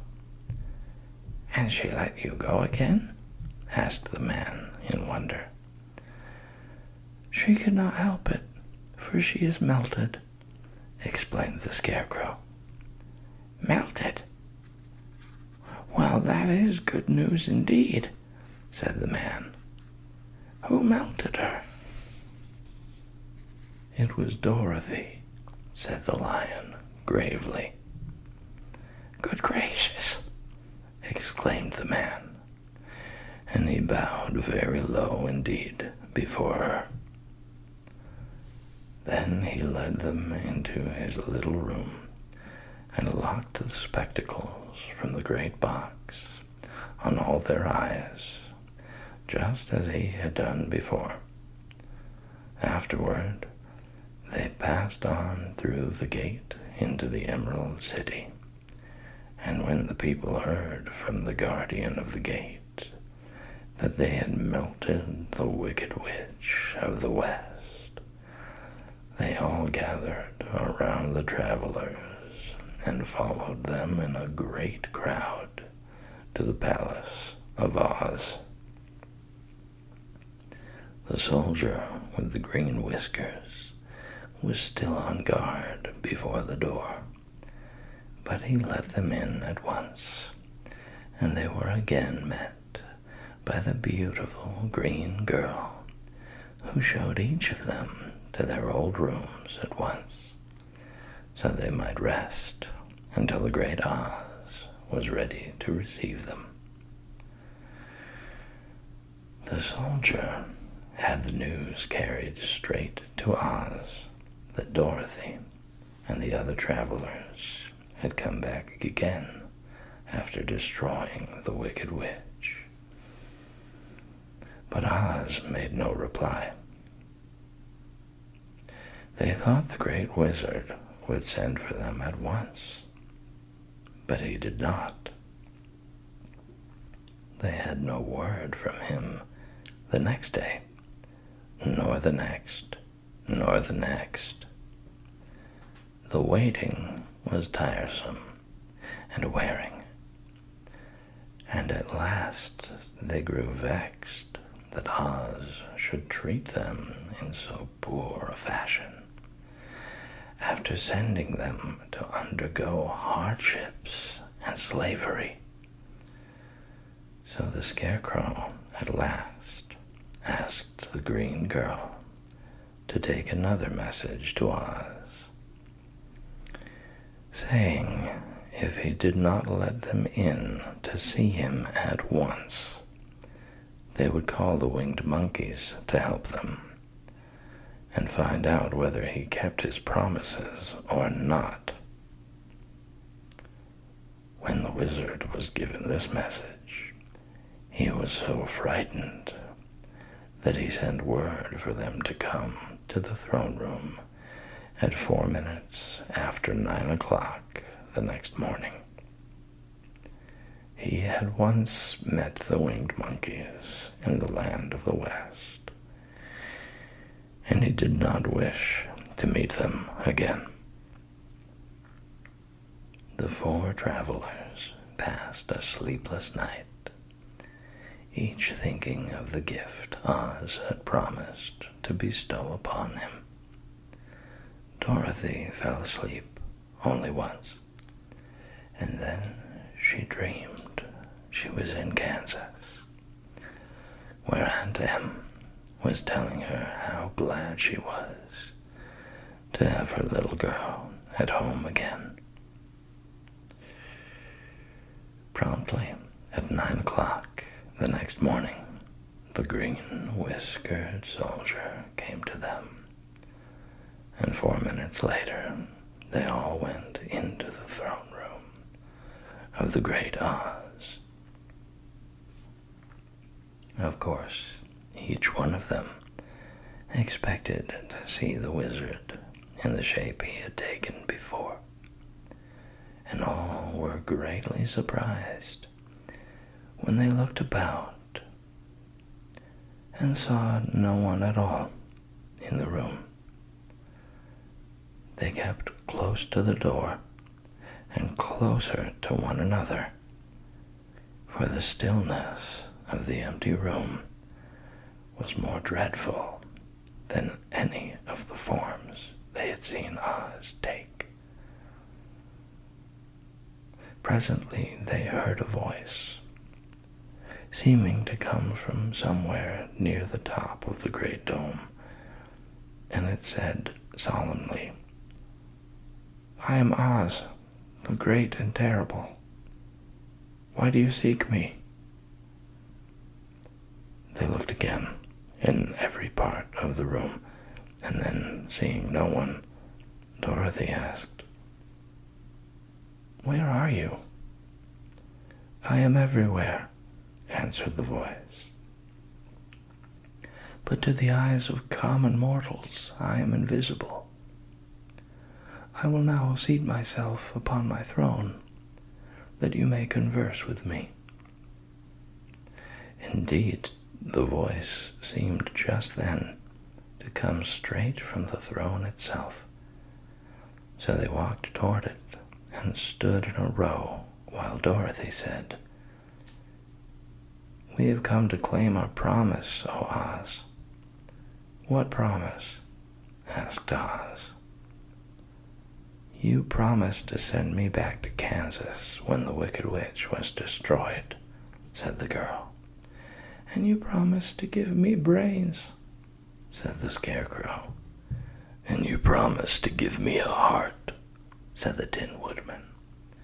"And you promised to give me courage," said the Cowardly Lion. "Is the Wicked Witch really destroyed?"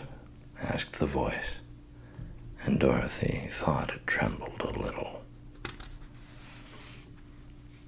"Yes," she answered. "I melted her with a bucket of water." "Dear me," said the voice, "how sudden. Well, come to me tomorrow, for I must have time to think it over." "You've had plenty of time already," said the Tin Woodman angrily. "We shan't wait a day longer," said the Scarecrow. "You must keep your promises to us," exclaimed Dorothy. The lion thought it might be as well to frighten the wizard. So he gave a large, loud roar, which was so fierce and dreadful that Toto jumped away from him in alarm and tipped over the screen that stood in a corner. As it fell with a crash, they looked that way, and the next moment all of them were filled with wonder, for they saw, standing in just the spot the screen had hidden, a little old man with a bald head and wrinkled face, who seemed to be as much surprised as they were. The Tin Woodman, raising his axe, rushed toward the little man and cried out, "Who are you?" "I am Oz, the great and terrible," said the little man in a trembling voice. "But don't strike me, please don't, and I'll do anything you want me to." Our friends looked at him in surprise and dismay. "I thought Oz was a great head," said Dorothy. "And I thought Oz was a lovely lady," said the Scarecrow. "And I thought Oz was a terrible beast," said the Tin Woodman. "And I thought Oz was a ball of fire," exclaimed the lion. "No, you are all wrong," said the little man meekly. "I have been making believe." "Making believe?" cried Dorothy. "Are you not a great wizard?" "Hush, my dear," he said. "Don't speak so loud, or you will be overheard, and I should be ruined. I'm supposed to be a great wizard." "And aren't you?" she asked. "Not a bit of it, my dear. I'm just a common man." "You're more than that," said the Scarecrow in a grieved tone. "You're a humbug." "Exactly so," declared the little man, rubbing his hands together as if it pleased him. "I am a humbug." "But this is terrible," said the Tin Woodman. "How shall I ever get my heart?" "Or I my courage?" asked the lion. "Or I my brains?" wailed the Scarecrow, wiping the tears from his eyes with his coat sleeve. "My dear friends," said Oz, "I pray you not to speak of these little things. Think of me and the terrible trouble I'm in at being found out." "Doesn't anyone else know you're a humbug?" asked Dorothy. "No one knows it but you four and myself," replied Oz. "I have fooled everyone so long that I thought I should never be found out. It was a great mistake my ever letting you into the throne room. Usually I will not see even my subjects, and so they believe I am something terrible." "But I don't understand," said Dorothy in bewilderment.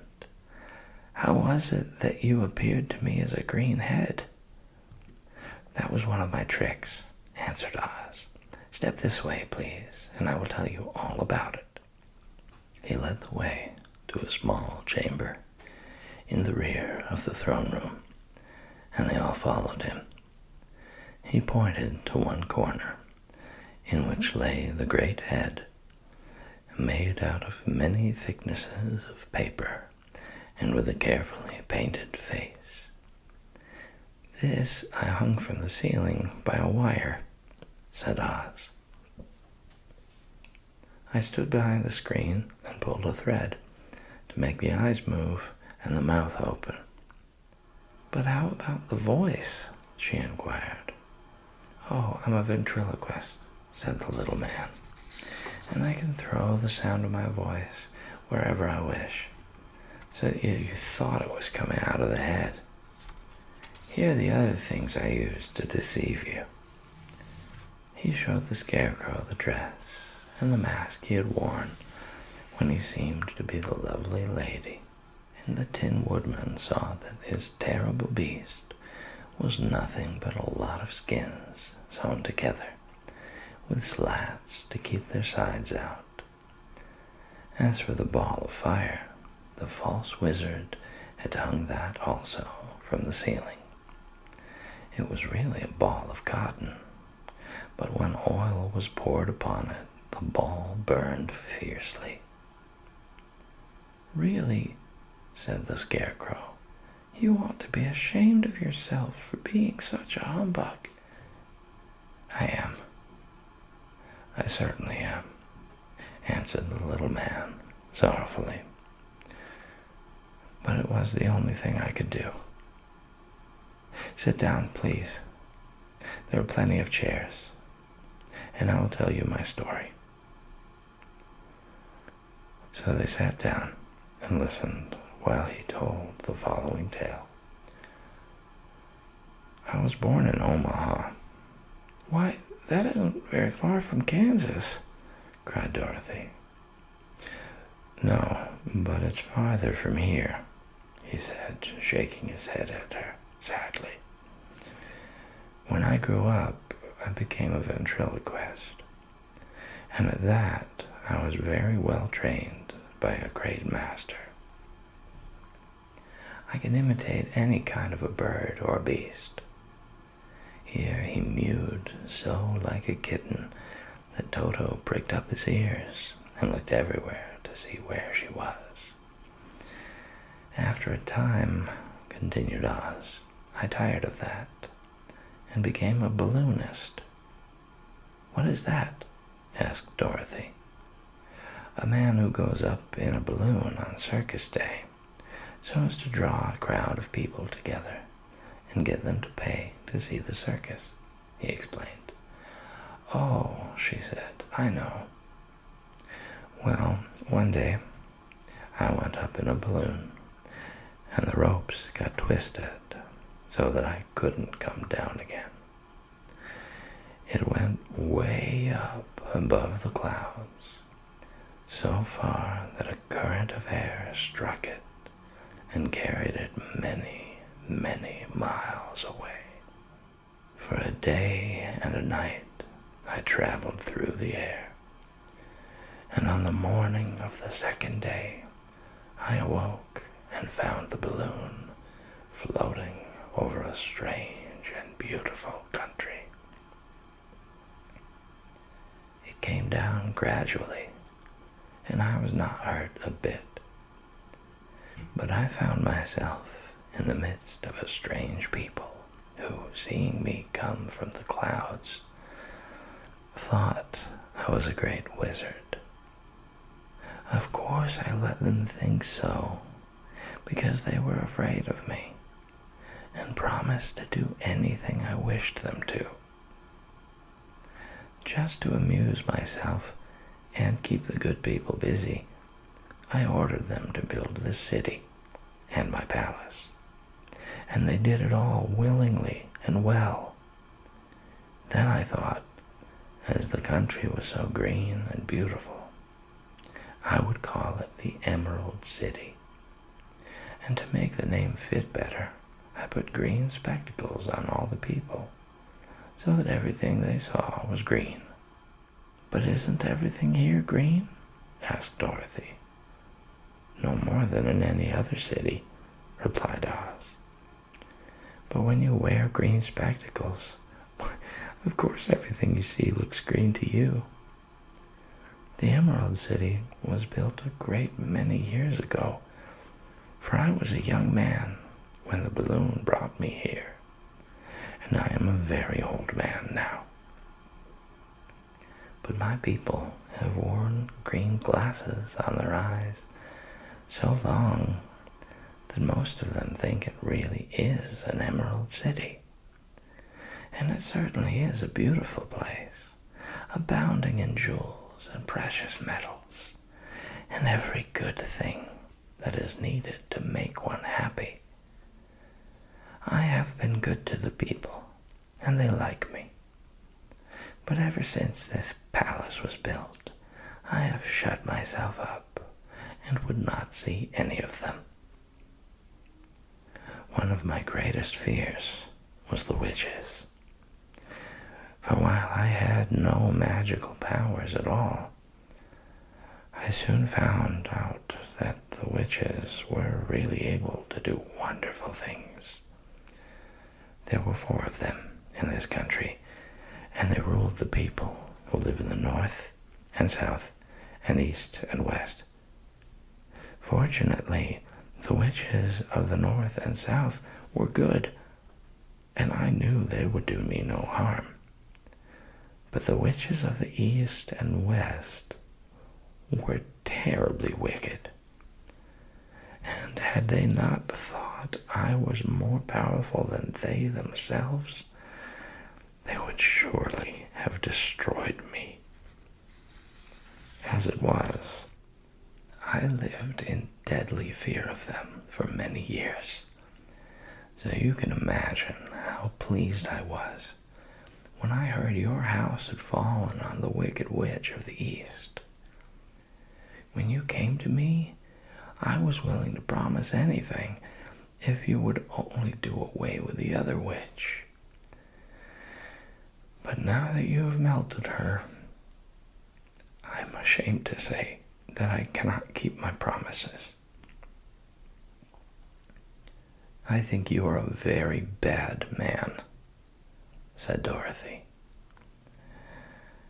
Oh, no, my dear. I'm really a very good man, but I'm a very bad wizard, I must admit. Can't you give me brains? Asked the Scarecrow. You don't need them.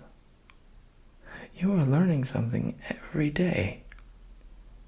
A baby has brains, but it doesn't know much. Experience is the only thing that brings knowledge. And the longer you are on Earth, the more experience you are sure to get. That may all be true, said the Scarecrow. But I shall be very unhappy unless you give me brains. The false wizard looked at him carefully. Well, he said with a sigh, I'm not much of a magician, as I said. But if you will come to me tomorrow morning, I will stuff your head with brains. I cannot tell you how to use them, however. You must find that out for yourself. Oh, thank you. Thank you, cried the Scarecrow. I'll find a way to use them, never fear. But how about my courage? Asked the Lion anxiously. You have plenty of courage, I'm sure, answered Oz. All you need is confidence in yourself. There is no living thing that is not afraid when it faces danger.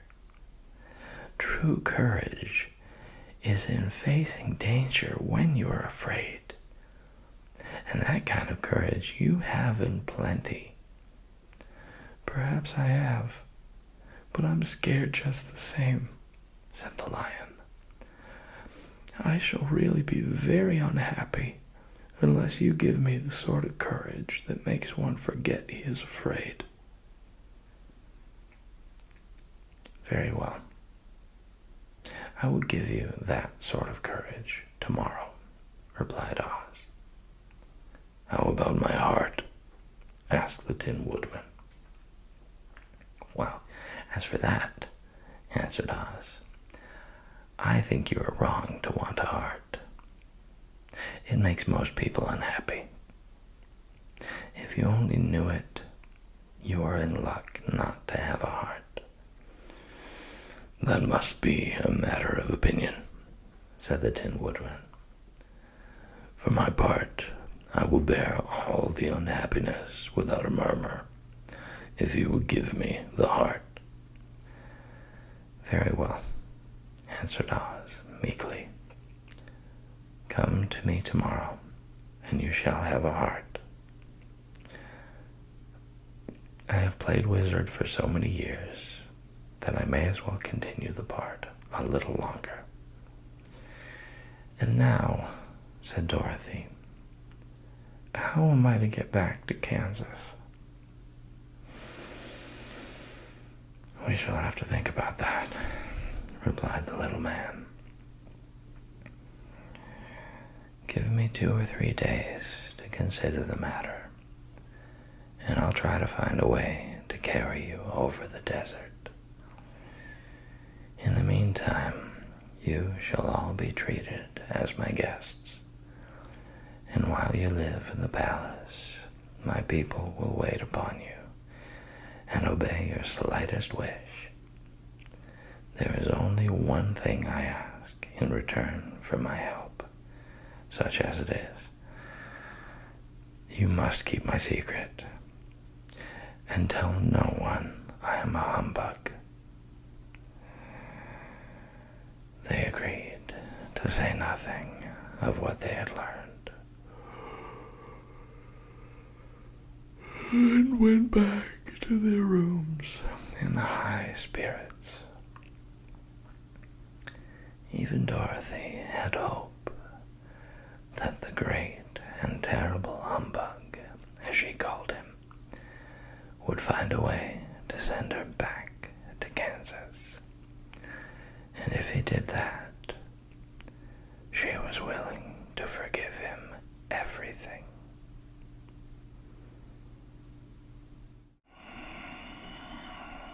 Oh, hello. This is Sleepy Reader with another chapter from The Wonderful Wizard of Oz. Tonight, we read chapter 16, The Magic Art of the Great Humbug. Next morning, the Scarecrow said to his friends, "Congratulate me. I am going to Oz to get my brains at last. When I return, I shall be as other men are." "I have always liked you as you were," said Dorothy simply. "It is kind of you to like a scarecrow," he replied. "But surely you will think more of me when you hear the splendid thoughts my new brain is going to turn out." Then he said goodbye to them all in a cheerful voice, and went to the throne room, where he rapped upon the door. "Come in," said Oz. The Scarecrow went in and found the little man sitting down by the window, engaged in deep thought. "I've come for my brains," remarked the Scarecrow, a little uneasily. "Oh, yes. Sit down in that chair, please," replied Oz. "You must excuse me for taking your head off, but I shall have to do it in order to put your brains in their proper place." "That's all right," said the Scarecrow. "You are quite welcome to take my head off, as long as it will be a better one when you put it on again." So the wizard unfastened his head and emptied out the straw.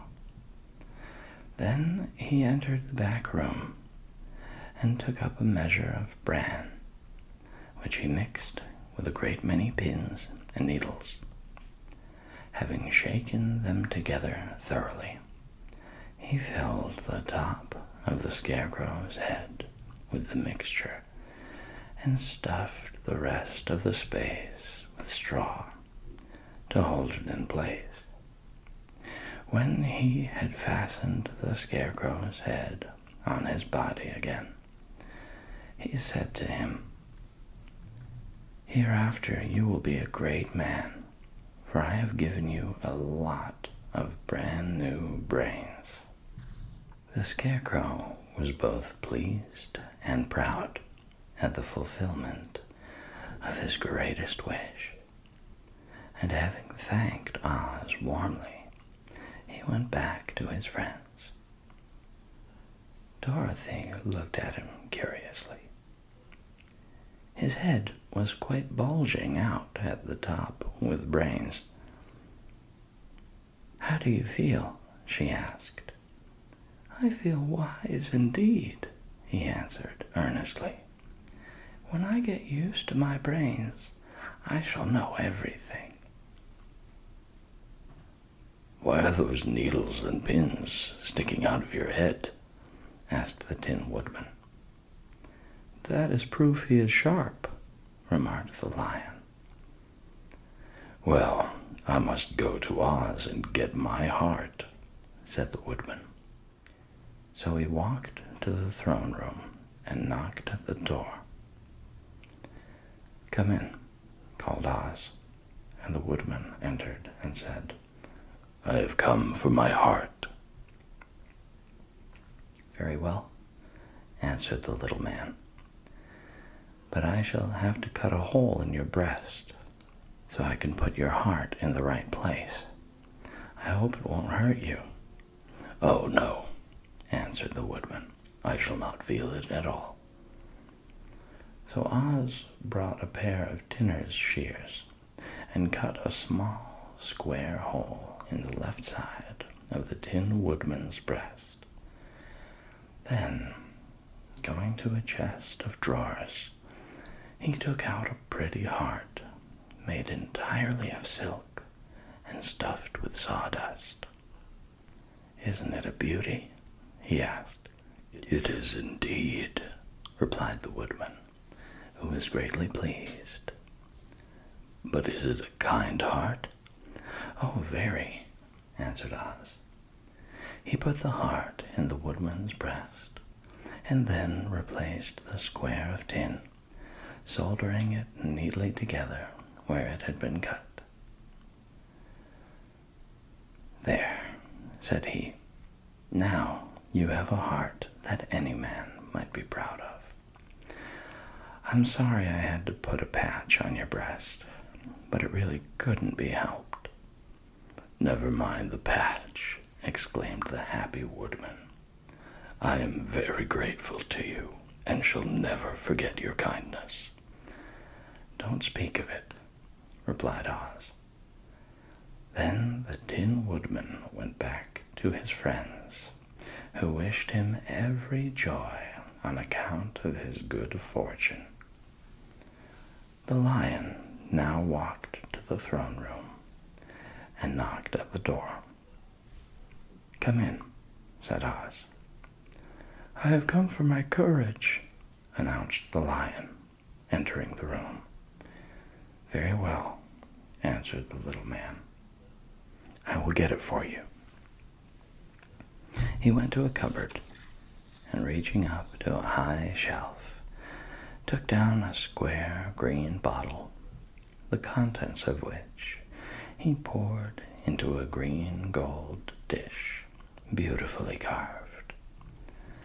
Placing this before the Cowardly Lion, who sniffed at it as if he did not like it, the wizard said, "Drink."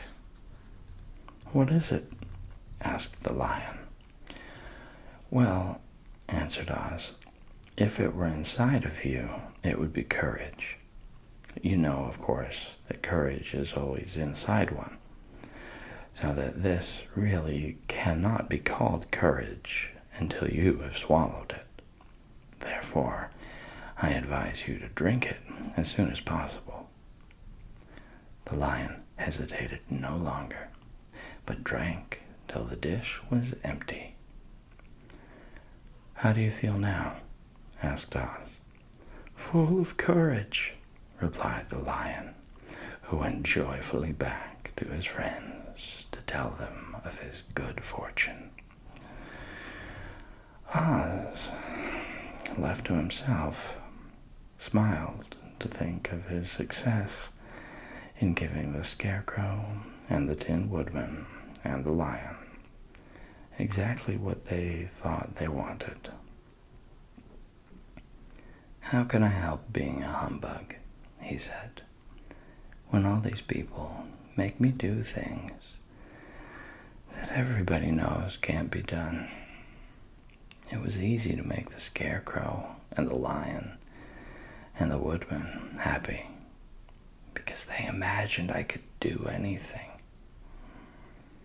But it will take more than imagination to carry Dorothy back to Kansas. And I'm sure I don't know how it can be done.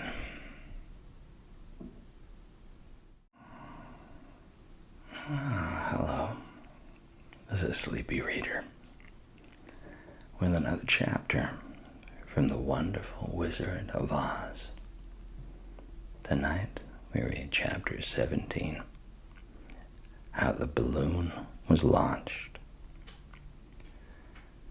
For 3 days, Dorothy heard nothing from Oz. These were sad days for the little girl, although her friends were all quite happy and contented. The Scarecrow told them there were wonderful thoughts in his head,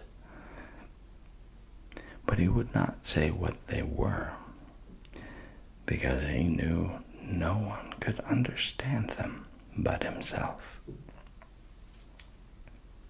When the Tin Woodman walked about, he felt his heart rattling around in his breast, and he told Dorothy he had discovered it to be a kinder and more tender heart than the one he had owned when he was made of flesh. The Lion declared he was afraid of nothing on earth, and would gladly face an army of men or a dozen of the fierce Kaladas. Thus, each of the little party was satisfied, except Dorothy, who longed more than ever to get back to Kansas. On the 4th day, to her great joy, Oz sent for her. And when she entered the throne room, he said pleasantly, "Sit down, my dear. I think I have found the way to get you out of this country." "And back to Kansas?" she asked eagerly. "Well, I'm not sure about Kansas," said Oz, "for I haven't the faintest notion which way it lies. But the first thing to do is to cross the desert, and then it should be easy to find your way home." "How can I cross the desert?" she inquired. "Well, I'll tell you what I think," said the little man. "You see, when I came to this country, it was in a balloon. You also came through the air, being carried by a cyclone. So I believe the best way to get across the desert will be through the air. Now, it is quite beyond my powers to make a cyclone, but I've been thinking the matter over, and I believe I can make a balloon." "How?" asked Dorothy. "A balloon," said Oz, "is made of silk, which is coated with glue to keep the gas in it. I have plenty of silk in the palace, so it will be no trouble for us to make the balloon. But in all this country, there is no gas to fill the balloon with to make it float." "If it won't float," remarked Dorothy, "it will be of no use to us." "True," answered Oz, "but there is another way to make it float, which is to fill it with hot air. Hot air isn't as good as gas, for if the air should get cold, the balloon would come down in the desert, and we should be lost." "We?" exclaimed the girl. "Are you going with me?" "Yes, of course," replied Oz. "I'm tired of being such a humbug. If I should go out of this palace, my people would soon discover I am not a wizard, and then they would be vexed with me for having deceived them. So I have to stay shut up in these rooms all day, and it gets tiresome. I'd much rather go back to Kansas with you and be in a circus again." "I shall be glad to have your company," said Dorothy. "Thank you," he answered. "Now, if you will help me sew the silk together, we will begin to work on our balloon." So Dorothy took a needle and thread, and as fast as Oz cut the strips of silk into proper shape, the girls sewed them neatly together. First, there was a strip of light green silk, then a strip of dark green, and then a strip of emerald green. For Oz had a fancy to make the balloon in different shades of the color about them. It took 3 days to sew all the strips together, but when it was finished, they had a big bag of green silk, more than 20 feet long. Then Oz painted it on the inside with a coat of thin glue to make it airtight, after which he announced that the balloon was ready. "But we must have a basket to ride in," he said. So he sent the soldier with the green whiskers for a big clothes basket, which he fastened with many ropes to the bottom of the balloon. When it was all ready, Oz sent word to his people that he was going to make a visit to a great brother wizard who lived in the clouds. The news spread rapidly through the city, and everyone came to see the wonderful sight. Oz ordered the balloon carried out in front of the palace, and the people gazed upon it with much curiosity. The Tin Woodman had chopped a big pile of wood, and now he made a fire of it, and Oz held the bottom of the balloon over the fire, so that the hot air that arose from it would be caught in the silken bag. Gradually, the balloon swelled out and rose into the air, until finally the basket just touched the ground. Then Oz got into the basket and said to all the people in a loud voice,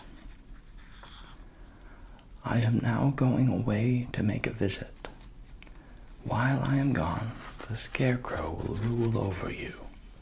I command you to obey him as you would me."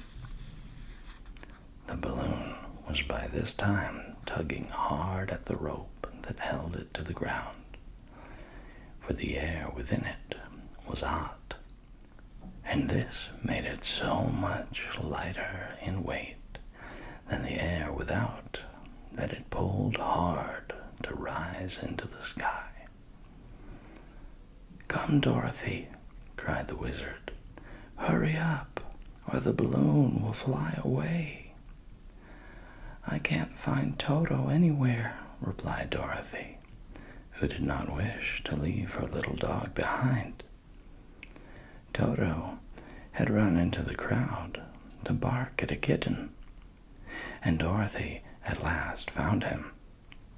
She picked him up and ran toward the balloon.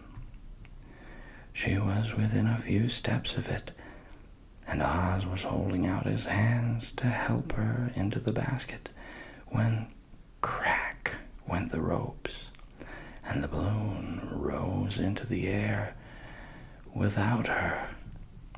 "Come back," she screamed. "I want to go too." "I can't come back, my dear," called Oz from the basket. "Goodbye, goodbye," shouted everyone, and all their eyes were turned upward to where the wizard was riding in the basket, rising every moment farther and farther into the sky. And that was the last any of them ever saw of Oz, the wonderful wizard, though he may have reached Omaha safely and be there now for all we know. But the people remembered him lovingly and said to one another, Oz was always our friend. When he was here, he built for us this beautiful Emerald City. And now that he is gone, he has left the wise Scarecrow to rule over us. Still, for many days, they grieved over the loss of the wonderful wizard and would not be comforted. Hello. This is Sleepy Reader, and we've been reading The Wonderful Wizard of Oz. Tonight, we read Chapter 18, Away to the South. Dorothy wept bitterly at the passing of her hope to get home to Kansas again. But when she thought it all over, she was glad she had not gone up in a balloon. And she also felt sorry at losing Oz, and so did her companions. The Tin Woodman came to her and said, "Truly, I should be ungrateful if I failed to mourn for the man who gave me my lovely heart. I should like to cry a little because Oz is gone. If you will kindly wipe away my tears, so that I shall not rust." "With pleasure," she answered, and brought a towel at once. Then the Tin Woodman wept for several minutes, and she watched the tears carefully and wiped them away with the towel. When he had finished, he thanked her kindly and oiled himself thoroughly with his jeweled oil can to guard against mishap. The Scarecrow was now the ruler of the Emerald City, and although he was not a wizard, the people were proud of him. For, they said, there is not another city in all the world that is ruled by a stuffed man. And so far as they knew, they were quite right. The morning after the balloon had gone up with Oz, the four travelers met in the throne room and talked matters over. The Scarecrow sat in the big throne, and the others stood respectfully before him. "We are not so unlucky," said the new ruler, "for this palace and the Emerald City belong to us, and we can do just as we please. When I remember that a short time ago I was up on a pole in a farmer's cornfield, and that I am now the ruler of this beautiful city, I am quite satisfied with my lot." "I also," said the Tin Woodman, "am well pleased with my new heart, and really, that was the only thing I wished in all the world. For my part, I am content in knowing I am as brave as any beast that ever lived, if not braver," said the Lion modestly. "If Dorothy would only be contented to live in the Emerald City," continued the Scarecrow, "we might all be happy together." "But I don't want to live here," cried Dorothy. "I want to go to Kansas, and live with Aunt Em and Uncle Henry. Well then, what can be done? Inquired the woodman. The Scarecrow decided to think, and he thought so hard that the pins and needles began to stick out of his brains. Finally, he said, "Why not call the winged monkeys and ask them to carry you over the desert?" "I never thought of that," said Dorothy joyfully. "It's just the thing. I'll go at once for the golden cap." When she brought it into the throne room, she spoke the magic words, and soon the band of winged monkeys flew in through an open window and stood beside her. "This is the second time you have called us," said the Monkey King, bowing before the little girl. "What do you wish?" "I want you to fly with me to Kansas," said Dorothy. But the Monkey King shook his head. "That cannot be done," he said. "We belong to this country alone and cannot leave it. There has never been a winged monkey in Kansas yet, and I suppose there never will be, for they don't belong there. We shall be glad to serve you in any way in our power, but we cannot cross the desert. Goodbye." And with another bow, the Monkey King spread his wings and flew away through the window, followed by all his band. Dorothy was almost ready to cry with disappointment. "I have wasted the charm of the golden cap to no purpose," she said, "for the winged monkeys cannot help me." "It is certainly too bad," said the tender-hearted woodman. The Scarecrow was thinking again, and his head bulged out so horribly that Dorothy feared it would burst. "Let us call in the soldier with the green whiskers," he said, "and ask his advice." So the soldier was summoned and entered the throne room timidly, for while Oz was alive, he never was allowed to come further than the door. "This little girl," said the Scarecrow to the soldier, "wishes to cross the desert. How can she do so?" "I cannot tell," answered the soldier, "for nobody has ever crossed the desert unless it is Oz himself." "Is there no one who can help me?" asked Dorothy earnestly. "Glinda might," he suggested. "Who is Glinda?" inquired the Scarecrow. "The Witch of the South. She is the most powerful of all the witches and rules over the Quadlings. Besides, her castle stands on the edge of the desert, so she may know a way to cross it."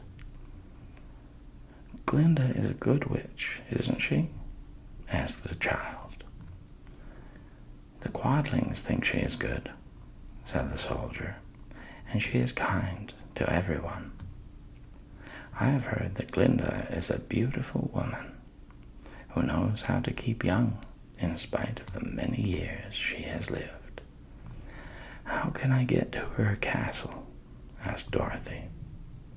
"The road is straight to the south," he answered, "but it is said to be full of dangers to travelers. There are wild beasts in the woods, and a race of queer men who do not like strangers to cross their country. For this reason, none of the Quadlings ever come to the Emerald City." The soldier then left them, and the Scarecrow said, "It seems, in spite of dangers, that the best thing Dorothy can do is to travel to to the land of the south and ask Glinda to help her. For, of course, if Dorothy stays here, she will never get back to Kansas." "You must have been thinking again," remarked the Tin Woodman. "I have," said the Scarecrow. "I shall go with Dorothy," declared the Lion, "for I am tired of your city and long for the woods and the country again. I am really a wild beast, you know. Besides, Dorothy will need someone to protect her." "That is true," agreed the Woodman.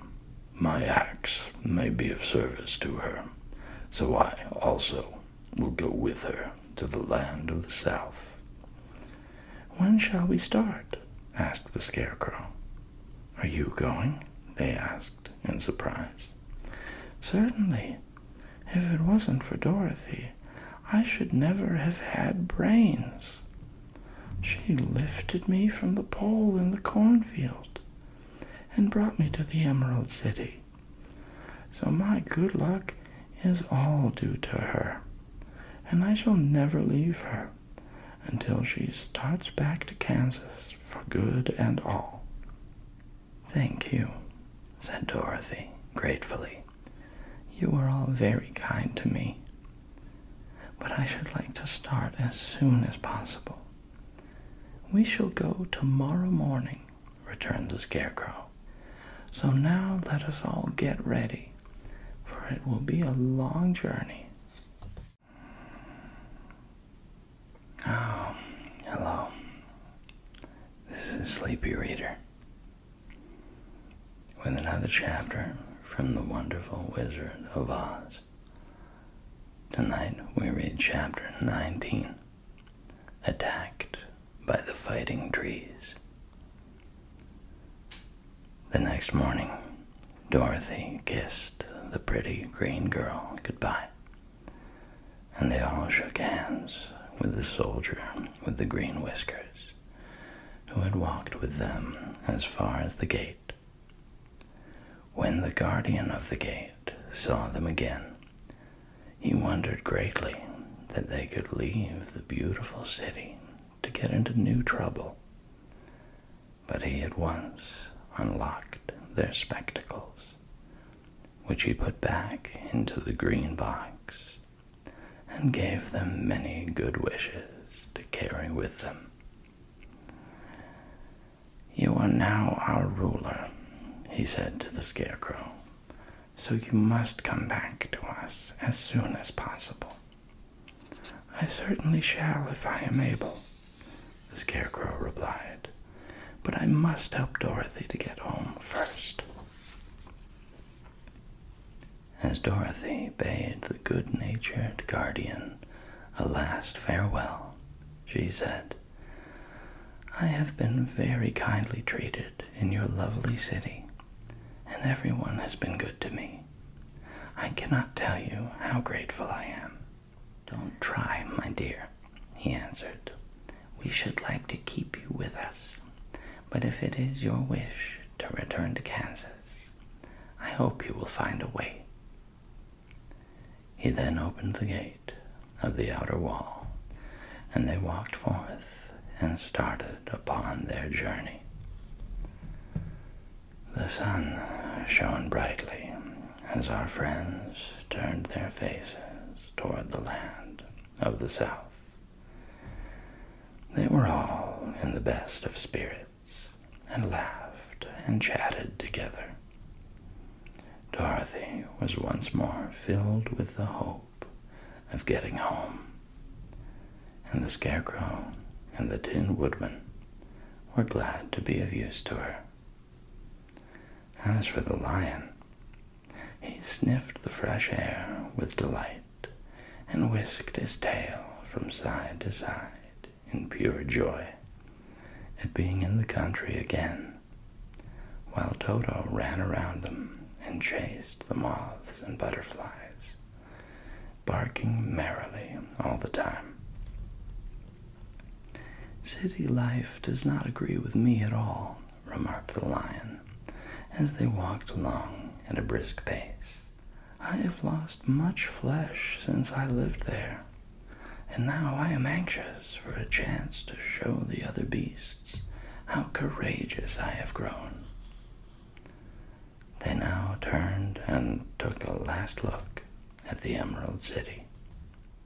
All they could see was a mass of towers and steeples behind the green walls, and high up above everything the spires and dome of the Palace of Oz. "Oz was not such a bad wizard, after all," said the Tin Woodman, as he felt his heart rattling around in his breast.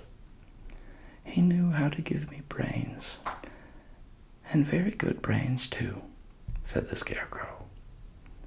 "If Oz had taken a dose of the same courage he gave me," added the Lion, "he would have been a brave man." Dorothy said nothing. Oz had not kept the promise he made her, but he had done his best, so she forgave him. As he said, he was a good man, even if he was a bad wizard. The first day's journey was through the green fields and bright flowers that stretched about the Emerald City on every side.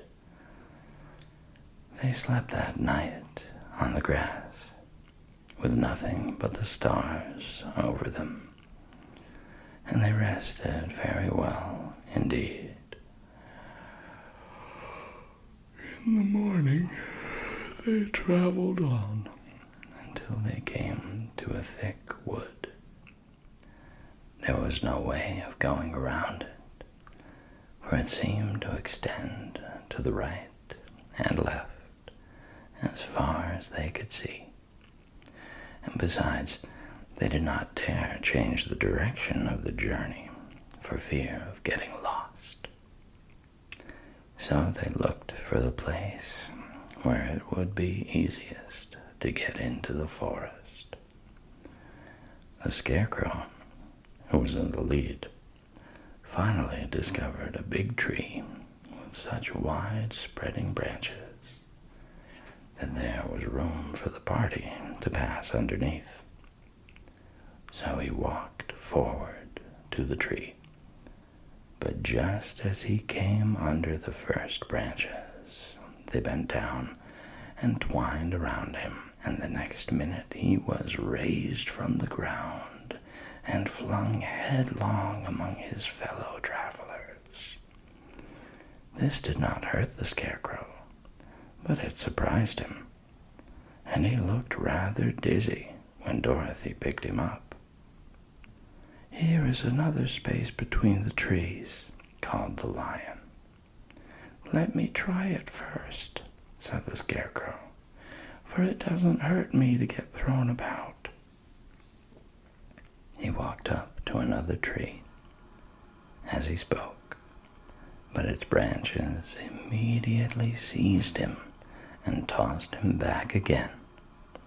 "This is strange," exclaimed Dorothy. "What shall we do?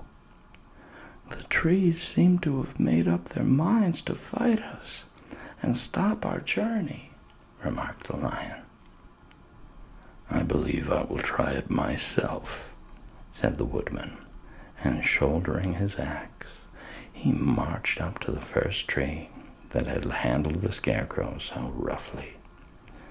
When a big branch bent down to seize him, the Woodman chopped at it so fiercely that he cut it in two.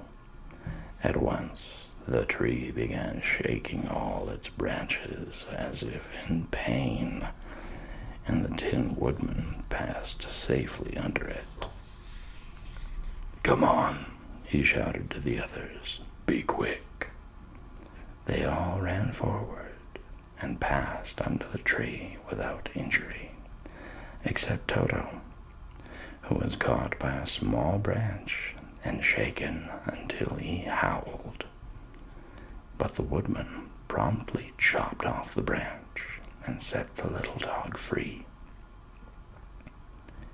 The other trees of the forest did nothing to keep them back, so they made up their minds that only the first row of trees could bend down their branches, and that probably these were the policemen of the forest, and given this wonderful power in order to keep strangers out of it. The four travelers walked with ease through the trees until they came to the further edge of the wood. Then, to their surprise, they found before them a high wall, which seemed to be made of white china. It was smooth, like the surface of a dish, and higher than their heads. "What shall we do now?" asked Dorothy. "I will make a ladder," said the Tin Woodman, "for we certainly must climb over the wall." Oh, hello. This is Sleepy Reader. We've been reading The Wonderful Wizard of Oz, and if you've been with me all the way along, can you believe we're already to chapter 20? The Dainty China Country. While the woodman was making a ladder from wood, which he found in the forest, Dorothy lay down and slept, for she was tired by the long walk. The lion also curled himself up to sleep, and Toto lay beside him. The Scarecrow watched the woodman while he worked, and said to him, "I cannot think why this wall is here, nor what it is made of."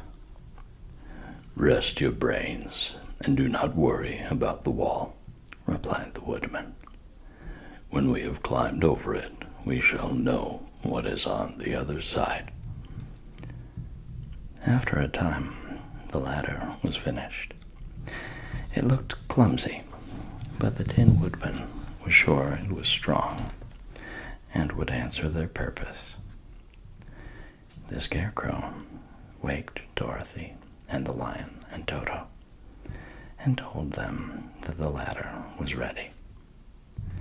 The Scarecrow climbed up the ladder first, but he was so awkward that Dorothy had to follow close behind and keep him from falling off. When he got his head over the top of the wall, the Scarecrow said, "Oh my!" "Go on," exclaimed Dorothy.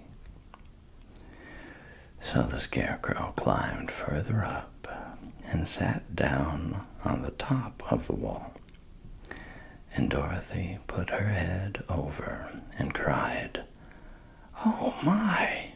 just as the Scarecrow had done. Then Toto came up and immediately began to bark, but Dorothy made him be still. The lion climbed the ladder next, and the Tin Woodman came last. But both of them cried, "Oh my!" as soon as they looked over the wall. When they were all sitting in a row on the top of the wall, they looked down and saw a strange sight. Before them was a great stretch of country having a floor as smooth and shining and white as the bottom of a big platter. Scattered around were many houses made entirely of china and painted in the brightest colors.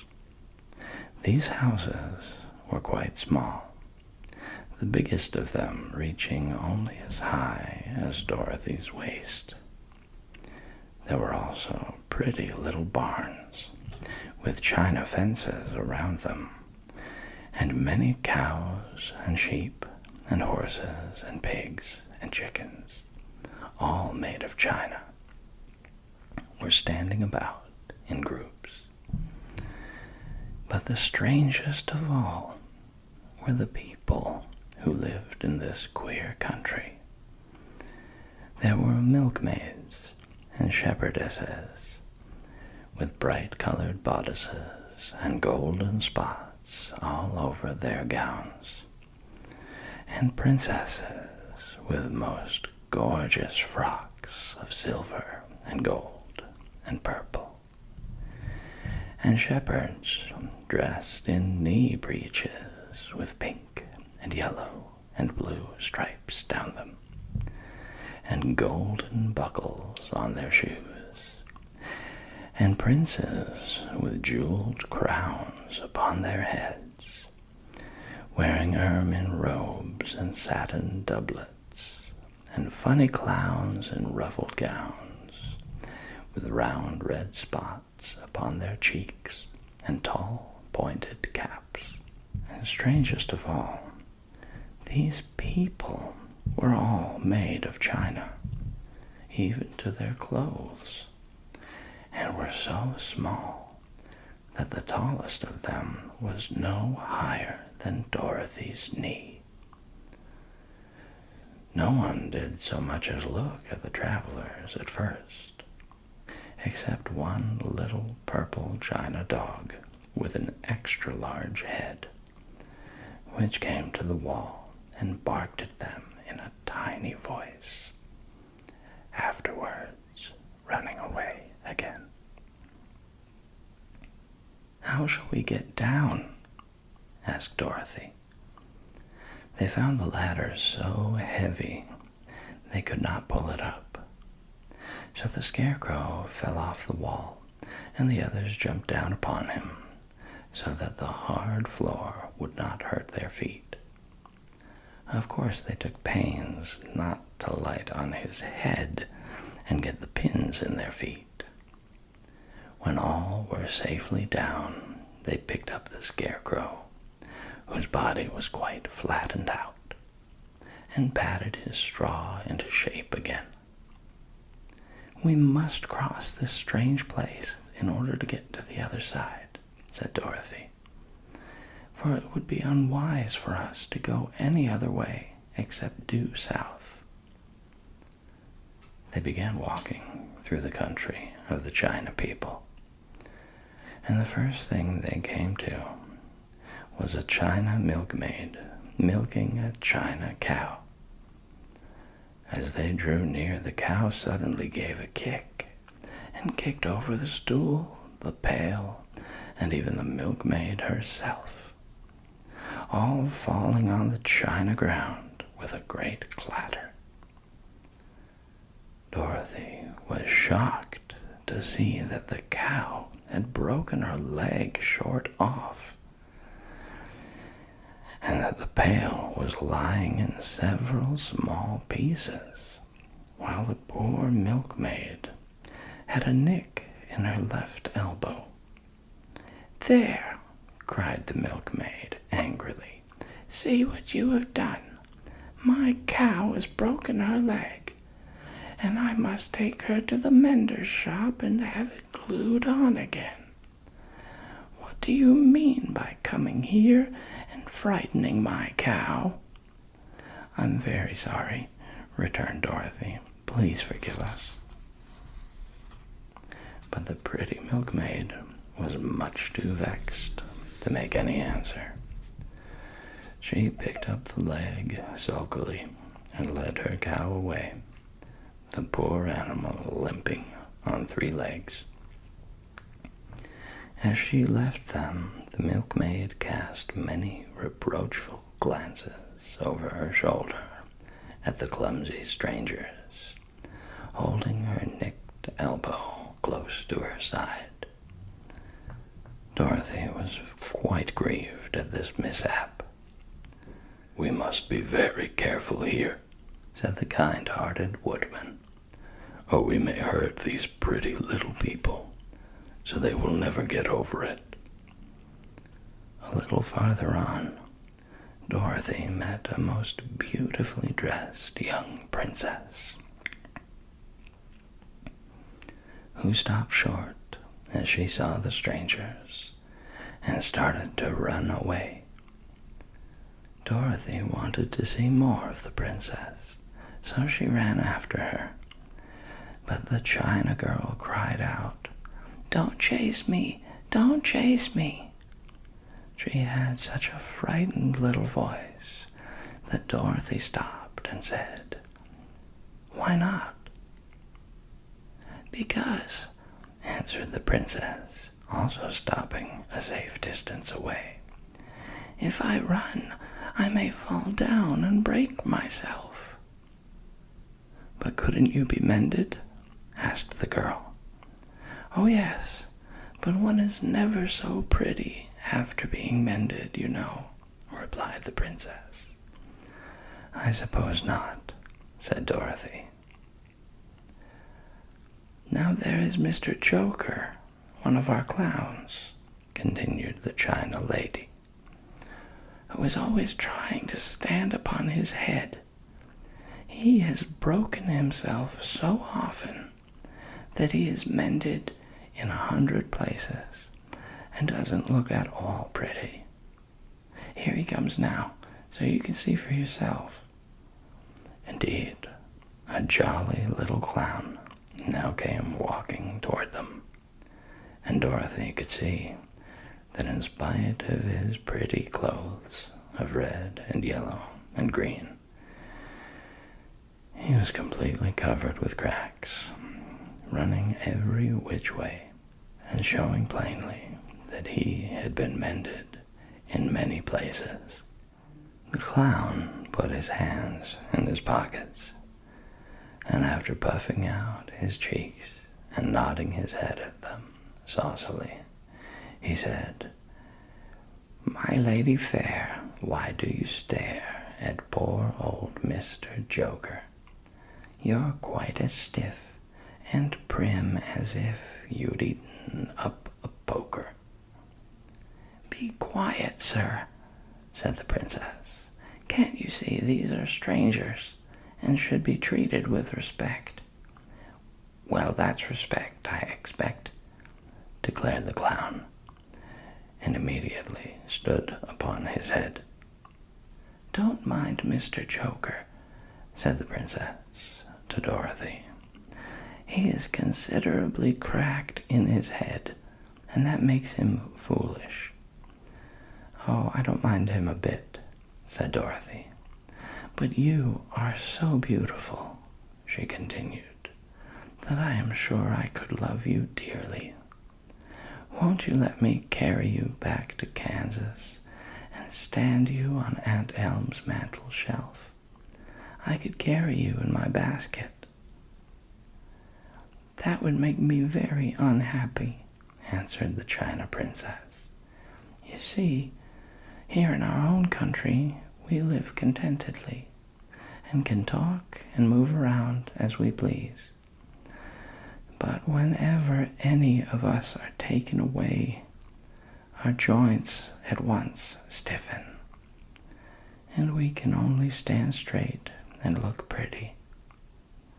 Of course, that is all that is expected of us when we are on mantel shelves and cabinets and drawing room tables.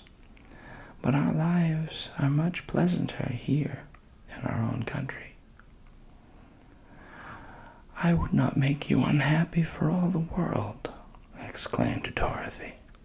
"So I'll just say goodbye." "Goodbye," replied the princess.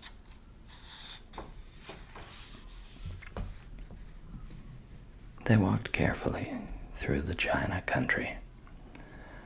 The little animals and all the people scampered out of their way, fearing the strangers would break them, and after an hour or so, the travelers reached the other side of the country and came to another China wall.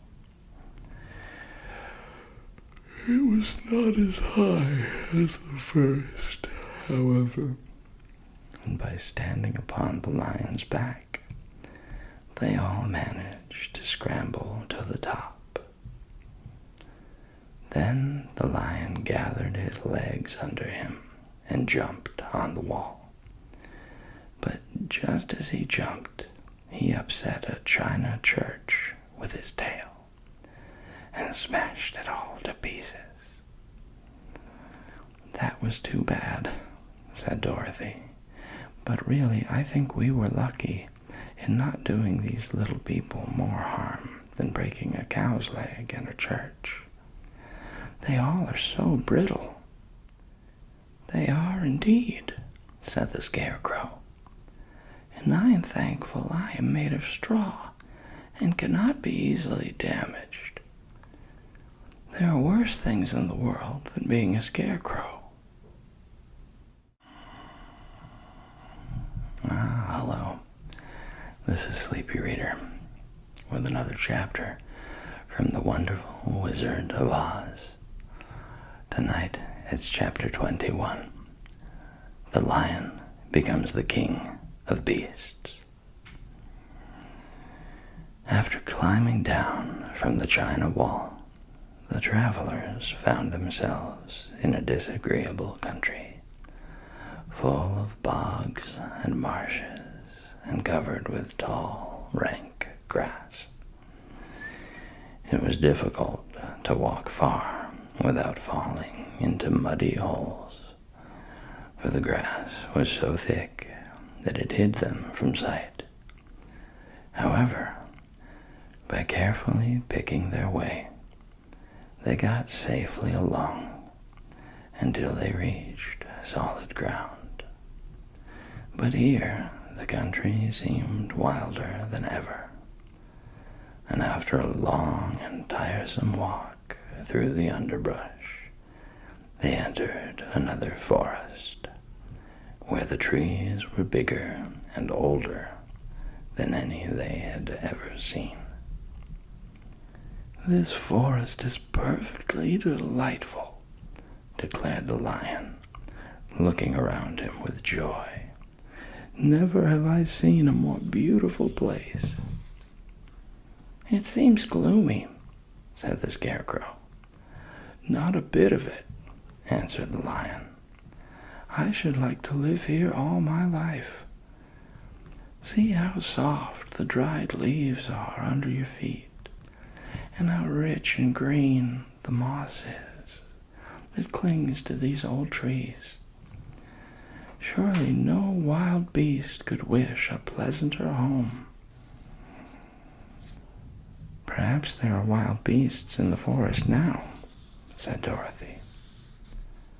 "I suppose there are," returned the lion, "but I do not see any of them about."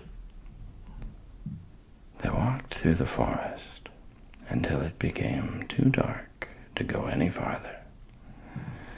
Dorothy and Toto and the lion lay down to sleep, while the woodman and the Scarecrow kept watch over them as usual. When morning came, they started again. Before they had gone far, they heard a low rumble, as of the growling of many wild animals. Toto whimpered a little, but none of the others was frightened, and they kept along the well-trodden path until they came to an opening in the wood, in which were gathered hundreds of beasts of every variety. There were tigers and elephants and bears and wolves and foxes, and all the others in the natural history. And for a moment, Dorothy was afraid. But the lion explained that the animals were holding a meeting, and he judged by their snarling and growling that they were in great trouble. As he spoke, several of the beasts caught sight of him, and at once the great assemblage hushed as if by magic. The the biggest of the tigers came up to the lion and bowed, saying, "Welcome, O King of Beasts. You have come in good time to fight our enemy and bring peace to all the animals of the forest once more." "What is your trouble?" asked the lion quietly. "We are all threatened," answered the tiger, "by a fierce enemy which has lately come into this forest. It is a most tremendous monster, like a great spider, with a body as big as an elephant and legs as long as a tree trunk. It has 8 of these long legs, and as the monster crawls through the forest, he seizes an animal with a leg and drags it to his mouth, where he eats it as a spider does a fly. Not one of us is safe while this fierce creature is alive, and we had called a meeting to decide how to take care of ourselves when you came among us." The lion thought for a moment. "Are there any other lions in this forest?" he asked. "No, there were some, but the monster has eaten them all. And besides, there were none of them nearly so large and brave as you." "If I put an end to your enemy, will you bow down to me and obey me as king of the forest?" inquired the lion. "We will do that gladly," returned the tiger. And all the other beasts roared with a mighty roar, "We will." "Where is this great spider of yours now?" asked the lion. "Yonder, among the oak trees," said the tiger, pointing with his forefoot. "Take good care of these friends of mine," said the lion, "and I will go at once to fight the monster." He bade his comrades goodbye and marched proudly away to do battle with the enemy. The great spider was lying asleep when the lion found him, and it looked so ugly that its foe turned up his nose in disgust. Its legs were quite as long as the tiger had said, and its body covered with coarse black hair. It had a great mouth, with a row of sharp teeth a foot long, but its head was joined to the pudgy body by a neck as slender as a wasp's waist. This gave the lion a hint of the best way to attack the creature, and as he knew it was easier to fight it asleep than awake, he gave a great spring and landed directly upon the monster's back. Then, with one blow of his heavy paw, all armed with sharp claws, he knocked the spider's head from its body. Jumping down, he watched it until the long legs stopped wiggling, when he knew it was quite dead. The lion went back to the opening where the beasts of the forest were waiting for him and said proudly, "You need fear your enemy no longer." Then the beasts bowed down to the lion as their king, and he promised to come back and rule over them as soon as Dorothy was safely on her way to Kansas. Hello. This is Sleepy Reader with another chapter from The Wonderful Wizard of Oz. Tonight we read chapter 22, The Country of the Quadlings. The four travelers passed through the rest of the forest in safety, and when they came out from its gloom, saw before them a steep hill, covered from top to bottom with great pieces of rock. "That will be a hard climb," said the Scarecrow, "but we must get over the hill nevertheless." So he led the way, and the others followed. They had nearly reached the first rock when they heard a rough voice cry out, "Keep back!" "Who are you?" asked the Scarecrow. Then a head showed itself over the rock, and the same voice said, "This hill belongs to us, and we don't allow anyone to cross it." "But we must cross it," said the Scarecrow. "We're going to the country of the Quadlings." "But you shall not," replied the voice, and there stepped from behind the rock the strangest man the travelers had ever seen. He was quite short and stout, and had a big head, which was flat at the top and supported by a thick neck full of wrinkles. But he had no arms at all. And seeing this, the Scarecrow did not fear that so helpless a creature could prevent them from climbing the hill. So he said, "I'm sorry not to do as you wish, but we must pass over your hill whether you like it or not." And he walked boldly forward. As quick as lightning, the man's head shot forward, and his neck stretched out until the top of the head, where it was flat, struck the Scarecrow in the middle and sent him tumbling over and over down the hill. Almost as quickly as it came, the head went back to the body, and the man laughed harshly as he said, "It isn't as easy as you think." A chorus of boisterous laughter came from the other rocks, and Dorothy saw hundreds of the armless hammerheads upon the hillside, one behind every rock. The lion became quite angry at the laughter caused by the Scarecrow's mishap, and giving a loud roar that echoed like thunder, he dashed up the hill.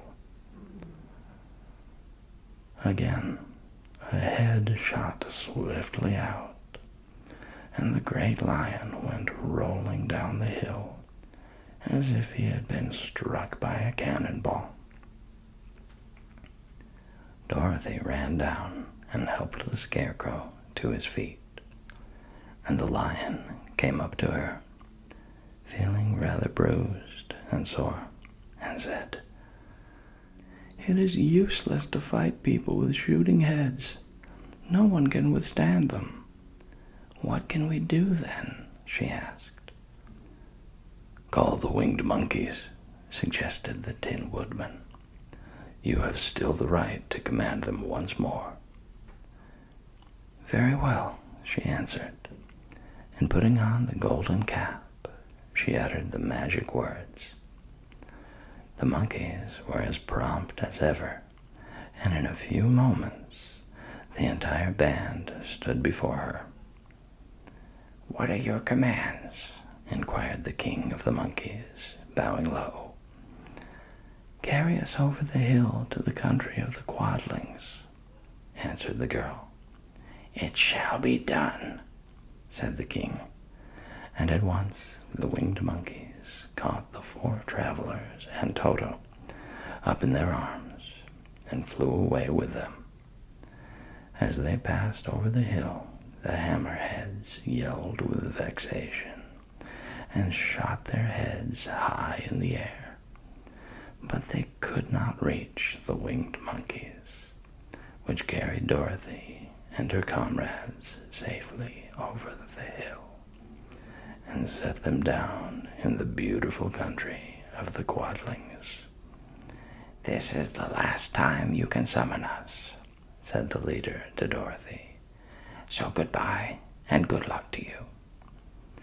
"Goodbye, and thank you very much," returned the girl. And the monkeys rose into the air and were out of sight in a twinkling. The country of the Quadlings seemed rich and happy. There was field upon field of ripening grain, with well-paved roads running between, and pretty rippling brooks with strong bridges across them. The fences and houses and bridges were all painted bright red, just as they had been painted yellow in the country of the Winkies, and blue in the country of the Munchkins. The Quadlings themselves, who were short and fat and looked chubby and good-natured, were dressed all in red, which showed bright against the green grass and the yellowing grain. The monkeys had set them down near a farmhouse, and the four travelers walked up to it and knocked at the door. It was opened by the farmer's wife, and when Dorothy asked for something to eat, the woman gave them all a good dinner, with 3 kinds of cake and 4 kinds of cookies, and a bowl of milk for Toto. "How far is it to the castle of Glinda?" asked the child. "It is not a great way," answered the farmer's wife. "Take the road to the south, and you will soon reach it." Thanking the good woman, they started afresh and walked by the fields and across the pretty bridges until they saw before them a very beautiful castle. Before the gates were 3 young girls, dressed in handsome red uniforms, trimmed with gold braid. And as Dorothy approached, one of them said to her, "Why have you come to the South Country?" "To see the good witch who rules here," she answered. "Will you take me to her?" "Let me have your name, and I will ask Glinda if she will receive you." They told who they were, and the girl soldier went into the castle. After a few moments, she came back to say that Dorothy and the others were to be admitted at once.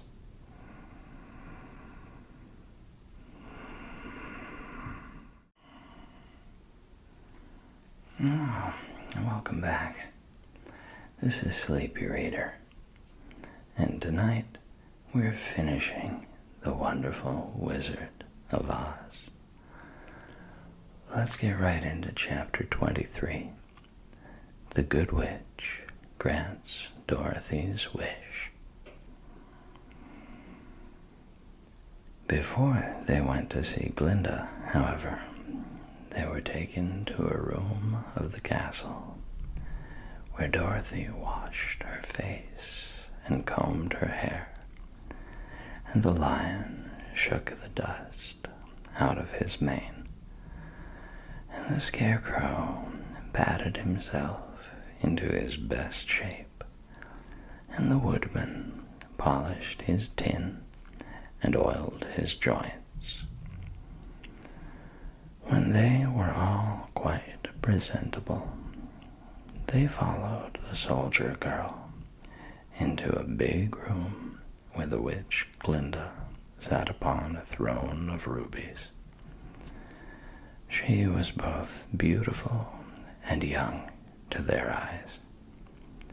Her hair was a rich red in color and fell in flowing ringlets over her shoulders. Her dress was pure white, but her eyes were blue, and they looked kindly upon the little girl. "What can I do for you, my child?" she asked. Dorothy told the witch all her story, how the cyclone had brought her to the land of Oz, how she had found her companions, and of the wonderful adventures they had met with. "My greatest wish now," she added, "is to get back to Kansas, for Aunt Em will surely think something dreadful has happened to me, and that will make her put on mourning. And unless the crops are better this year than they were last, I am sure Uncle Henry cannot afford it." Glinda leaned forward and kissed the sweet, upturned face of the loving little girl. "Bless your dear heart," she said. "I am sure I can tell you of a way to get back to Kansas." Then she added, "But if I do, you must give me the golden cap." "Willingly," exclaimed Dorothy. "Indeed, it is of no use to me now, and when you have it you can command the winged monkeys 3 times. "And I think I shall need their service just those 3 times," answered Glinda, smiling. Dorothy then gave her the golden cap, and the witch said to the Scarecrow, "What will you do when Dorothy has left us?" "I will return to the Emerald City," he replied, "for Oz has made me its ruler, and the people like me. The only thing that worries me is how to cross the hill of the Hammerheads. By means of the golden cap, I shall command the winged monkeys to carry you to the gates of the Emerald City," said Glinda, "for it would be a shame to deprive the people of so wonderful a ruler." "Am I really wonderful?" asked the Scarecrow. "You are unusual," replied Glinda. Turning to the Tin Woodman, she asked, "What will become of you when Dorothy leaves this country?"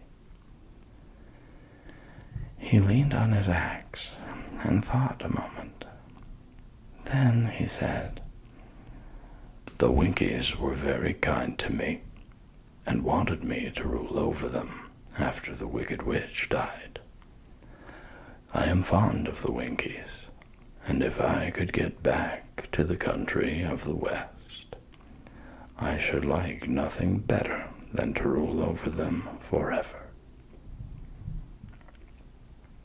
"My second command to the winged monkeys," said Glinda, "will be that they carry you safely to the land of the Winkies.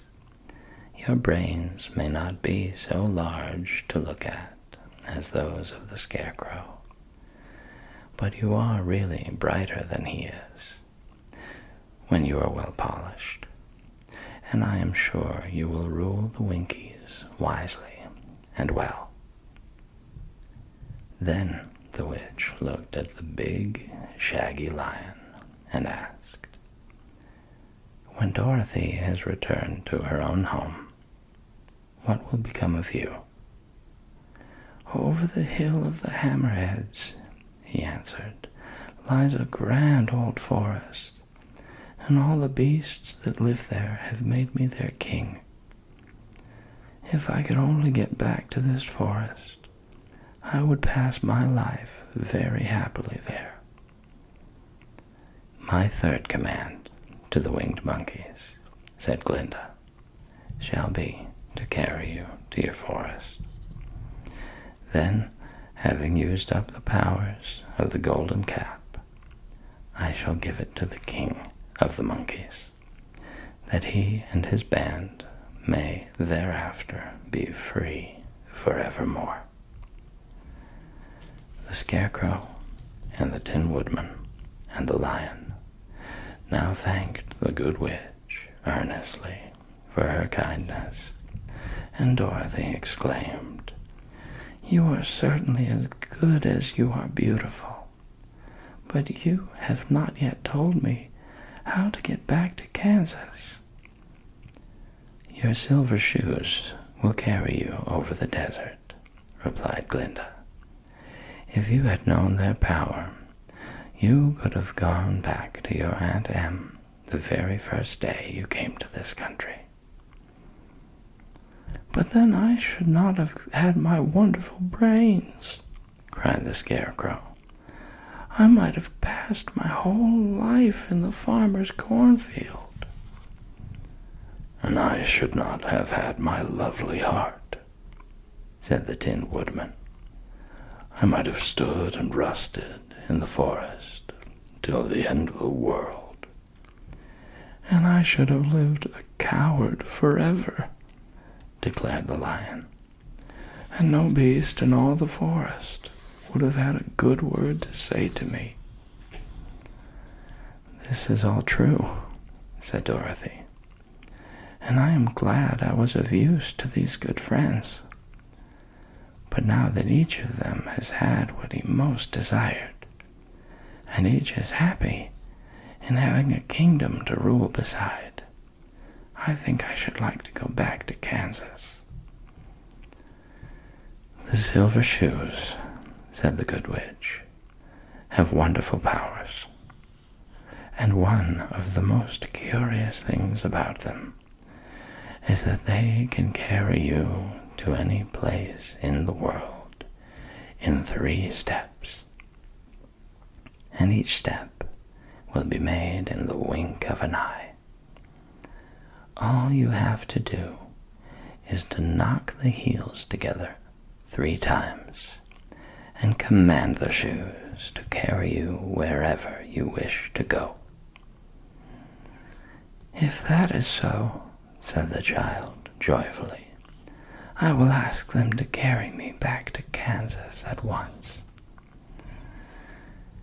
She threw her arms around the Lion's neck and kissed him, patting his big head tenderly. Then she kissed the Tin Woodman, who was weeping in a way most dangerous to his joints.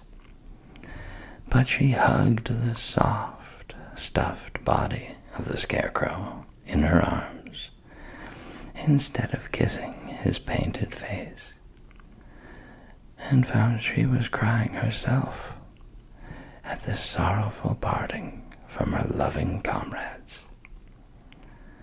Glinda the Good stepped down from her ruby throne to give the little girl a goodbye kiss, and Dorothy thanked her for all the kindness she had shown to her friends and herself.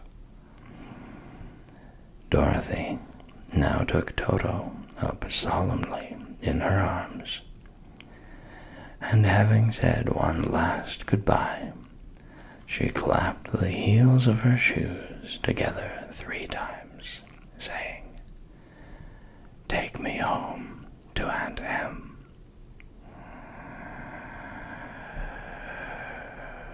Instantly, she was whirling through the air, so swiftly that all she could see or feel was the wind whistling past her ears.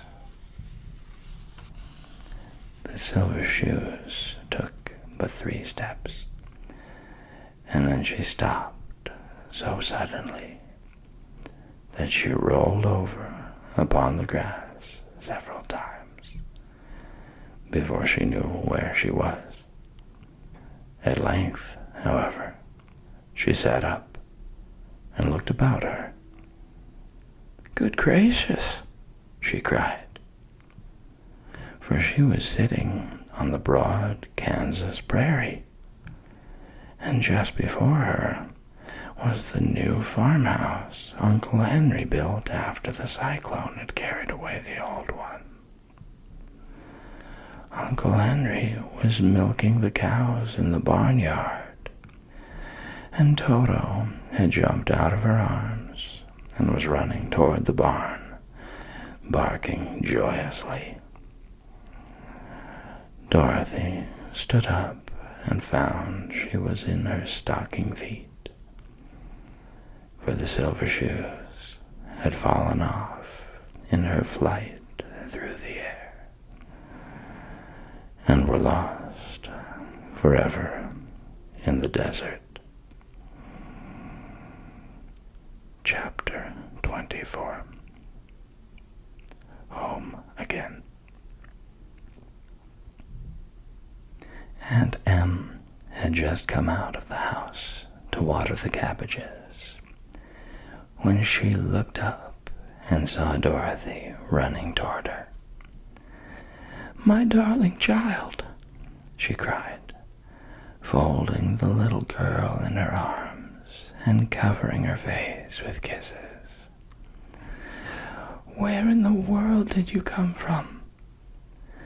"From the land of Oz," said Dorothy gravely. "And here is Toto, too. And oh, Aunt Em, I'm so glad to be at home."